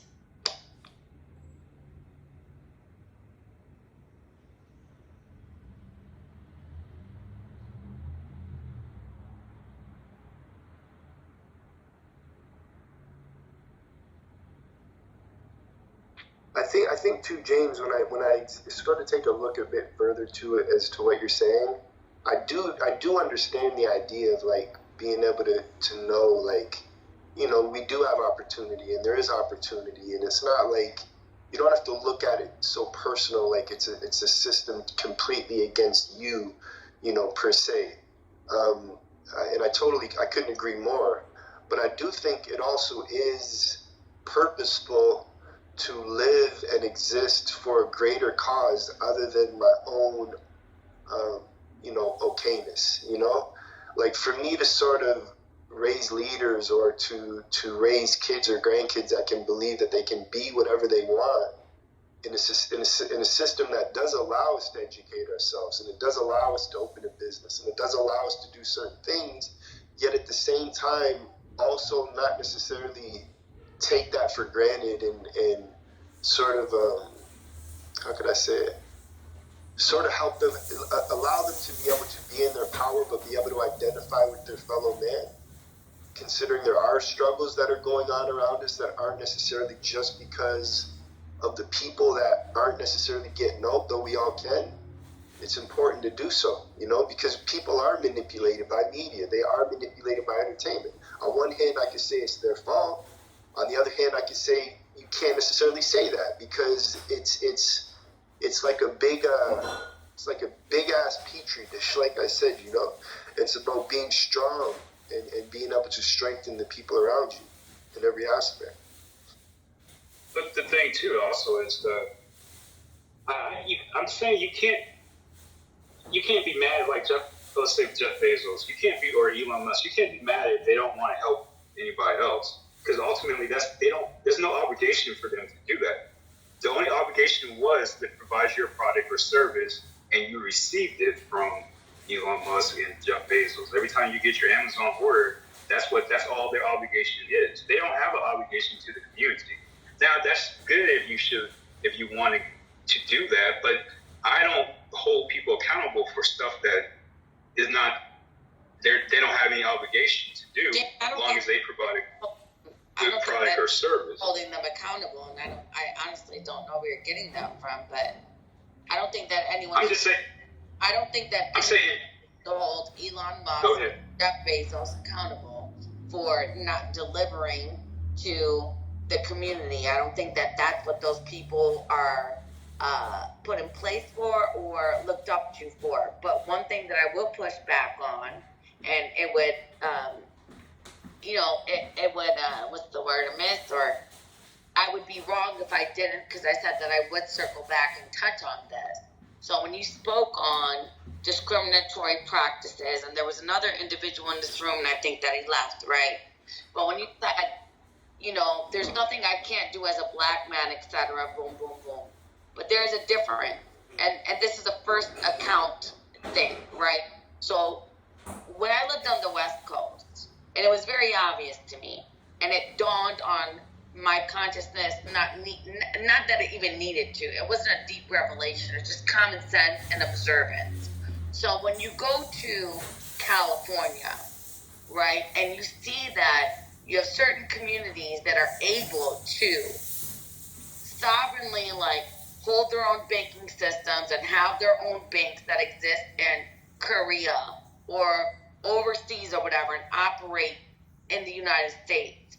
But when Black Wall Street, like you were speaking of, or the black community went to circulate their own dollar, right, institute their own monetary system just on a simple level of doing their own banking, selling their own food one amongst each other, having their own education system within their own community, and that was disseminated by design, not by some type of outside default influence. It opens your eye. So that's the one thing I'll say. We can't sit here and act naive like the U.S. is allowing foreigners, right, for lack of better term, but that's fine, that's what it is, to come in, institute their banks that are foreign, their IPs or their intellectual properties are from overseas. They're allowing them to institute themselves here in the United States, operate in the United States. But when it comes to the black community, they've never allowed them to institute or operate or facilitate within their own communities. So you got to stop with this happenstance, by chance, because that doesn't make sense at all. Okay, but what I'm going to say is this. I'm going to say, when I was, but go ahead. No, Macho, you were gonna say something? I posted something in the chat for you, Keith. Posted at the top. The Fed, the actual Federal Reserve, did a report on exact thing that you're talking about. An extensive report.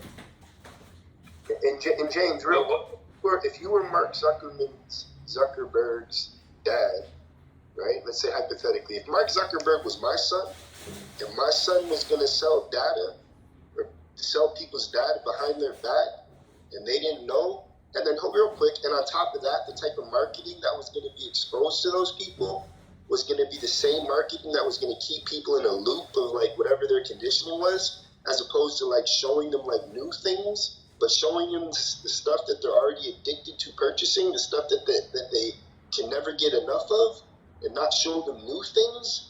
I would want my son to have different ethics. You know what I'm saying? So I don't got to talk Mark Zuckerberg. But you know yourself. You know yourself. A lot of that stuff is not okay. You know that shit's not right. If you're gonna sell my data, tell me. Right? But the whole thing. No, the data thing. Would you at least agree with that part? That like. I'm not gonna say. I'm gonna say this with the information thing, understanding internet and creating websites myself since '92, and also looking at analytics. I'm gonna say that it's a lot to, I guess, what people like to say, unpack there, because a lot of times people don't really realize what they're doing. First of all, you gave them the information. If you go back in the '90s, we used to use usernames and screen names that were fake. No, but what I'm saying, I gave them the information under the prospect that I was sharing pictures with friends. I was sharing opinions with friends in my community, my local community. And maybe I'd stretch as far. But in the terms of service, they already said that they're going to use your picture. Hold on one second. Okay, go ahead. What I'm saying is make friends with people from wherever else, but to monetize the data, right? To monetize the data and the transparency. Let's not get into the as much as there's details, like whatever they said about what they're gonna do with the picture, there were details that were left out. So the point that I'm getting at is transparency in any environment or any system is vital. That's it. And that's what I would teach my kids. And that's what That's what I'm saying, that there was transparency. No one reads the terms of service. No. That's what I'm saying. One of the things I said, before you cut me off again, one of the things, too, I always said, and I said this because I can do it myself, in 2000, when Facebook came out in 2004 and 2005, they were closed. First it was his college, then it was the rest of the colleges, then it was education, and then it opened up to the public. But what I'm saying is, I told people in 2005, 2006, hosting companies already had where you can just click a button and you can have your whole entire site a clone of Facebook. So what I'm saying is, if you're not happy with what Facebook was doing, create your own space. Just like Clubhouse. If you're not happy with Clubhouse, create your own. Because then you don't have to worry about your data being stolen. Don't put that. That's one of the things. I was overseas in 2009. I was overseas when people were talking about Foursquare and Facebook just started doing the "tell me where you're at." I thought that was the dumbest things ever, because first off, people want to break into your house. Now they know that you're at the restaurant. Right. So you telling people where you're going. That was totally weird. I didn't think, out of all the years I've been on the internet back in the day, we used to lie about stuff. We used to lie about our location, age, our names, all that stuff. Now everybody's trying to be truthful and tell you where they bank, where they work at, all this standard stuff. I was just watching the cybersecurity thing on YouTube, and they saying one of the biggest things about hacking, cybersecurity, this is why this is another thing why I disagree with cryptocurrency, is because it's so easy for people to hack you, because they're going to hack you, not the blockchain.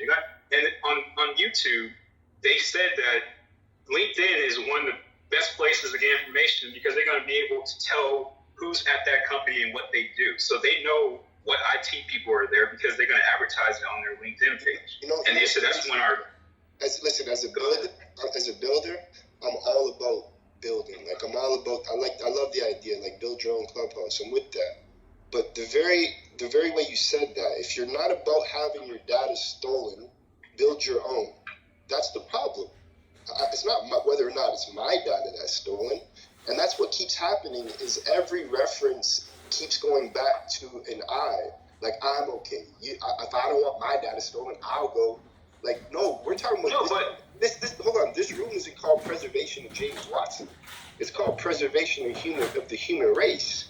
So if somebody in here, right? So if somebody in here is listening, and they're listening from a less objective standpoint about themselves and their own personal feelings about their own personal life, and they're caring about humanity, the concept of one of the biggest social media companies stealing data it's a bad one, right? And ethically. But that's what I'm saying. You can stop using it, and then you can create your own preservation of the human race. That's what I'm saying. And then you can govern it the way you want to govern it. Because if you have 1 million followers or you got 1,000 followers, those people can come to you and follow you on your own site or your own app. That's what I'm saying. Because if you can pull them here, you can pull them anywhere. Listen, I don't know how many SaaS products you've actually built, right? But that's what I do for a living. All I do is think of an idea, right? Build an MVP, sell the concept. That's it. Do you know how difficult? Yeah, there you go. Hold on, chill out. Listen, do you know how difficult it is to scale a product like Facebook the way that Facebook scaled?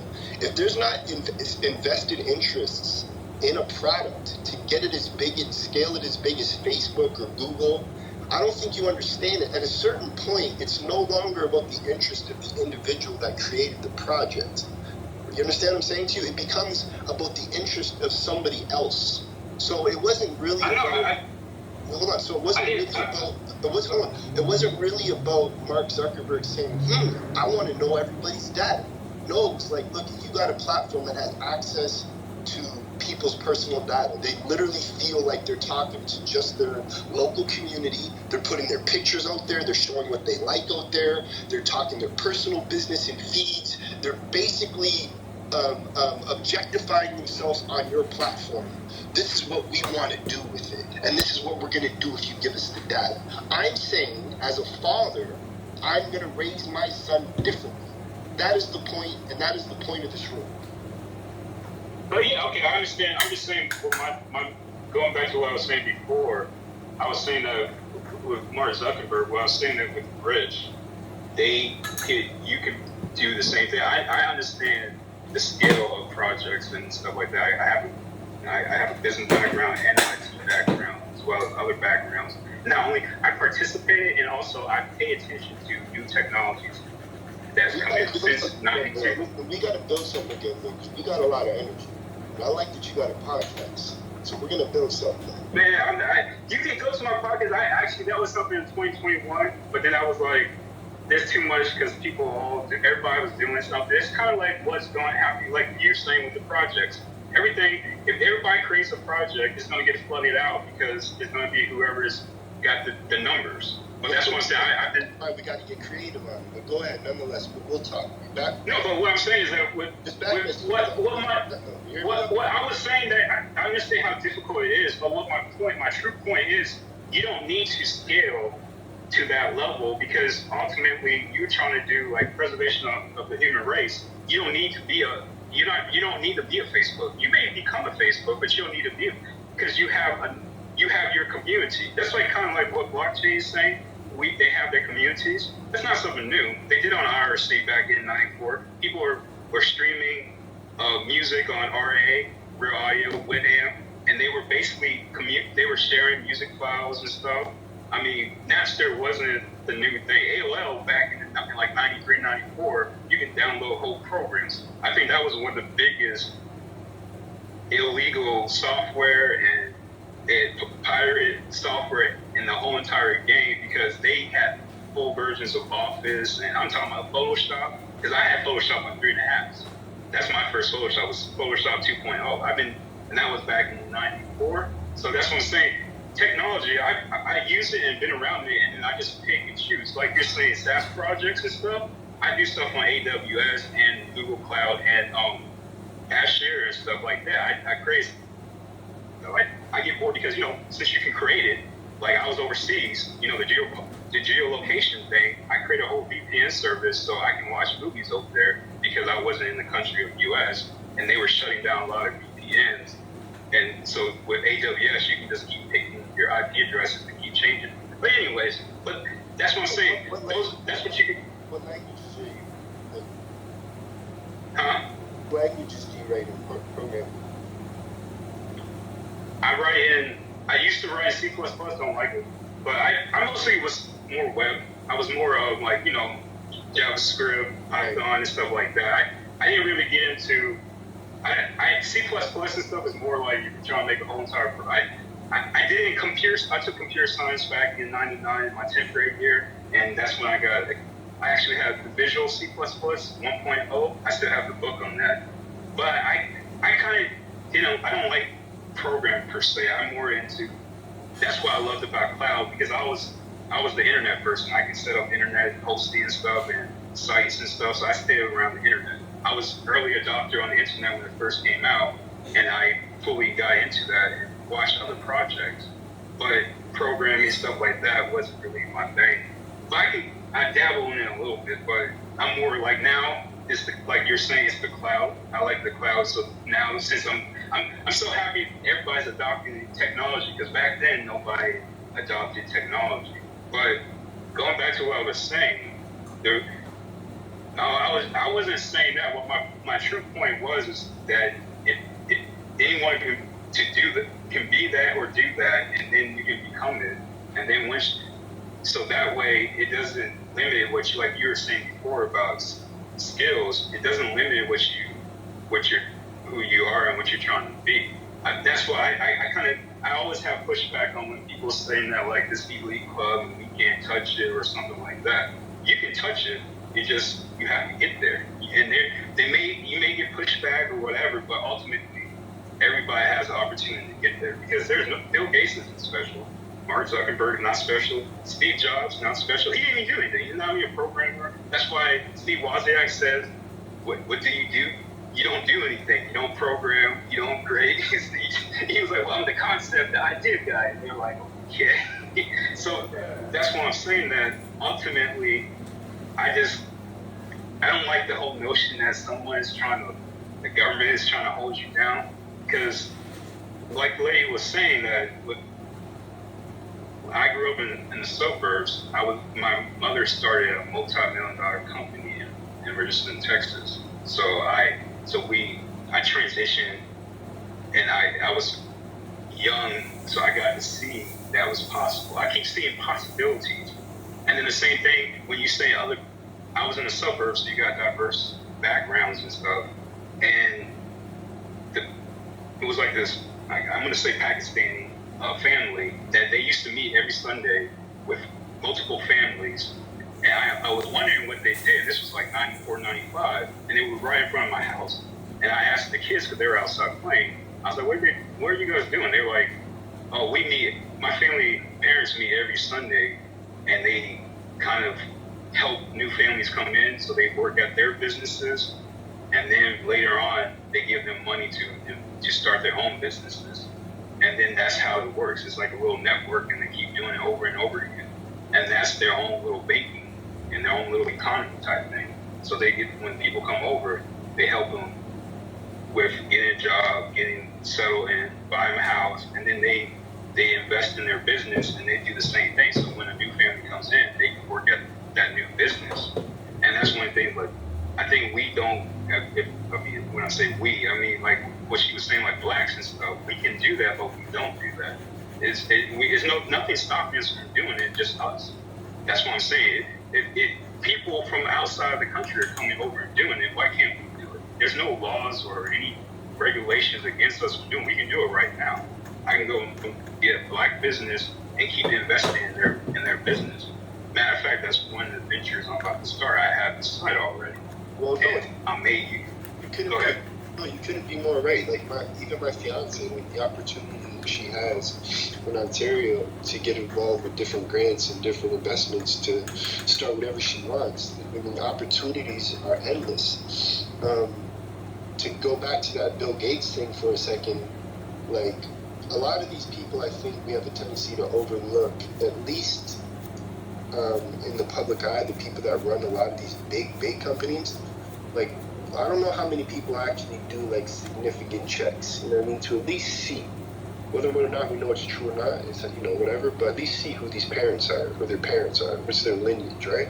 Like when you look at Bill Gates, for example, his father's like a renowned lawyer. His mother did a lot of philanthropy work.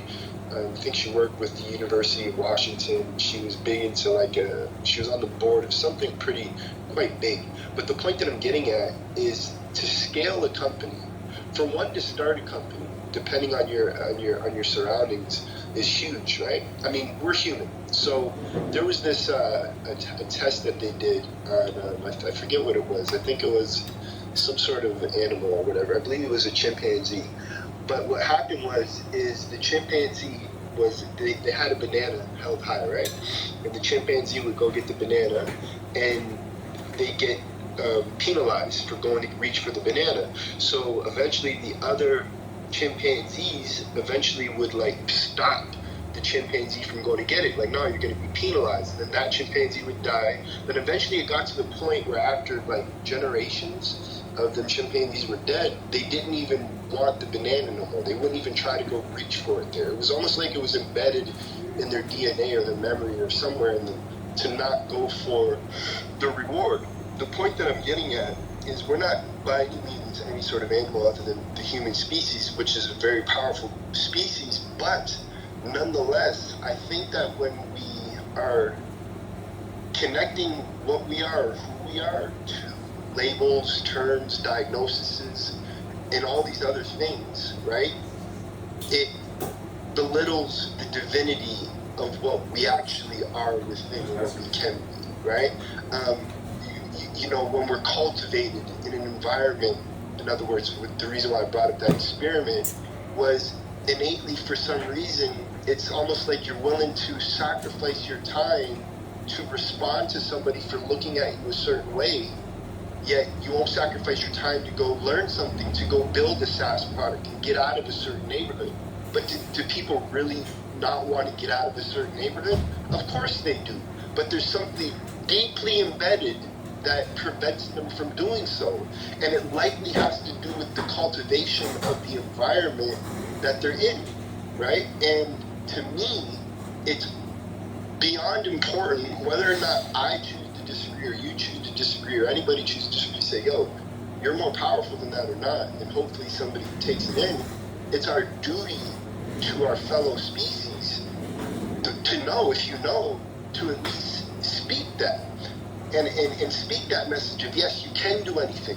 But on the other hand, when you grow up in a suburb, right, and I didn't necessarily grow up in a suburb, and I'm not, whether it was worse or not worse or whatever the case is irrelevant, but my suffering didn't even come from my own suffering. My suffering came from seeing the suffering of the people that I grew up around. And the people that I was around, it was almost like there was no hate. Like there was no, how can I say it? The experiences that I experienced at a young age was difficult because the things that I didn't get looked at for that somebody else did get looked at for, you just know something doesn't feel right? And at the end, and again, I say that to say, in so many communities across the U.S., in so many communities, even in Canada, I mean, it does spread. And then even people adopt it from other countries, and I'll name shortly, but even people adopt this mentality from other countries, which is definitely something that, if you don't want to think it's planned out, fine, hey, we don't got to go there.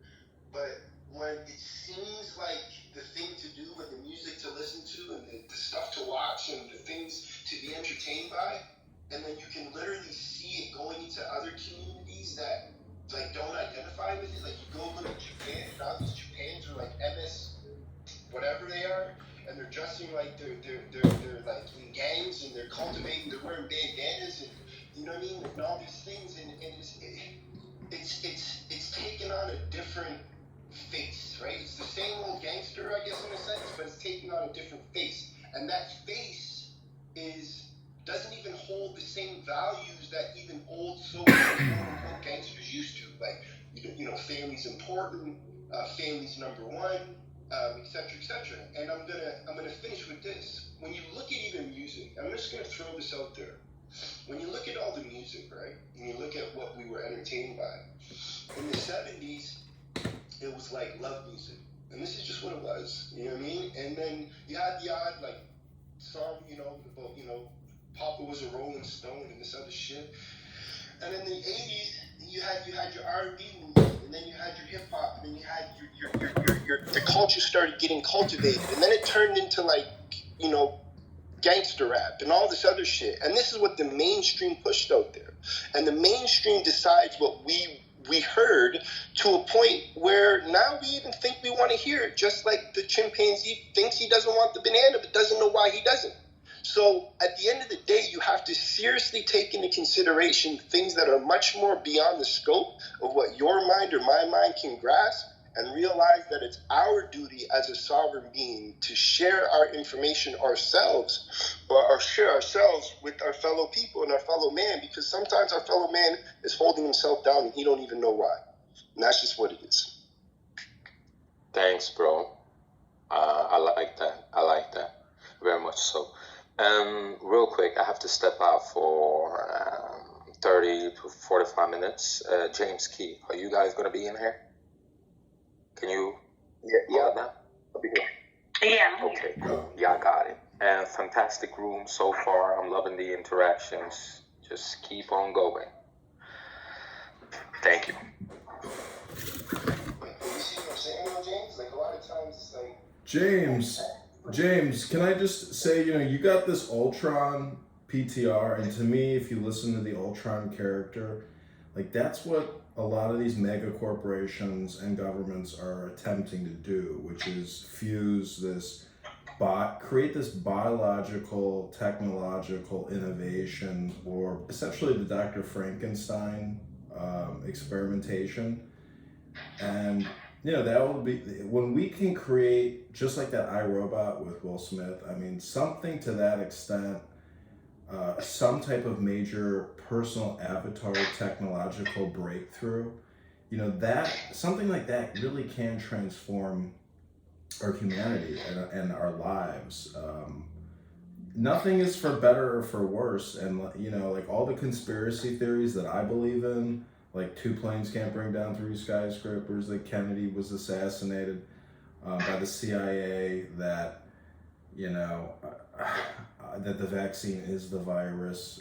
What I'm trying to say is that there's a synchronicity that's happening, and everything gets reversed all the time because of the media now. So, like, they just threw out some 90-year-old Korean war veteran out of his assisted living facility and replaced him with a migrant family. So there are these major media yin-yang reversals that balance the whole situation. Alexandria Ocasio-Cortez gets called out by Primetime Stein for having a great Latina booty. What I'm saying is everybody can be brought back down to the micro from the macro. And in that sense, you can't really fool us or cheat us, because cell phones are so prevalent that COVID-19 would have maybe been impossible to actually frugazily scam everybody without cell phones. The cell phones is what really helped propagate this entire Fauci, Dr. Bill Gates myth of COVID-19 in the Wuhan lab. So question authority and think for yourself. Those are my feelings. I can agree with you more. Not that if I agree, whatever, but no, I'm with you.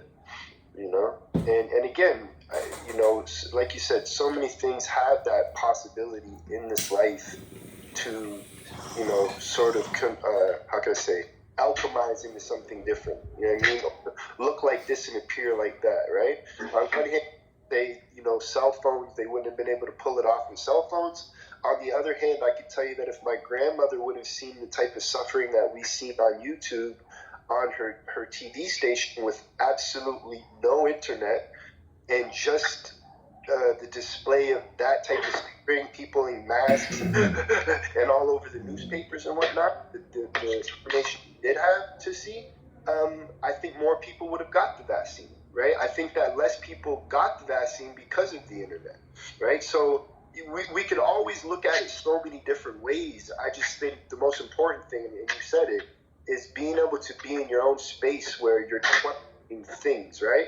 So when I say these things, these are things that I sort of believe, but at the same time, I know to still, I'm always open for more information because nothing's never really etched in stone, right? That's just what it is. Things are always changing for. Well, some things are etched in stone, like the law. You know, there are psychological principles, there are secrets, and there are conspiracies, even within the language itself. So those are the things I really find interesting. I'd be interested in that. Like, as far as the etched in stone part, that's interesting too. I mean, to me, you know, I've heard that the real law is the law of strength, and that's the joy of the world. I mean, there's a cult psychology and psychology that can be very beneficial for you, and you don't have to participate in some secret satanic society. You can study. I know, not Coach, but James yesterday was talking about Thelema, Aleister Crowley, and that type of information. You know, theosophy. He fused Hinduism, Buddhism, Taoism, Christianity, Judaism, Kabbalah, etc. into essentially a research project. And what it really has to do with is your mind and what it's capable of, which is an incredible level of concentrated effort and concentration and understanding and knowledge. I mean, but again, it's mostly communication technology, and this is the linguistic naming system and sound system for how we describe the situation. You know, Clubhouse is like going to the country club, because in the clubhouse, that's where people play cards, they drink, they smoke, and they fuck off. So, you know, you want to be like Logan Roy, but what made Logan Roy the powerful CEO of this fantasy corporation? The fact that he could say, fuck off. Oh, fuck off. You have to be able to say that to people all the time, because it's a reframing statement. So when you come on Clubhouse and you don't feel like you're getting your fill or whatever, I mean, just say, fuck off. Create your own room. The whole thing is creator. You're creator. You are the creator. You know, that's the whole thing. If we could give any advice to anybody in this room, I think you would agree that it's to be a creator, not a consumer or a buyer. You want to be sellers, everybody. That's the secret, the yin yang. You want to be on the right side of the equation. The right side of the equation is Robert F. Kennedy. So go to Kennedy24.com and empty out your mom's checking account and give your whole family's money away right now and help liberate Kennedy, liberate America. And maybe you can have a position in the New World Government if you're able to get Kennedy into office and you tell him, hey, I gave you everything my grandmother saved her whole life. You bankrupted us. Can I have a job? You never know what's possible. Hey, have you heard of the Monroe tapes? No. So that's, you know what, I don't really know you, but take a look at, if you get a chance, if you want to, you don't have to obviously, but go on YouTube and look up the Monroe tapes, and if you want, you can even go check out some of the CIA documentation about the study of the Monroe tapes and what they did with people. And basically what it is, it's exploring the depths of your mind, right? When you're basically in like a semi-conscious state, like a theta state. And it's, when you talk about sound and linguistics, it's so interesting because the sound and linguistics have an impression upon you based on, you know, the emotion that they're attached to, right? So when you think of like a terrorist attack, let's say like the buildings coming down, and then you attach that to a concept, it's like here you are in control of your own brain, right? Thinking about something, and then you go to doze off into this theta state. Then all of a sudden, you know, there's like a building coming down, but it's not a building, it's like a Jenga tower. You know what I mean? Or some sort of, or a beach volleyball floating across, hitting a tower, and then the tower comes down. Well, it's called neurolinguistic programming, and right. All communication officers, intelligence officers, and CIA understand hypnosis, which is based on essentially Hermes or Thoth. And Nancy Pelosi wears that caduceus because she knows the power of communication. And the whole thing is to realize is that all communication is hypnosis. Everyone here in this room has a secret power, and that's essentially speaking and hypnotizing. So let me ask you this, and this I don't know what the room's gonna feel about this. This is where I'm gonna sound weird, or weirder than I already have. When you think of the idea of the internet and telepathy and all these type of things, do you feel like even remote viewing, right, with a camera, it's like a camera being on the other side of the world. I can see what's there, but you can also remote view. So when you get into the Monroe tapes, you'll get into that stuff in self-hypnotism and get to know where your mind and see how your mind really is in control. But the question is, do you feel like a lot of the stuff that we're creating now is us trying to get closer to emulating where we were already at as a species without the physical means of the technology, if that makes sense?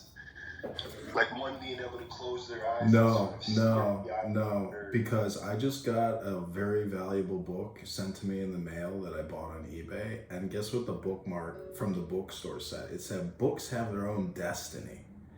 So that's the crazy thing, is like a book could travel 1,000 years into the future and somebody can put it in their mind, and next thing you know, they're fucking living and breathing and doing the operating instructions in that book.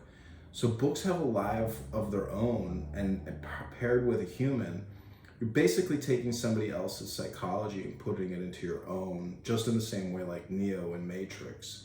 It's all operating instructions. It's software for hardware. So your brain is the most valuable object in the whole world. Apps like this can create a super consciousness effect, you know, especially if you're operating on psychedelics and ethanol. Like if you drink red wine and smoke a little weed and come on this fucking app, you can synthesize, you know, most likely a fake reality, you know, because it's all in your mind, the operator. So you're an avatar, and you may or may not have an immortal Holy Spirit of some sort, a daemon even, or some type of secret passenger that you are unaware of. And you can consult with that secret passenger for guidance. And that's like essentially your intuition. So you don't necessarily think that humans had the ability to be telepathic? No, I do not. Because I think that the whole thing I is... absolutely do. Well, I will let you go, Jocelyn. I will just say, to me, the whole thing is a dialectic, which is sounds, words, naming conventions. And without that, the telepathy isn't as effective. Because it's got to be propaganda in many ways. That's why World War II was such a significant event, because propaganda was gleefully accepted by the masses in order to win the war and end the fear of mass annihilation. That's a valid point when you say words. What'd you say? You said a group of things are all a form of propaganda. And in order to sort of be telepathic, you have to be able to put whatever somebody else may be feeling or going through. It's the social influencers. It's the social media influencers. No, which is a good point. But on the other hand, though, I get what I want to say to that is that telepathic nature might not necessarily be something that had to be put into words. Meaning it could have been a feeling. It could have been somebody doing something for you without, not even for you, but more or less, you know when you think of somebody and they basically pop up out of nowhere, and we see, you know, sometimes we're in that awe moment. Yeah, you know, speak of the devil and he or she shall appear. Say it again. The cliche term is speak of the devil and he or she will appear, you know? Like, words are spells, and that's why we have this hindsight bias, because we are literally spellcasters. That's the gospel. I know a lot of people think this way and talk about this stuff on this app, so I'm not the only one saying that words are the creation original power. That's how everything was created, or essentially conceptualized by naming. But but wait a minute, if it was conceptualized by naming, then it was not the original power. Well, they say that the God created everything simply by naming it. Like, that's how... That's what they say, but it's the thought verse, because we do operate in a thought verse. Close your eyes and talk to me. You know, has anybody in this room ever closed their eyes on Clubhouse and spoke to one another? Try it right now and see what happens. You'll realize that it's technically your brain that is listening, but your eyes are part of your brain. So the ears have to be the secret doors to the temple. And in your temple, you know, you essentially have infinity and eternity somehow wrapped into your brain. Your brain, mirrors the universe. It's so complicated and intense. I mean, think about the technology in your brain. So when you speak of words, right, and imagery, these things are a product of time and space, right? And when you transcend time and space, let's say hypothetically, which sounds kind of crazy, where you're in the moment, on both sides of the moment, all in the moment, period. The idea of that, meaning, how could I say it? It's like when you try to think of somebody's, think of a word or a term or a name. And the more you put effort into it, right? The more you're a being trying to do something, the more it evades you. The minute you let go, it's like you have access to all the information you get. So if you could picture that on a grander scale, and you let go of the concept of an ego or the concept of words or the concept of anything, is it possible at that point, and this is where I ask you now, do you believe that psychic ability is real? I'll let Jocelyn answer or anybody else answer. I feel like I've kind of exhausted my, I don't like one-on-ones in any rooms, and but I do know people in this room definitely have an answer to that question. Right. Jocelyn, what do you think? I know what I feel. I had to find my phone. Sorry, guys. I was like, where did I put my phone down? No, I was really just listening. But I had to come up because I wanted to say I agree with you on some other points that I didn't write down. But what I would normally do is send you a back channel and stuff and say, but I can't do that. I just thought I'd come up on stage. But yeah, I don't really have my kind of knowing or feeling or whatever you want to call it. It's more like it falls under the concept of they lied to us about every freaking thing. So I'm 100% positive that we were way more advanced in the past. I mean, plus there's lots of technology, the pyramids, other things like that. I mean, as far as telepathy, I just feel like telepathy was a no-brainer. Of course we had that, because now it's you think that's even possible? Or I don't know. I find it such a gaslighting, end of times or whatever you want to call it. I don't know. It's everything is gaslit. Everything is not what it was, and don't look there, and dinosaurs and space and other shit like that. I just don't believe in any of it. So. No, I feel like the same concept. Like when we sort of sense that we're thinking of somebody, and then they call, or when you look at sort of the natives, how they sort of take the likeness of an animal, and then they be in that environment. And I know personally the idea of astral traveling when you're asleep.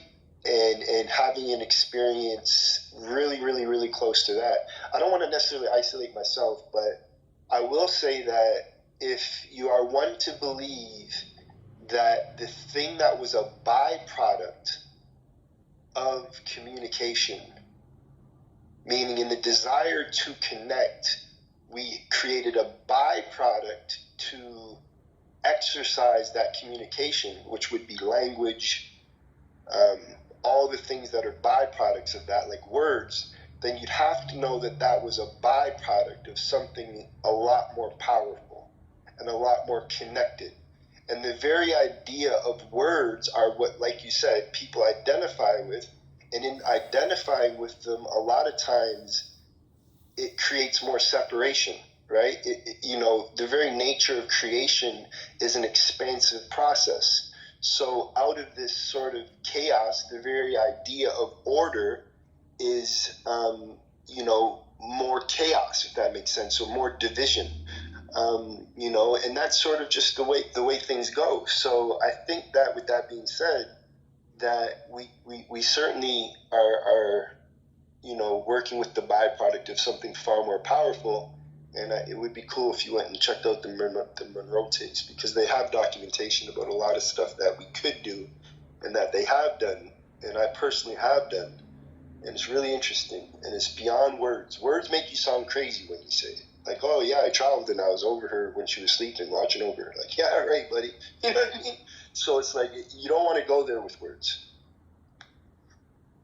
You kind of want to stay as far out of that realm as possible, you know? Well, I gotta say, from like a therapeutic perspective,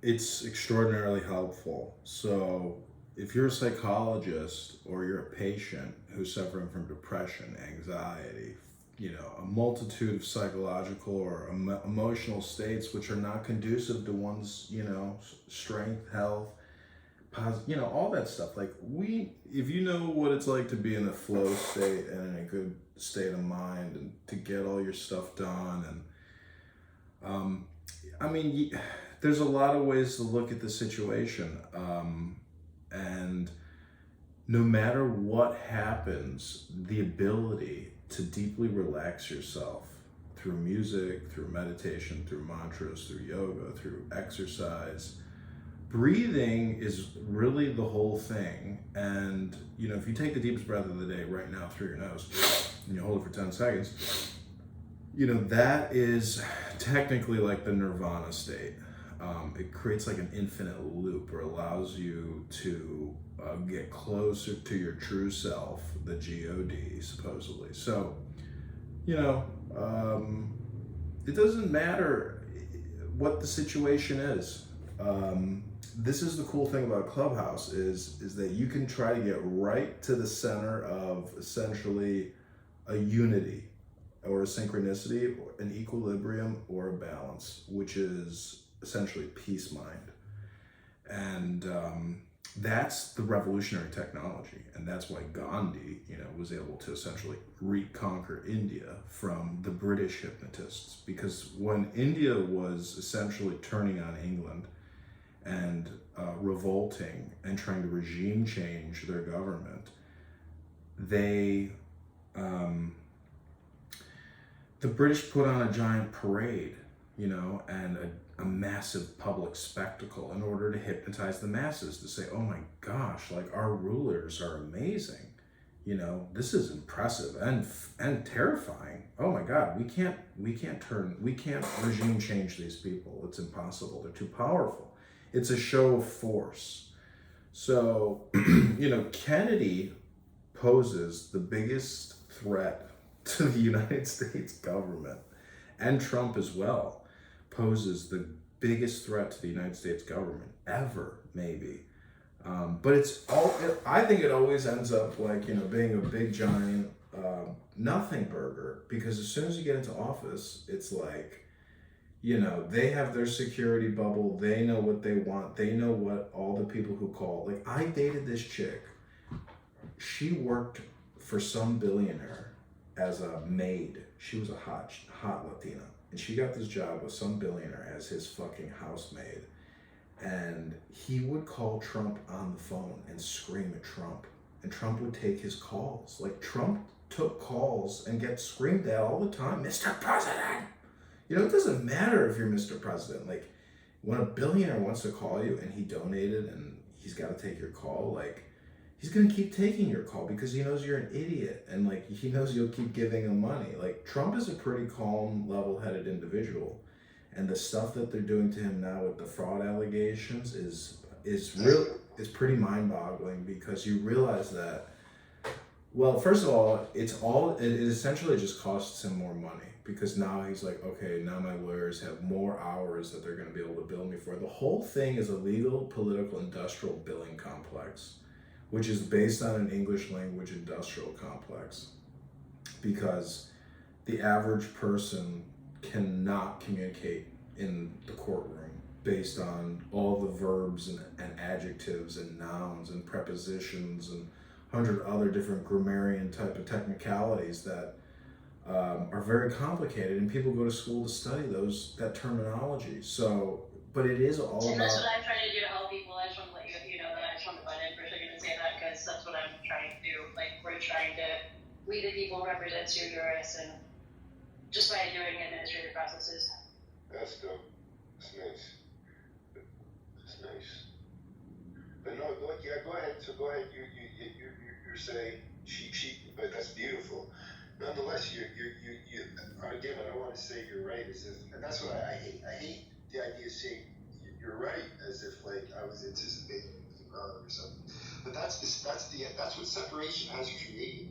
And even the very idea, it's like when people kind of get on the app and they're like when I speak, it's like I am the words that I'm saying. Like sure, I mean what I'm saying, but it's not that I need to be heard, but I care, and I don't know if some people see it as caring more than they see it as more of like an ego thing, like you want to be right or something like this. Well, look at it from the founder's perspective of this app, that I feel like they haven't I've never heard them discuss research into brain science as a result of this app. So, this app makes it so obvious that the words we use, the words we listen to, and our emotions behind those words, our sentiment, our genuineness, our feelings in the way we communicate, our professionalism, it's all indicative of essentially a bigger program? No, knowledge about emotional intelligence, and how this app can essentially perpetrate or, when you fart in a room, it permeates.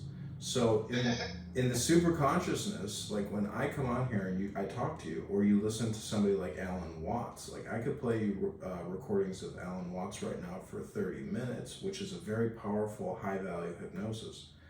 But if you can come on here and provide a very high-value communication in a room, you're essentially a master hypnotist. And what you hope to do is instill in people an education or a different perspective, and an adjustment to the way that they're living their lives. And tomorrow they'll never even remember this conversation, because all hypnosis is communication. And when you get hypnotized, one of the main side effects is amnesia. So tomorrow you won't even remember this conversation. In 2 minutes you won't even remember this conversation, because right now you're in a deep state of theta. So that's... Do you think that the better the hypnotist, the more they can impress it on you even when you come out of that amnesia? No, all communication is hypnosis. If I was a famous celebrity right now, do you have any idea how intently you'd be listening to me? Because I have... I'm not listening to you intently, like I always, I'm very much, I hear you though, but yeah, I hear you. No, I hear you. I hear what you're saying. People idolize and see a name and it's different to them. I get that point, yeah. Yeah, there's a fascination effect, which is a targeting effect, because your radar has been scanning Clubhouse for the brightest star that there is. And when Amber Rose flashes that amazing piece of ass and starts talking about biracial superiority, you're like, wow, this chick's fucking hot. That's it. That's why Ish from Ishkonda down there, who gave me an N card, where's he at? Oh, he left. Anyways, I'm just saying, it's so much fun to LARP on this fucking app. This is the role-playing game of the future. When I was in college, I said to a friend, what are you going to do this week? He said, I'm going to the forest to do, fucking magic or whatever game, some kind of LARPing game in the forest. And I was like, you what? You walk around like a wizard or a knight? What the fuck? And you play games with people and you cast spells and tabulate your points and all this shit? Like, what kind of weird, LARPing game is that? But that's what people can do here, and that's what people are doing. No, it's brutal, bro. It's brutal, bro. Like, not to the beat, but when I reopened the app and the app wasn't open, it was different. It was different. It was just different. It was different than opening any other app. You know what I mean? Like, I could open, say, X or Facebook and, like, oh, you're logged out, and it'd be like, whatever. Or they change the environment, and it'd be like, whatever. But this app is like a direct connection to somebody in a different way. And it's kind of ahead of its time, I think. You know what I mean? And at least from my experience, like, seeing how creation is like the very idea of like sort of transcending that sort of world. This is like direct communication. You're covering more ground in a shorter time.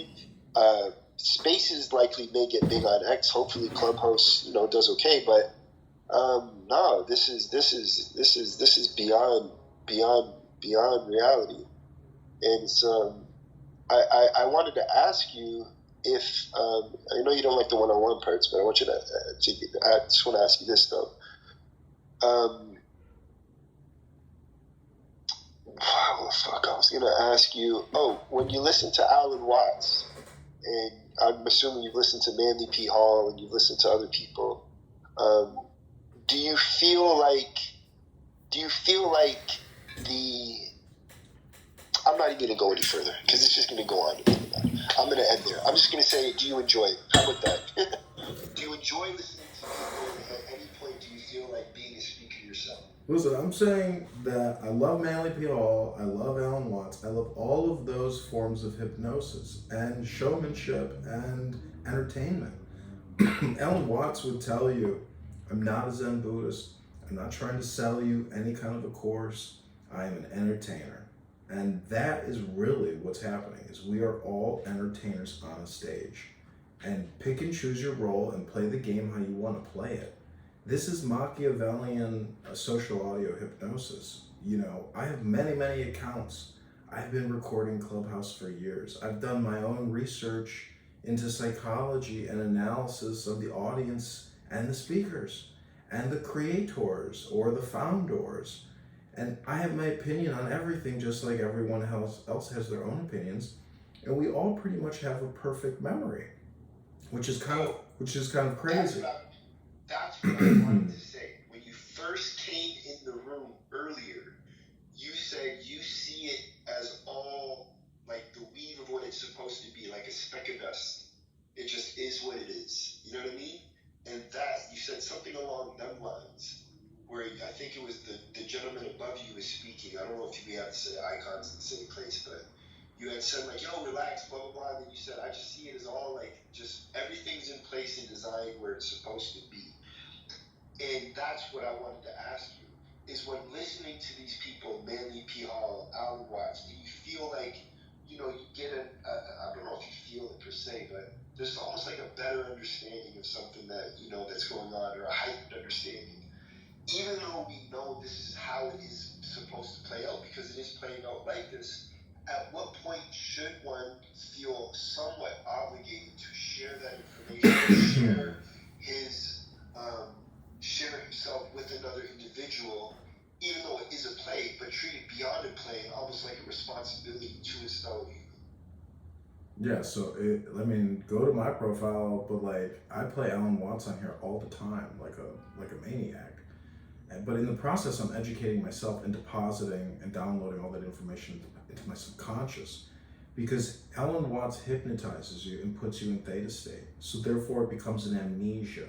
You can't tell me what you listened to 3 days ago when you listened to Alan Watts for 3 hours or an hour, but it's there in your subconscious. You are a recording device. You're a walking iPhone with 2 legs and 2 arms. Your fucking brain is iPhone.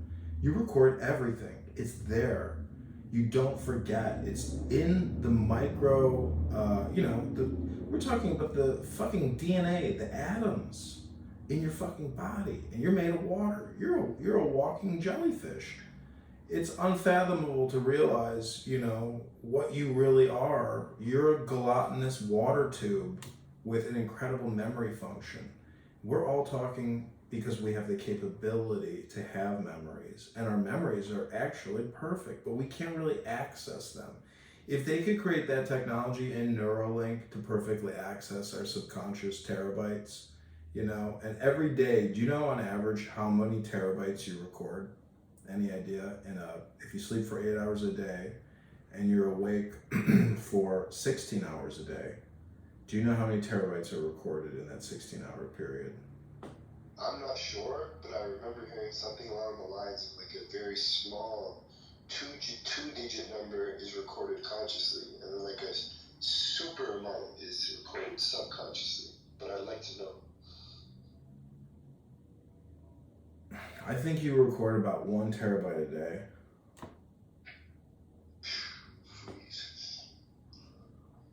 So what is your view on Neuralink? You think that would be good for humanity and mankind? Well, imagine if you record 1 terabyte of reality a day into your brain, and they're able to essentially access the memory function in your brain and use your brain in the same way that you can use your laptop or your iPhone. You know, that type of radical insight to use brains and DNA in the same way that we're using these Samsungs and iPhones and Toshibas and Hewlett Packards. Like, we need some type of a jump. And if there are aliens, and there really is, you know, this type of anti-gravity, you know, military-industrial complex weapon systems, because Trump said we have things you can't even imagine. You know, like, there's top secret stuff, which is probably so mind-boggling, and it's gonna come out by Christmas, you know? Like, that's the kind of world we live in. Like, next thing you know, there's not just gonna be a talking Elmo.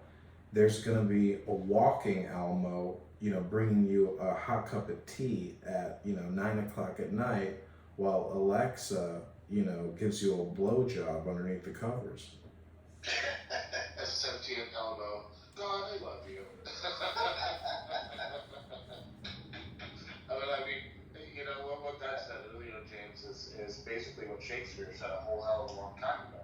And life is but a stage, and we are but players upon this stage, and it is up to us to choose the role in which we so see fit for ourselves. So, and that's not... Say that whole thing again. Say the whole saying again, because I only heard the first part. I've never heard the last bit. Life is but a stage, and we are but players upon said stage, and it is up to us to choose the role in which we want to play. And that's not to say that we can't, in the middle of the play, decide to choose that role. Oh, that's sick. Go ahead. Hey, I just want to propose the concept, and this is not a schizophrenic bipolar statement, okay? This is a philosophical statement.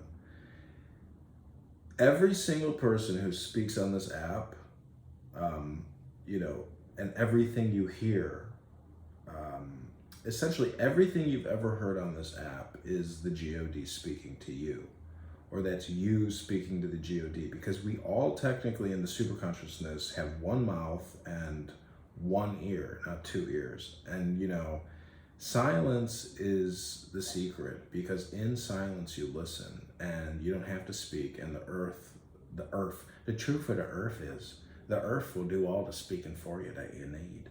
You don't need to talk. And a lot of people who smoke weed, they go into like a catatonic state and they don't talk anymore.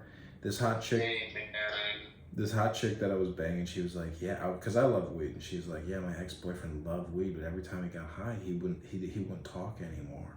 And I started laughing, and I was like, this dumb bitch doesn't realize that, like, he's a Hindu. You know, you become a dindu, didn't do nothing. You don't even have to talk anymore when you're stoned, because you go into a higher state of consciousness. It is a gateway drug to the state of nonverbal communication, which is the blessed holy state, or what you could call nirvana. Because Well, I mean, damn, there's a lot of fentanyl addicts on Nirvana then. Well, hey, man, haven't you ever been, like, stoned on the couch with your buddy, and your buddy just, like, gets up and goes to the kitchen and, like, starts making burritos, man, and you're like, dude, did he just read my fucking mind? Because I was totally just thinking I wanted a burrito. And then all of a sudden, your buddy comes into the room with not only a burrito, but soda. And you're like, dude, man, like, totally, bro. Well, that's the secret. This is the secret. There are secrets and there are conspiracies embedded in the language itself. And the fact that we all have to right now communicate in English, it is, you know, I was dating this hot chick. She's like, you know, everybody was into The Secret back in like 2005, 2006. This viral marketing campaign. Your stories today, starting off with I dated this hot chick.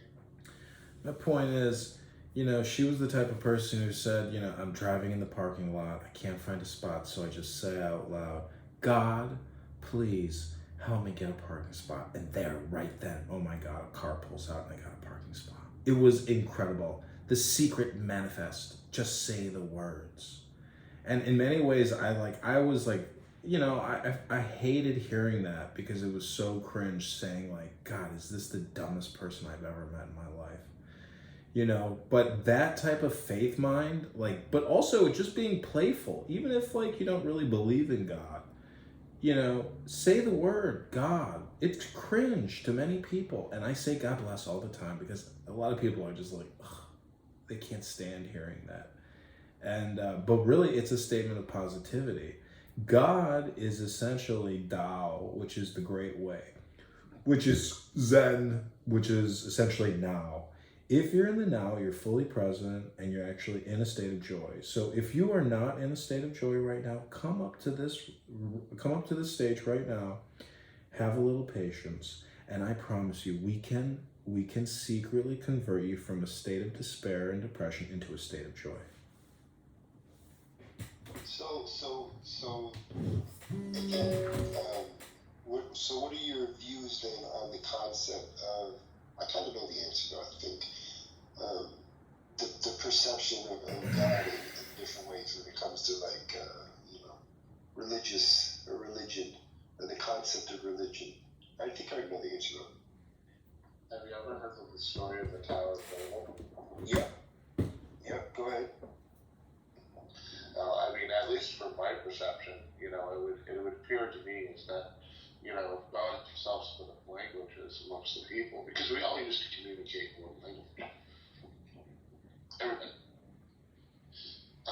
So if it was God's design to split up the languages, it would make sense that people not understanding everything in the exact same way anymore, that God would kind of have to present himself to these people in a way they would understand, correct?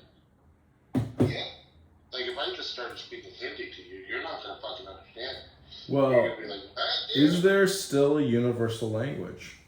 I bet you there is. What is the universal language? That is why all the creation stories and all the stories have like similarities, like the Great Flood. That happened universally. What I'm saying is the universal language is silence. That's the universal language. And to get into a state of silence, it's a deep state of theta brainwave.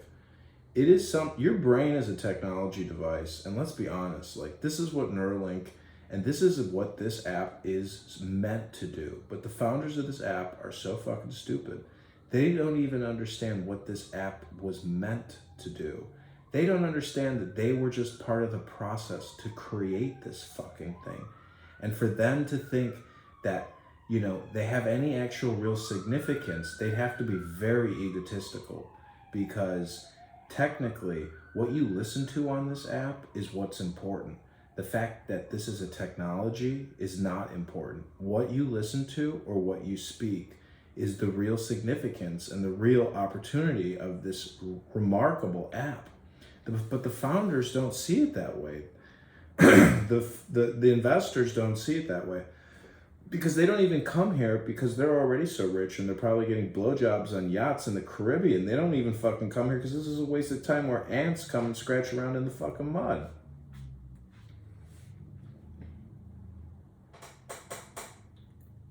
Part of me was kind of wondering when they did the transition over to whatever they did with this application.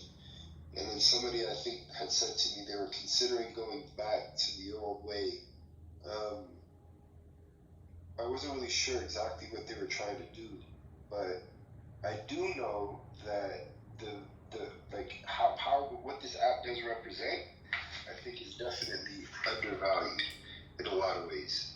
I'm actually surprised how many people would rather, and I guess I can say, because I do read a lot about isolation or people isolating themselves on different social media applications, but how people would rather put a post as opposed to being in a room directly communicating with somebody, or how people would just leave a message and still be in the confines of, like, not just generally, I'm just generally speaking, but of seeing that, how many likes or the dopamine rushes of that, as opposed to, really connecting to somebody, or at least being in a space where they're listening to people in real time, because even a lot of times when we listen to YouTube videos, it's like pre-recordings or edited, a lot of edits, mind you, I'm not necessarily talking about like Alan Watts or terms we can a lot of these people, but you know, Clubhouse definitely is a different type of app.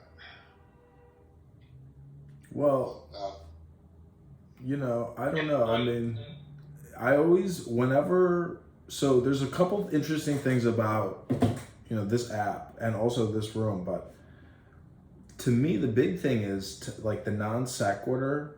People get angry when that comes up, but I love the non sequitur. I love doing a reset and not even announcing it. You know what I'm saying? Like, and then the other horrible place of mind to be in is when you go back to the room title, you know, and somebody says, well, going back to the title of the room, government shutdown looming.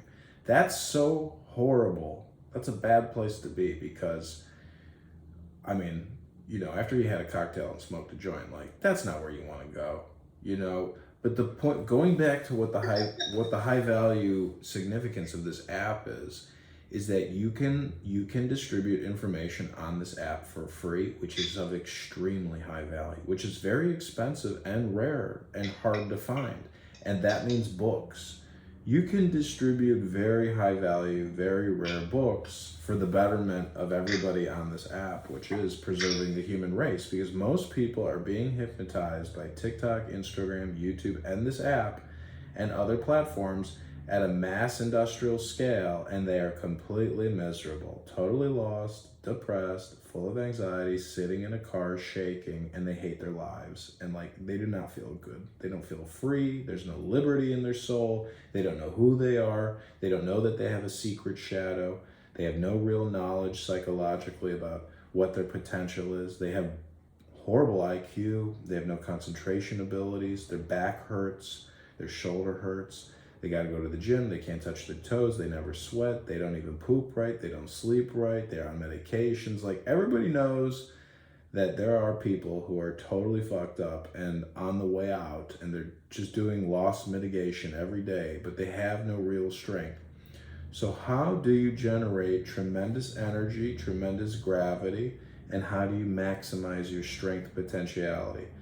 You know, this is how the value of this app. When somebody can essentially hypnotize and tell you to start touching your toes and taking a dump every morning with a cup of coffee, you know? Wake the fuck up, everybody. Kennedy24.com. Empty your mother's bank account tonight and go to Kennedy24.com and donate all your inheritance to Kennedy24. God. I was going to ask you that earlier, all BS aside. When you mentioned the idea of Trump, not the idea of him, you didn't say that verbatim, but it was like the concept of the country or the corruption of the country being at stake or whatever. Not that they as individuals are corrupt, the other candidates, but when you speak of Kennedy, right, is it that, do you feel like Kennedy isn't one to take, say, whatever they call it, what do they call it when they take money from politicians and whatnot? You know, subject to being manipulated. Let me just leave it at that. Do you feel like Kennedy is? What do you feel about Kennedy? That's what I guess I'm asking you. Why do you stand tall for Kennedy? Take a bribe. Pardon? Are you basically asking if Kennedy's corrupt and if he would take a bribe? No, not at all. What I'm just trying to. I'm trying to understand your question. I apologize. No, so because earlier it was like, I think it was like, because we know Trump gets a call from a billionaire or whatever, you know, he's subject to this type of stuff. With Kennedy, what type of values or what do you see in Kennedy to advocate for Kennedy the way that you do? So I could say go watch the Tucker Carlson hour-long podcast, go watch the Bill Maher hour-long podcast, go watch the Russell Brand hour-long podcast, and the 100 other fucking, even the big fat yellow tiger belly with, you know, that fucking what's his face. My point is, Kennedy has unloaded, uploaded, downloaded his motherfucking brain into millions of Americans and a lot of people overseas, hundreds of millions probably overseas. People have watched Kennedy probably internationally more so than nationally, because we live in a communication, hyperbolic control bubble where nothing gets in, nothing gets out. it's really brutal here. Once you leave this country and you go international, you realize how attuned the whole global community is to Kennedy. And the Magruder film of his uncle being killed by the CIA and his head blown off all over his beautiful wife, those bastards have never been brought to justice. This is some type of a Destiny X, equilibrium situation where something is gonna happen really catastrophic or so crazy that somehow the stars are aligned, and I could be wrong and something else terrible could happen. The whole thing is no one knows the future, not Nostradamus and not Uranus. The whole thing is to be in the now, because we can't secretly change the future if we're not actually in the now at a very, very high vibratory rate. Yeah, the preservation of the human race creates a gravity, which is a black hole, and it's Uranus. It's not that's why this room, the preservation essentially, they're connected to Kennedy, for Christ's sake, through Augustus. Like, he works for him as a marketing communications manager, as a staffer trying to raise money. So if you have any money right now that you can part ways with, and you love your country and you love yourself, don't put it in Uranus. Go to Kennedy24.com right now and send $10. 10 not 11, 10 not 9. It's you know what's crazy? Didn't Kennedy go and embarrass himself in front of Congress talking about COVID conspiracy propaganda foolishness? He needs to leave the political landscape now. Hold on, Ted. Hold on, real quick. Hold on, Ted. Just him on Trump. Ted, hold on, Ted. Real quick. Give me 1 second.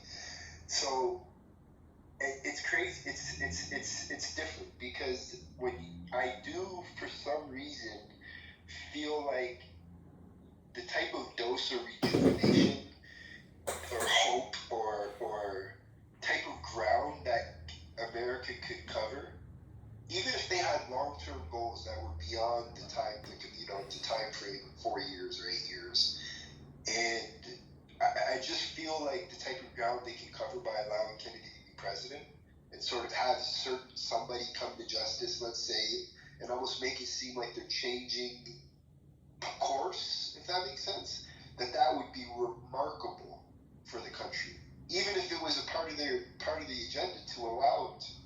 You know what I mean? It's different, because he kind of did come out of nowhere, and I don't know if I see Biden or any other candidates, and then it's different. But go ahead, Ted. You think Kennedy should what? Because of what? Kennedy needs to leave the political landscape. The guy embarrassed himself in front of Congress talking about this COVID propaganda foolishness. Kennedy's rise to fame is based in conspiracy theories, underground, dark web foolishness. It's not. He has a legal career. This guy knows vaccines and big pharma inside and out. No, he doesn't. He does. He did 10. How many hours? If he knew, he wouldn't have said the things he said. 10. It's still his opinion, though, based on his understanding of the materials. He's not a dishonest, disingenuous. It's not propaganda. It's him speaking. You want to talk about some wild stuff, He believes in this depopulation effort, No, he doesn't even go into depopulation effort stuff. I do, but Kennedy doesn't. But he believes that stuff. He doesn't. I've never heard him mention depopulation ever. Trust me, brother. Okay, trust you very little. Show me the video, bro. I can show you listen, 10. Before you discredit this man, I will encourage you. I will listen to you, because I've been in spaces with. I was just in a room with you for like an hour the other day. We had a good time. I'm telling you that if you watch the Tucker Carlson Kennedy interview on Twitter, or you go on YouTube and you find it, you won't find it on YouTube, but you'll find it on Twitter. And then the other one is the Bill Maher Club Random podcast. I'm a moderator. Let me pin it. So I'll pin it, and I want you to watch the Bill Maher interview with him, and watch it and be genuine, please, and tell me how you feel about him after you watch the Bill Maher interview, because no, he's not.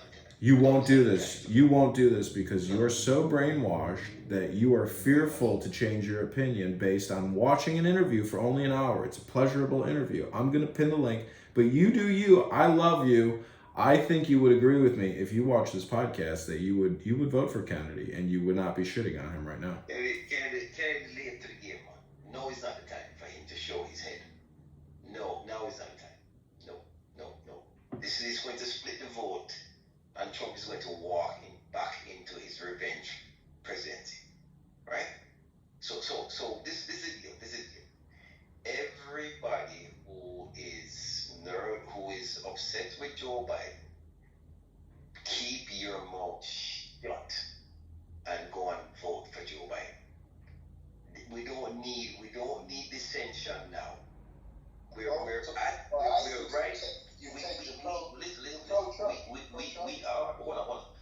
at a pivotal point where we can finally shut down Trumpism. This is it. 2024 is going to be the nail in the coffin, right? But if people continue to flirt with this dissension of Democrats and all this kind of stuff and saying Joe Biden is old, and if you guys continue to do that stuff, Trumpism will rise like none before. The reason why we did what we did in 2020 because we showed full opposition to that. We all said it was wrong. So if Trumpism is not gone, he is still the head of the party. All of those other candidates are nobodies. He is going to be Joe Biden's opposition. So therefore, you have to go to the 2024 election with the same brain as 2020. Though Joe Biden is falling off the stairs, yes, he's one foot in the grave. Yes, he's going to go to the hospice. Yes, we all know this. No problem. But this is our final shot at totally dismantling that cult of Trumpism. Yeah, so basically, we know he's falling over. We know he's forgetting shit. Just ignore all that. Don't worry about it. It's fine. I mean, Ken, you don't not have a point. This has been seen in previous elections where a third-party candidate has split the vote of the Democratic Party. So I tend not to disagree with you wholeheartedly, yet I am a very big fan of Kennedy. I think that the clincher would be get the fuck rid of Kamala and put freaking Kennedy in the Mike VP's situation because, well, I'm sorry. Kamala's the president. Oh, God. No, dude. You guys realize what I'm California, bro. I see firsthand what that bitch did. I've been a victim of what that bitch did. So I'm not a fucking fan of Kamala. All right. I hear you. But yeah, I think if Biden put fucking Kennedy as his running mate, then it would be a clincher. Then nobody would have anything to fucking bitch about. Because honestly, I don't really dislike Biden, but I don't like Biden. It's one of those shit sandwich or douchebag situations for me. And but I do get your point, Ted. I do, and it's been proven to happen both on the Democratic side and the Republican side when this happens. So I get your logistical complaint about it. Yeah, even if the man dies on election day or the day before election day, it's okay. Don't worry about it. We're still going to vote for him, right? Because I'm telling you, you have to remember what happened in 2020. You guys have to know why you did what you did, right? Nothing has changed. So what's going on? Why are we flirting with this? Why are we being so depressed or? If all you want is to nail the coffin of Trumpism, then why don't you just do it with Kennedy anyways? And just get Trump out of there and just put, like, we do it with Kennedy. What's the difference? Well, the problem is that Biden is, you can't, Biden can do one thing. There's only one thing that can happen to make that correct, and a good thing is that Biden sits down his run for presidency on the second term and submits his run to Kennedy on the Democratic ticket. I don't know. The only resolution, because I don't know if you have to submit more than Kennedy's picking up momentum, but I do believe Kennedy has been picking up quite a bit of momentum. But we're not even talking about popularity here. We're just talking about logistically. So right now, Kennedy have to run on a third-party ticket, period, because he's not going on the Republican ticket, and he's not going on the Democratic ticket. He would have to run a third-party ticket, period. Oh, so wait, my mistake. This is my ignorance. He's not running as a Democrat? He is a Democrat. The problem is there cannot be, in an already Democratic-run House, two Democratic candidates. Democrats will not run against another Democrat. Generally, that is the consensus in the Democratic Party as well as in the Republican Party. No, hold on. I'm so sorry. You have to help me understand here. So we're talking specifically about the Democratic Party. When you pick your Democratic candidate, right?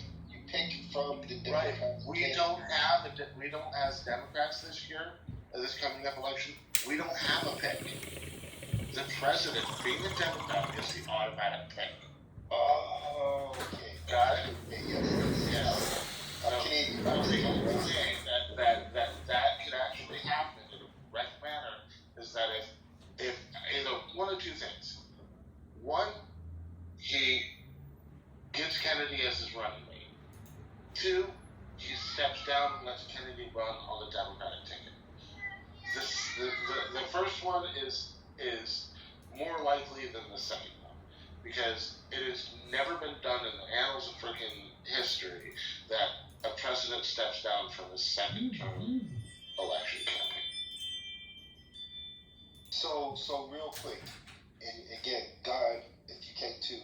So if Kennedy was to run as a third ticket or whatever that would be, but not as the Democrat, has there ever been a candidate that ran as a third ticket or whatever it was and won? Nope. Well, I mean, okay, that's not true. That is definitely not true. Back in the beginning of our country, because back in the beginning of our country, we had all kinds of parties, you know? Yeah. Right. You know? So, I mean, there was like 20, 30 different parties. Not in the past 50 years, though. So not in the past 50 years that hasn't happened. Yeah, no. I mean, we went to this two-party system right around, WW1, I think, if I'm not mistaken. Maybe a little earlier than that, I can't remember. Maybe it was during the Industrial Revolution, I can't remember. My history is a little off, I'm really stoned.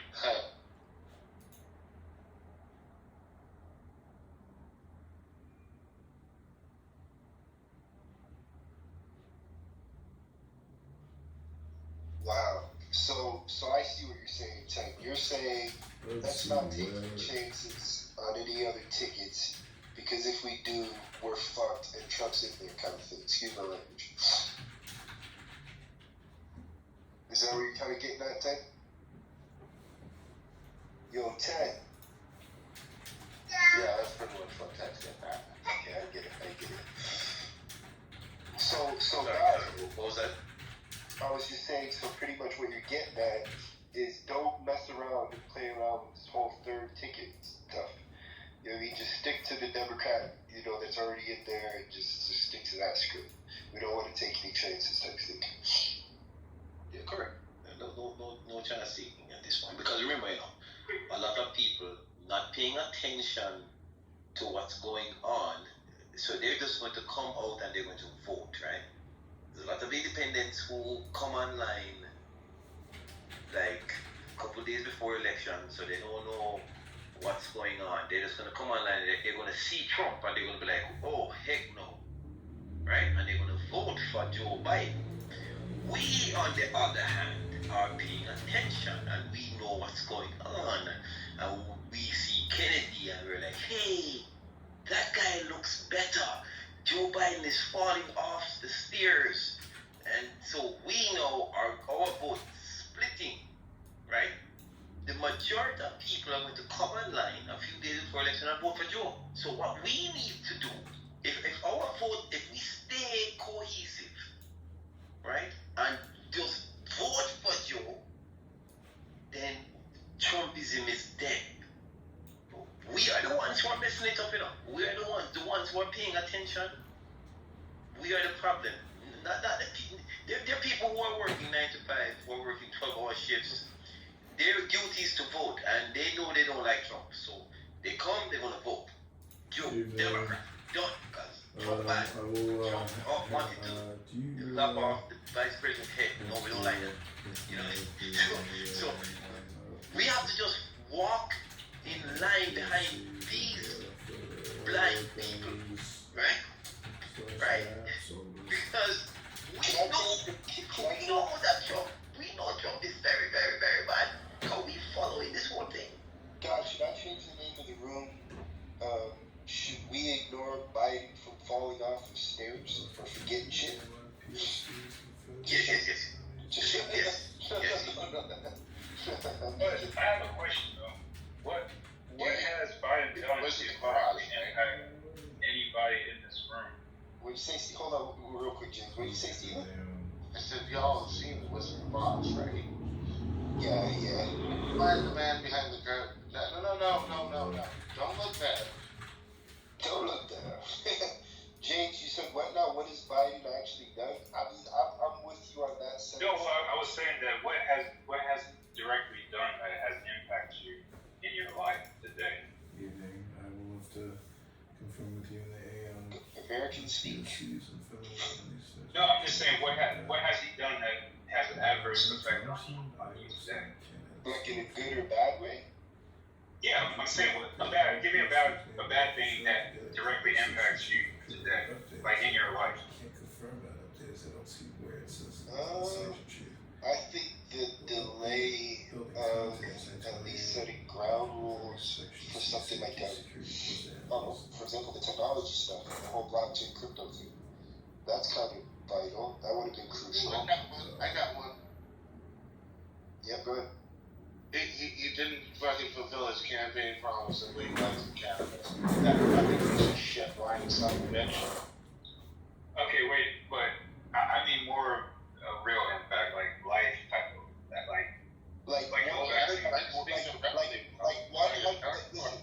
listen, like 100%.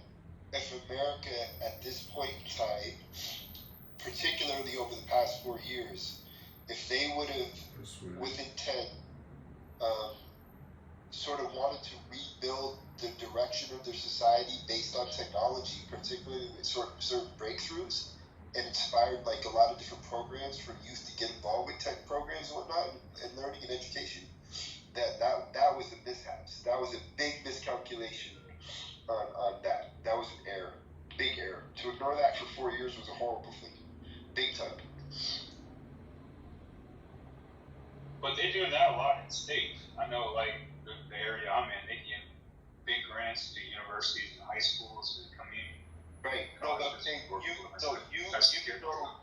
you know in your environment, right? Certain people may know in their cities and whatnot, but to not have that like be broadcasted as the thing to do for a country to reassert itself in dominance or taking a certain sector and sort of whatever. That's what I'm talking about. Like from a mainstream standpoint. Hey, this is even just the idea when it comes to sort of like the news and whatnot. It's like, I don't know, from an observer looking in, from here, it's like the way that the media is, the whole concept when it comes to like certain things, like it doesn't look like there was any real activity from the president. And I think anytime you have a leader that doesn't do anything, that in itself is bad.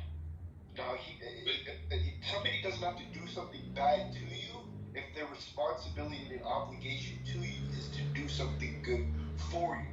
Not doing something good for you is bad in itself.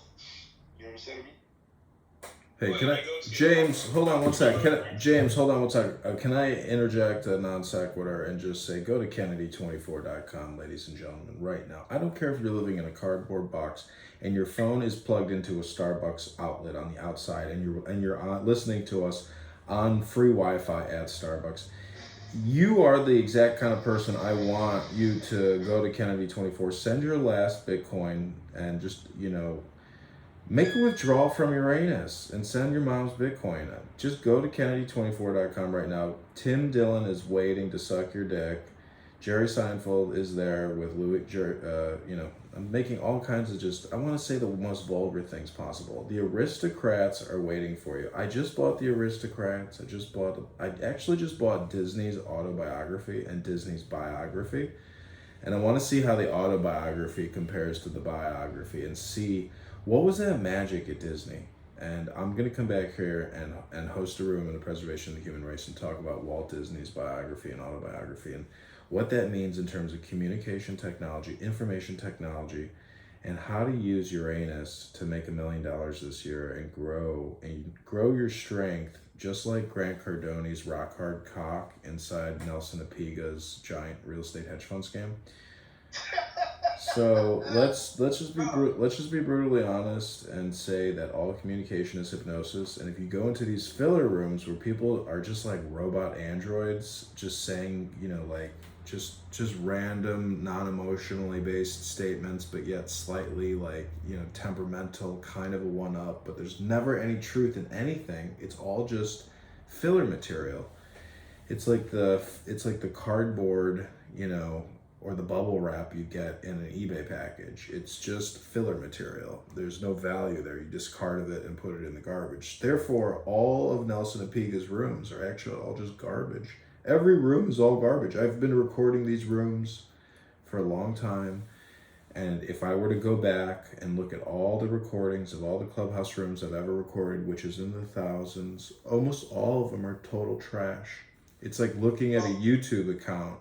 Basically, all of Clubhouse, if we were to take all of Clubhouse, the whole data set, all the recordings, and we were to put them all on YouTube, if we were able to download the whole fucking database and put it all on YouTube and actually categorize it and label it and stuff in the way that this used to be indexable, that was the whole thing, is you could create a business here by essentially being an educator and having a bunch of rooms. And the whole point is that all of Clubhouse is trash, and that if we were to put the whole index up on YouTube and you could search it or look at it and figure out, oh, this is really high value, or we were to sort it by most views.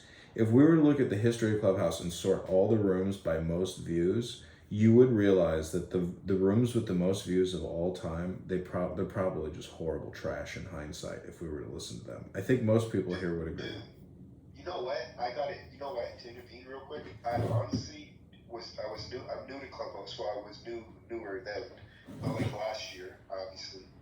And when I came on last year, I got involved with a ChatGPT room, and everybody was the benefit of the doubt. It was no, this is you get to meet people, and it's the best. And it didn't really dawn on me that Clubhouse literally was the opportunity for the best con artists to do their little manipulating salesman shit. It was almost like how can I say, like an audio, what is that show where they sell shit on TV and they convince you to buy it? Like an audio pitch.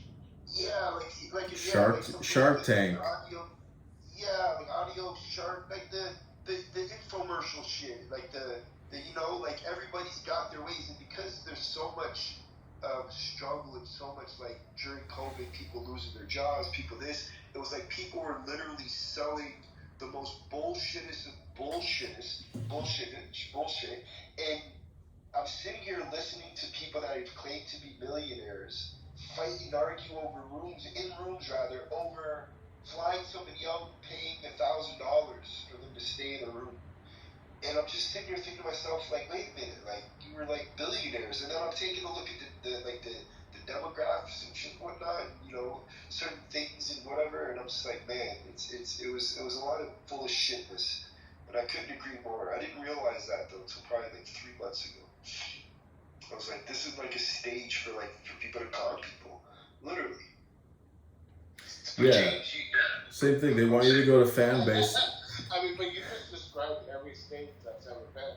Well, fan base is the new nexus. Is they're taking you off of Clubhouse to take your money on fan base. That's the new nexus point of getting people's money. And when you raise money, you really have to look at it from the perspective of that you are funding someone's lifestyle when you directly invest in their business. That's a fact.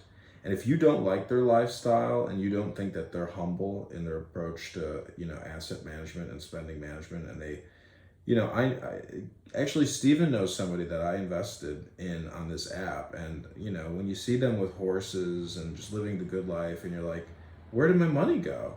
Like, I wanted to invest in a business. Like, you just took my money. Like, where can I have my money back? No. So that's the whole thing with these funds. They're closed. $4,200?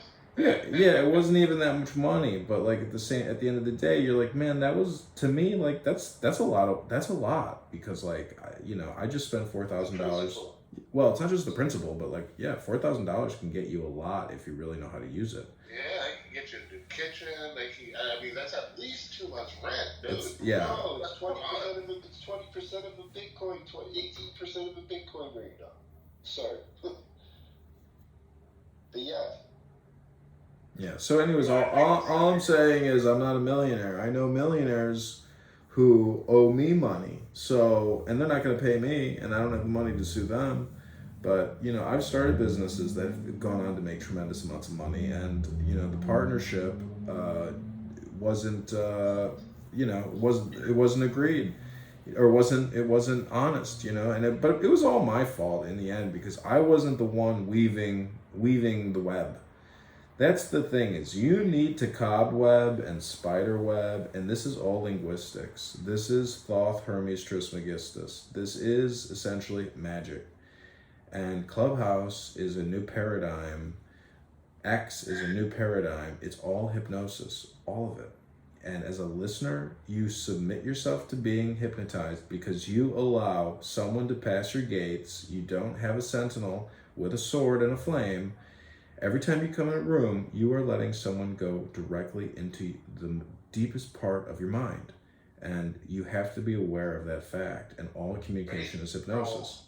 I'm not a troll. What are you talking about? I said brain control. I'm literally, sorry, over mind control.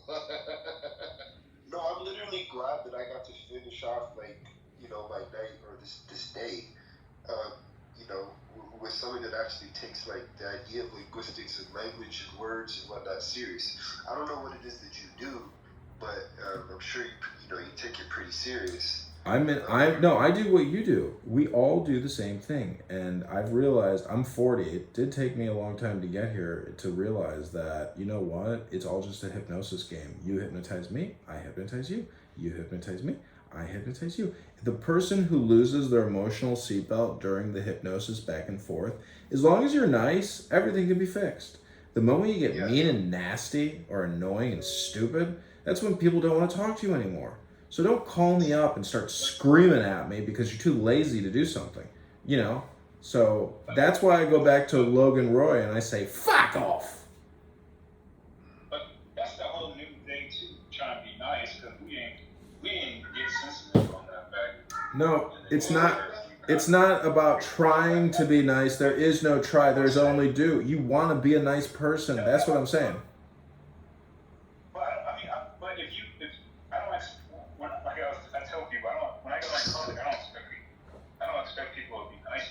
I do expect people to be nice to me. Okay. But what I'm saying is that I don't expect people to be nice to me. But if it depends on what I need from that person. If I'm going to that person and asking for an answer, I'm going to tolerate their bullshit. But then I'm not going to, but the thing is, wait before you say something. I'm not going to be a friend of that person. I'm just going to, if I know you have the answers I need, the information I need, I'm gonna tolerate you for that information. I don't care if you're at. Right, but that's making a big assumption, though, that the information I'm going to share with you is actually the information that you want. I mean, James, take the deepest breath of the day through your nose and hold it for 10 seconds. I mean, give me a non sequitur, dude. I'm trying to tell you that there is no such thing as, real talk. There is not. It does not exist, James. There is no such thing as real talk. Well, real talk, what I'm saying real talk, if I'm going to a lawyer. No, real talk is silence, James. There's no going to a lawyer, dog. It's called silence. That's the truth of the earth. And the earth ain't flat. It's round like a woman's ass, curved like my dick.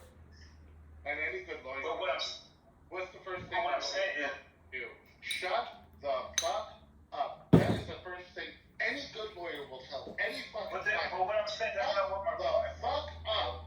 James, go ahead, make your point, James. Let me hear your point. We want to hear what I'm saying is that the whole thing is that the niceness is not an important factor unless you're trying to be friends with them. That's what I'm saying. Unless you're trying to hang out with the person or be friends with them, if they give you your information or your whatever you want, then you can stop communication. You don't have to hang out with people. It's not the same as it's not the same if I'm trying. What? Would you more describe that as courteousness, not necessarily niceties? Because niceties. No, I mean, there's two separate things. I mean, they really. I don't really care really if you're nice or mean. That's what I'm saying. I'm saying when I go, if I interact with me with the same courtesy I meet you. I mean, that's what we're talking about. Right, and you know what too? We have to consider too one thing, right? Is when you think of when somebody's expecting something. Now, for some reason, like most words, they always come with a lot more than the word with them. And the reality of it is it's not necessarily always the case for most people. So if I hear God say, I expect something. I mean, me, when I think of the word expect, I think from an exterior standpoint, my specs, my eyes, I'm looking for people to be good because that's the vibration and the frequency that I want to vibe on. It's not about me receiving something. It's not about me demanding it from them. No, but James, I come from the perspective that I have joy and I have strength and I have happiness, and therefore I can secretly transform other people.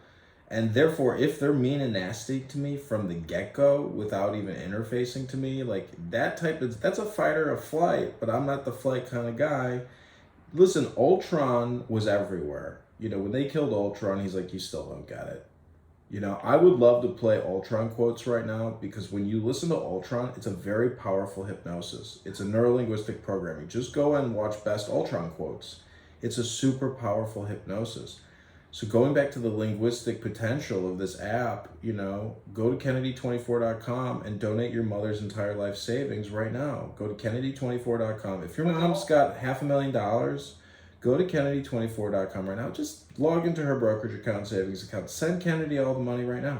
Make it happen now. But the whole thing is too, what I'm saying is that it doesn't mess up my vibrations if you're an asshole to me, and I may give you back the asshole energy. But what I'm saying is, once I leave that conversation, it's done. It's a situation where I was like, okay, it has no effect to me because obviously now this person is telling me that they don't care. So why am I gonna care? But that's what I'm saying. Asshole energy doesn't matter, because if you're an asshole to me, either you're gonna get it back or I may just walk away. And I may even come back to you and say hello, but I'm not gonna hang out with you. That's what I'm saying. So it doesn't. That's kind of the thing. Is some people don't have the asshole in them to respond as an asshole, let alone even see others see them as an asshole. You understand what I mean? Some people are just literally living in a space where they kind of know the power that they kind of have access to, if that makes sense. And it's not even about if people are mean and they're going to bring my vibration down, or no, there's no bringing down something that I am or what that is, right? And you do want to see more people of the energy that you're willing to give. Go to scammovie.com. Thanks, everybody.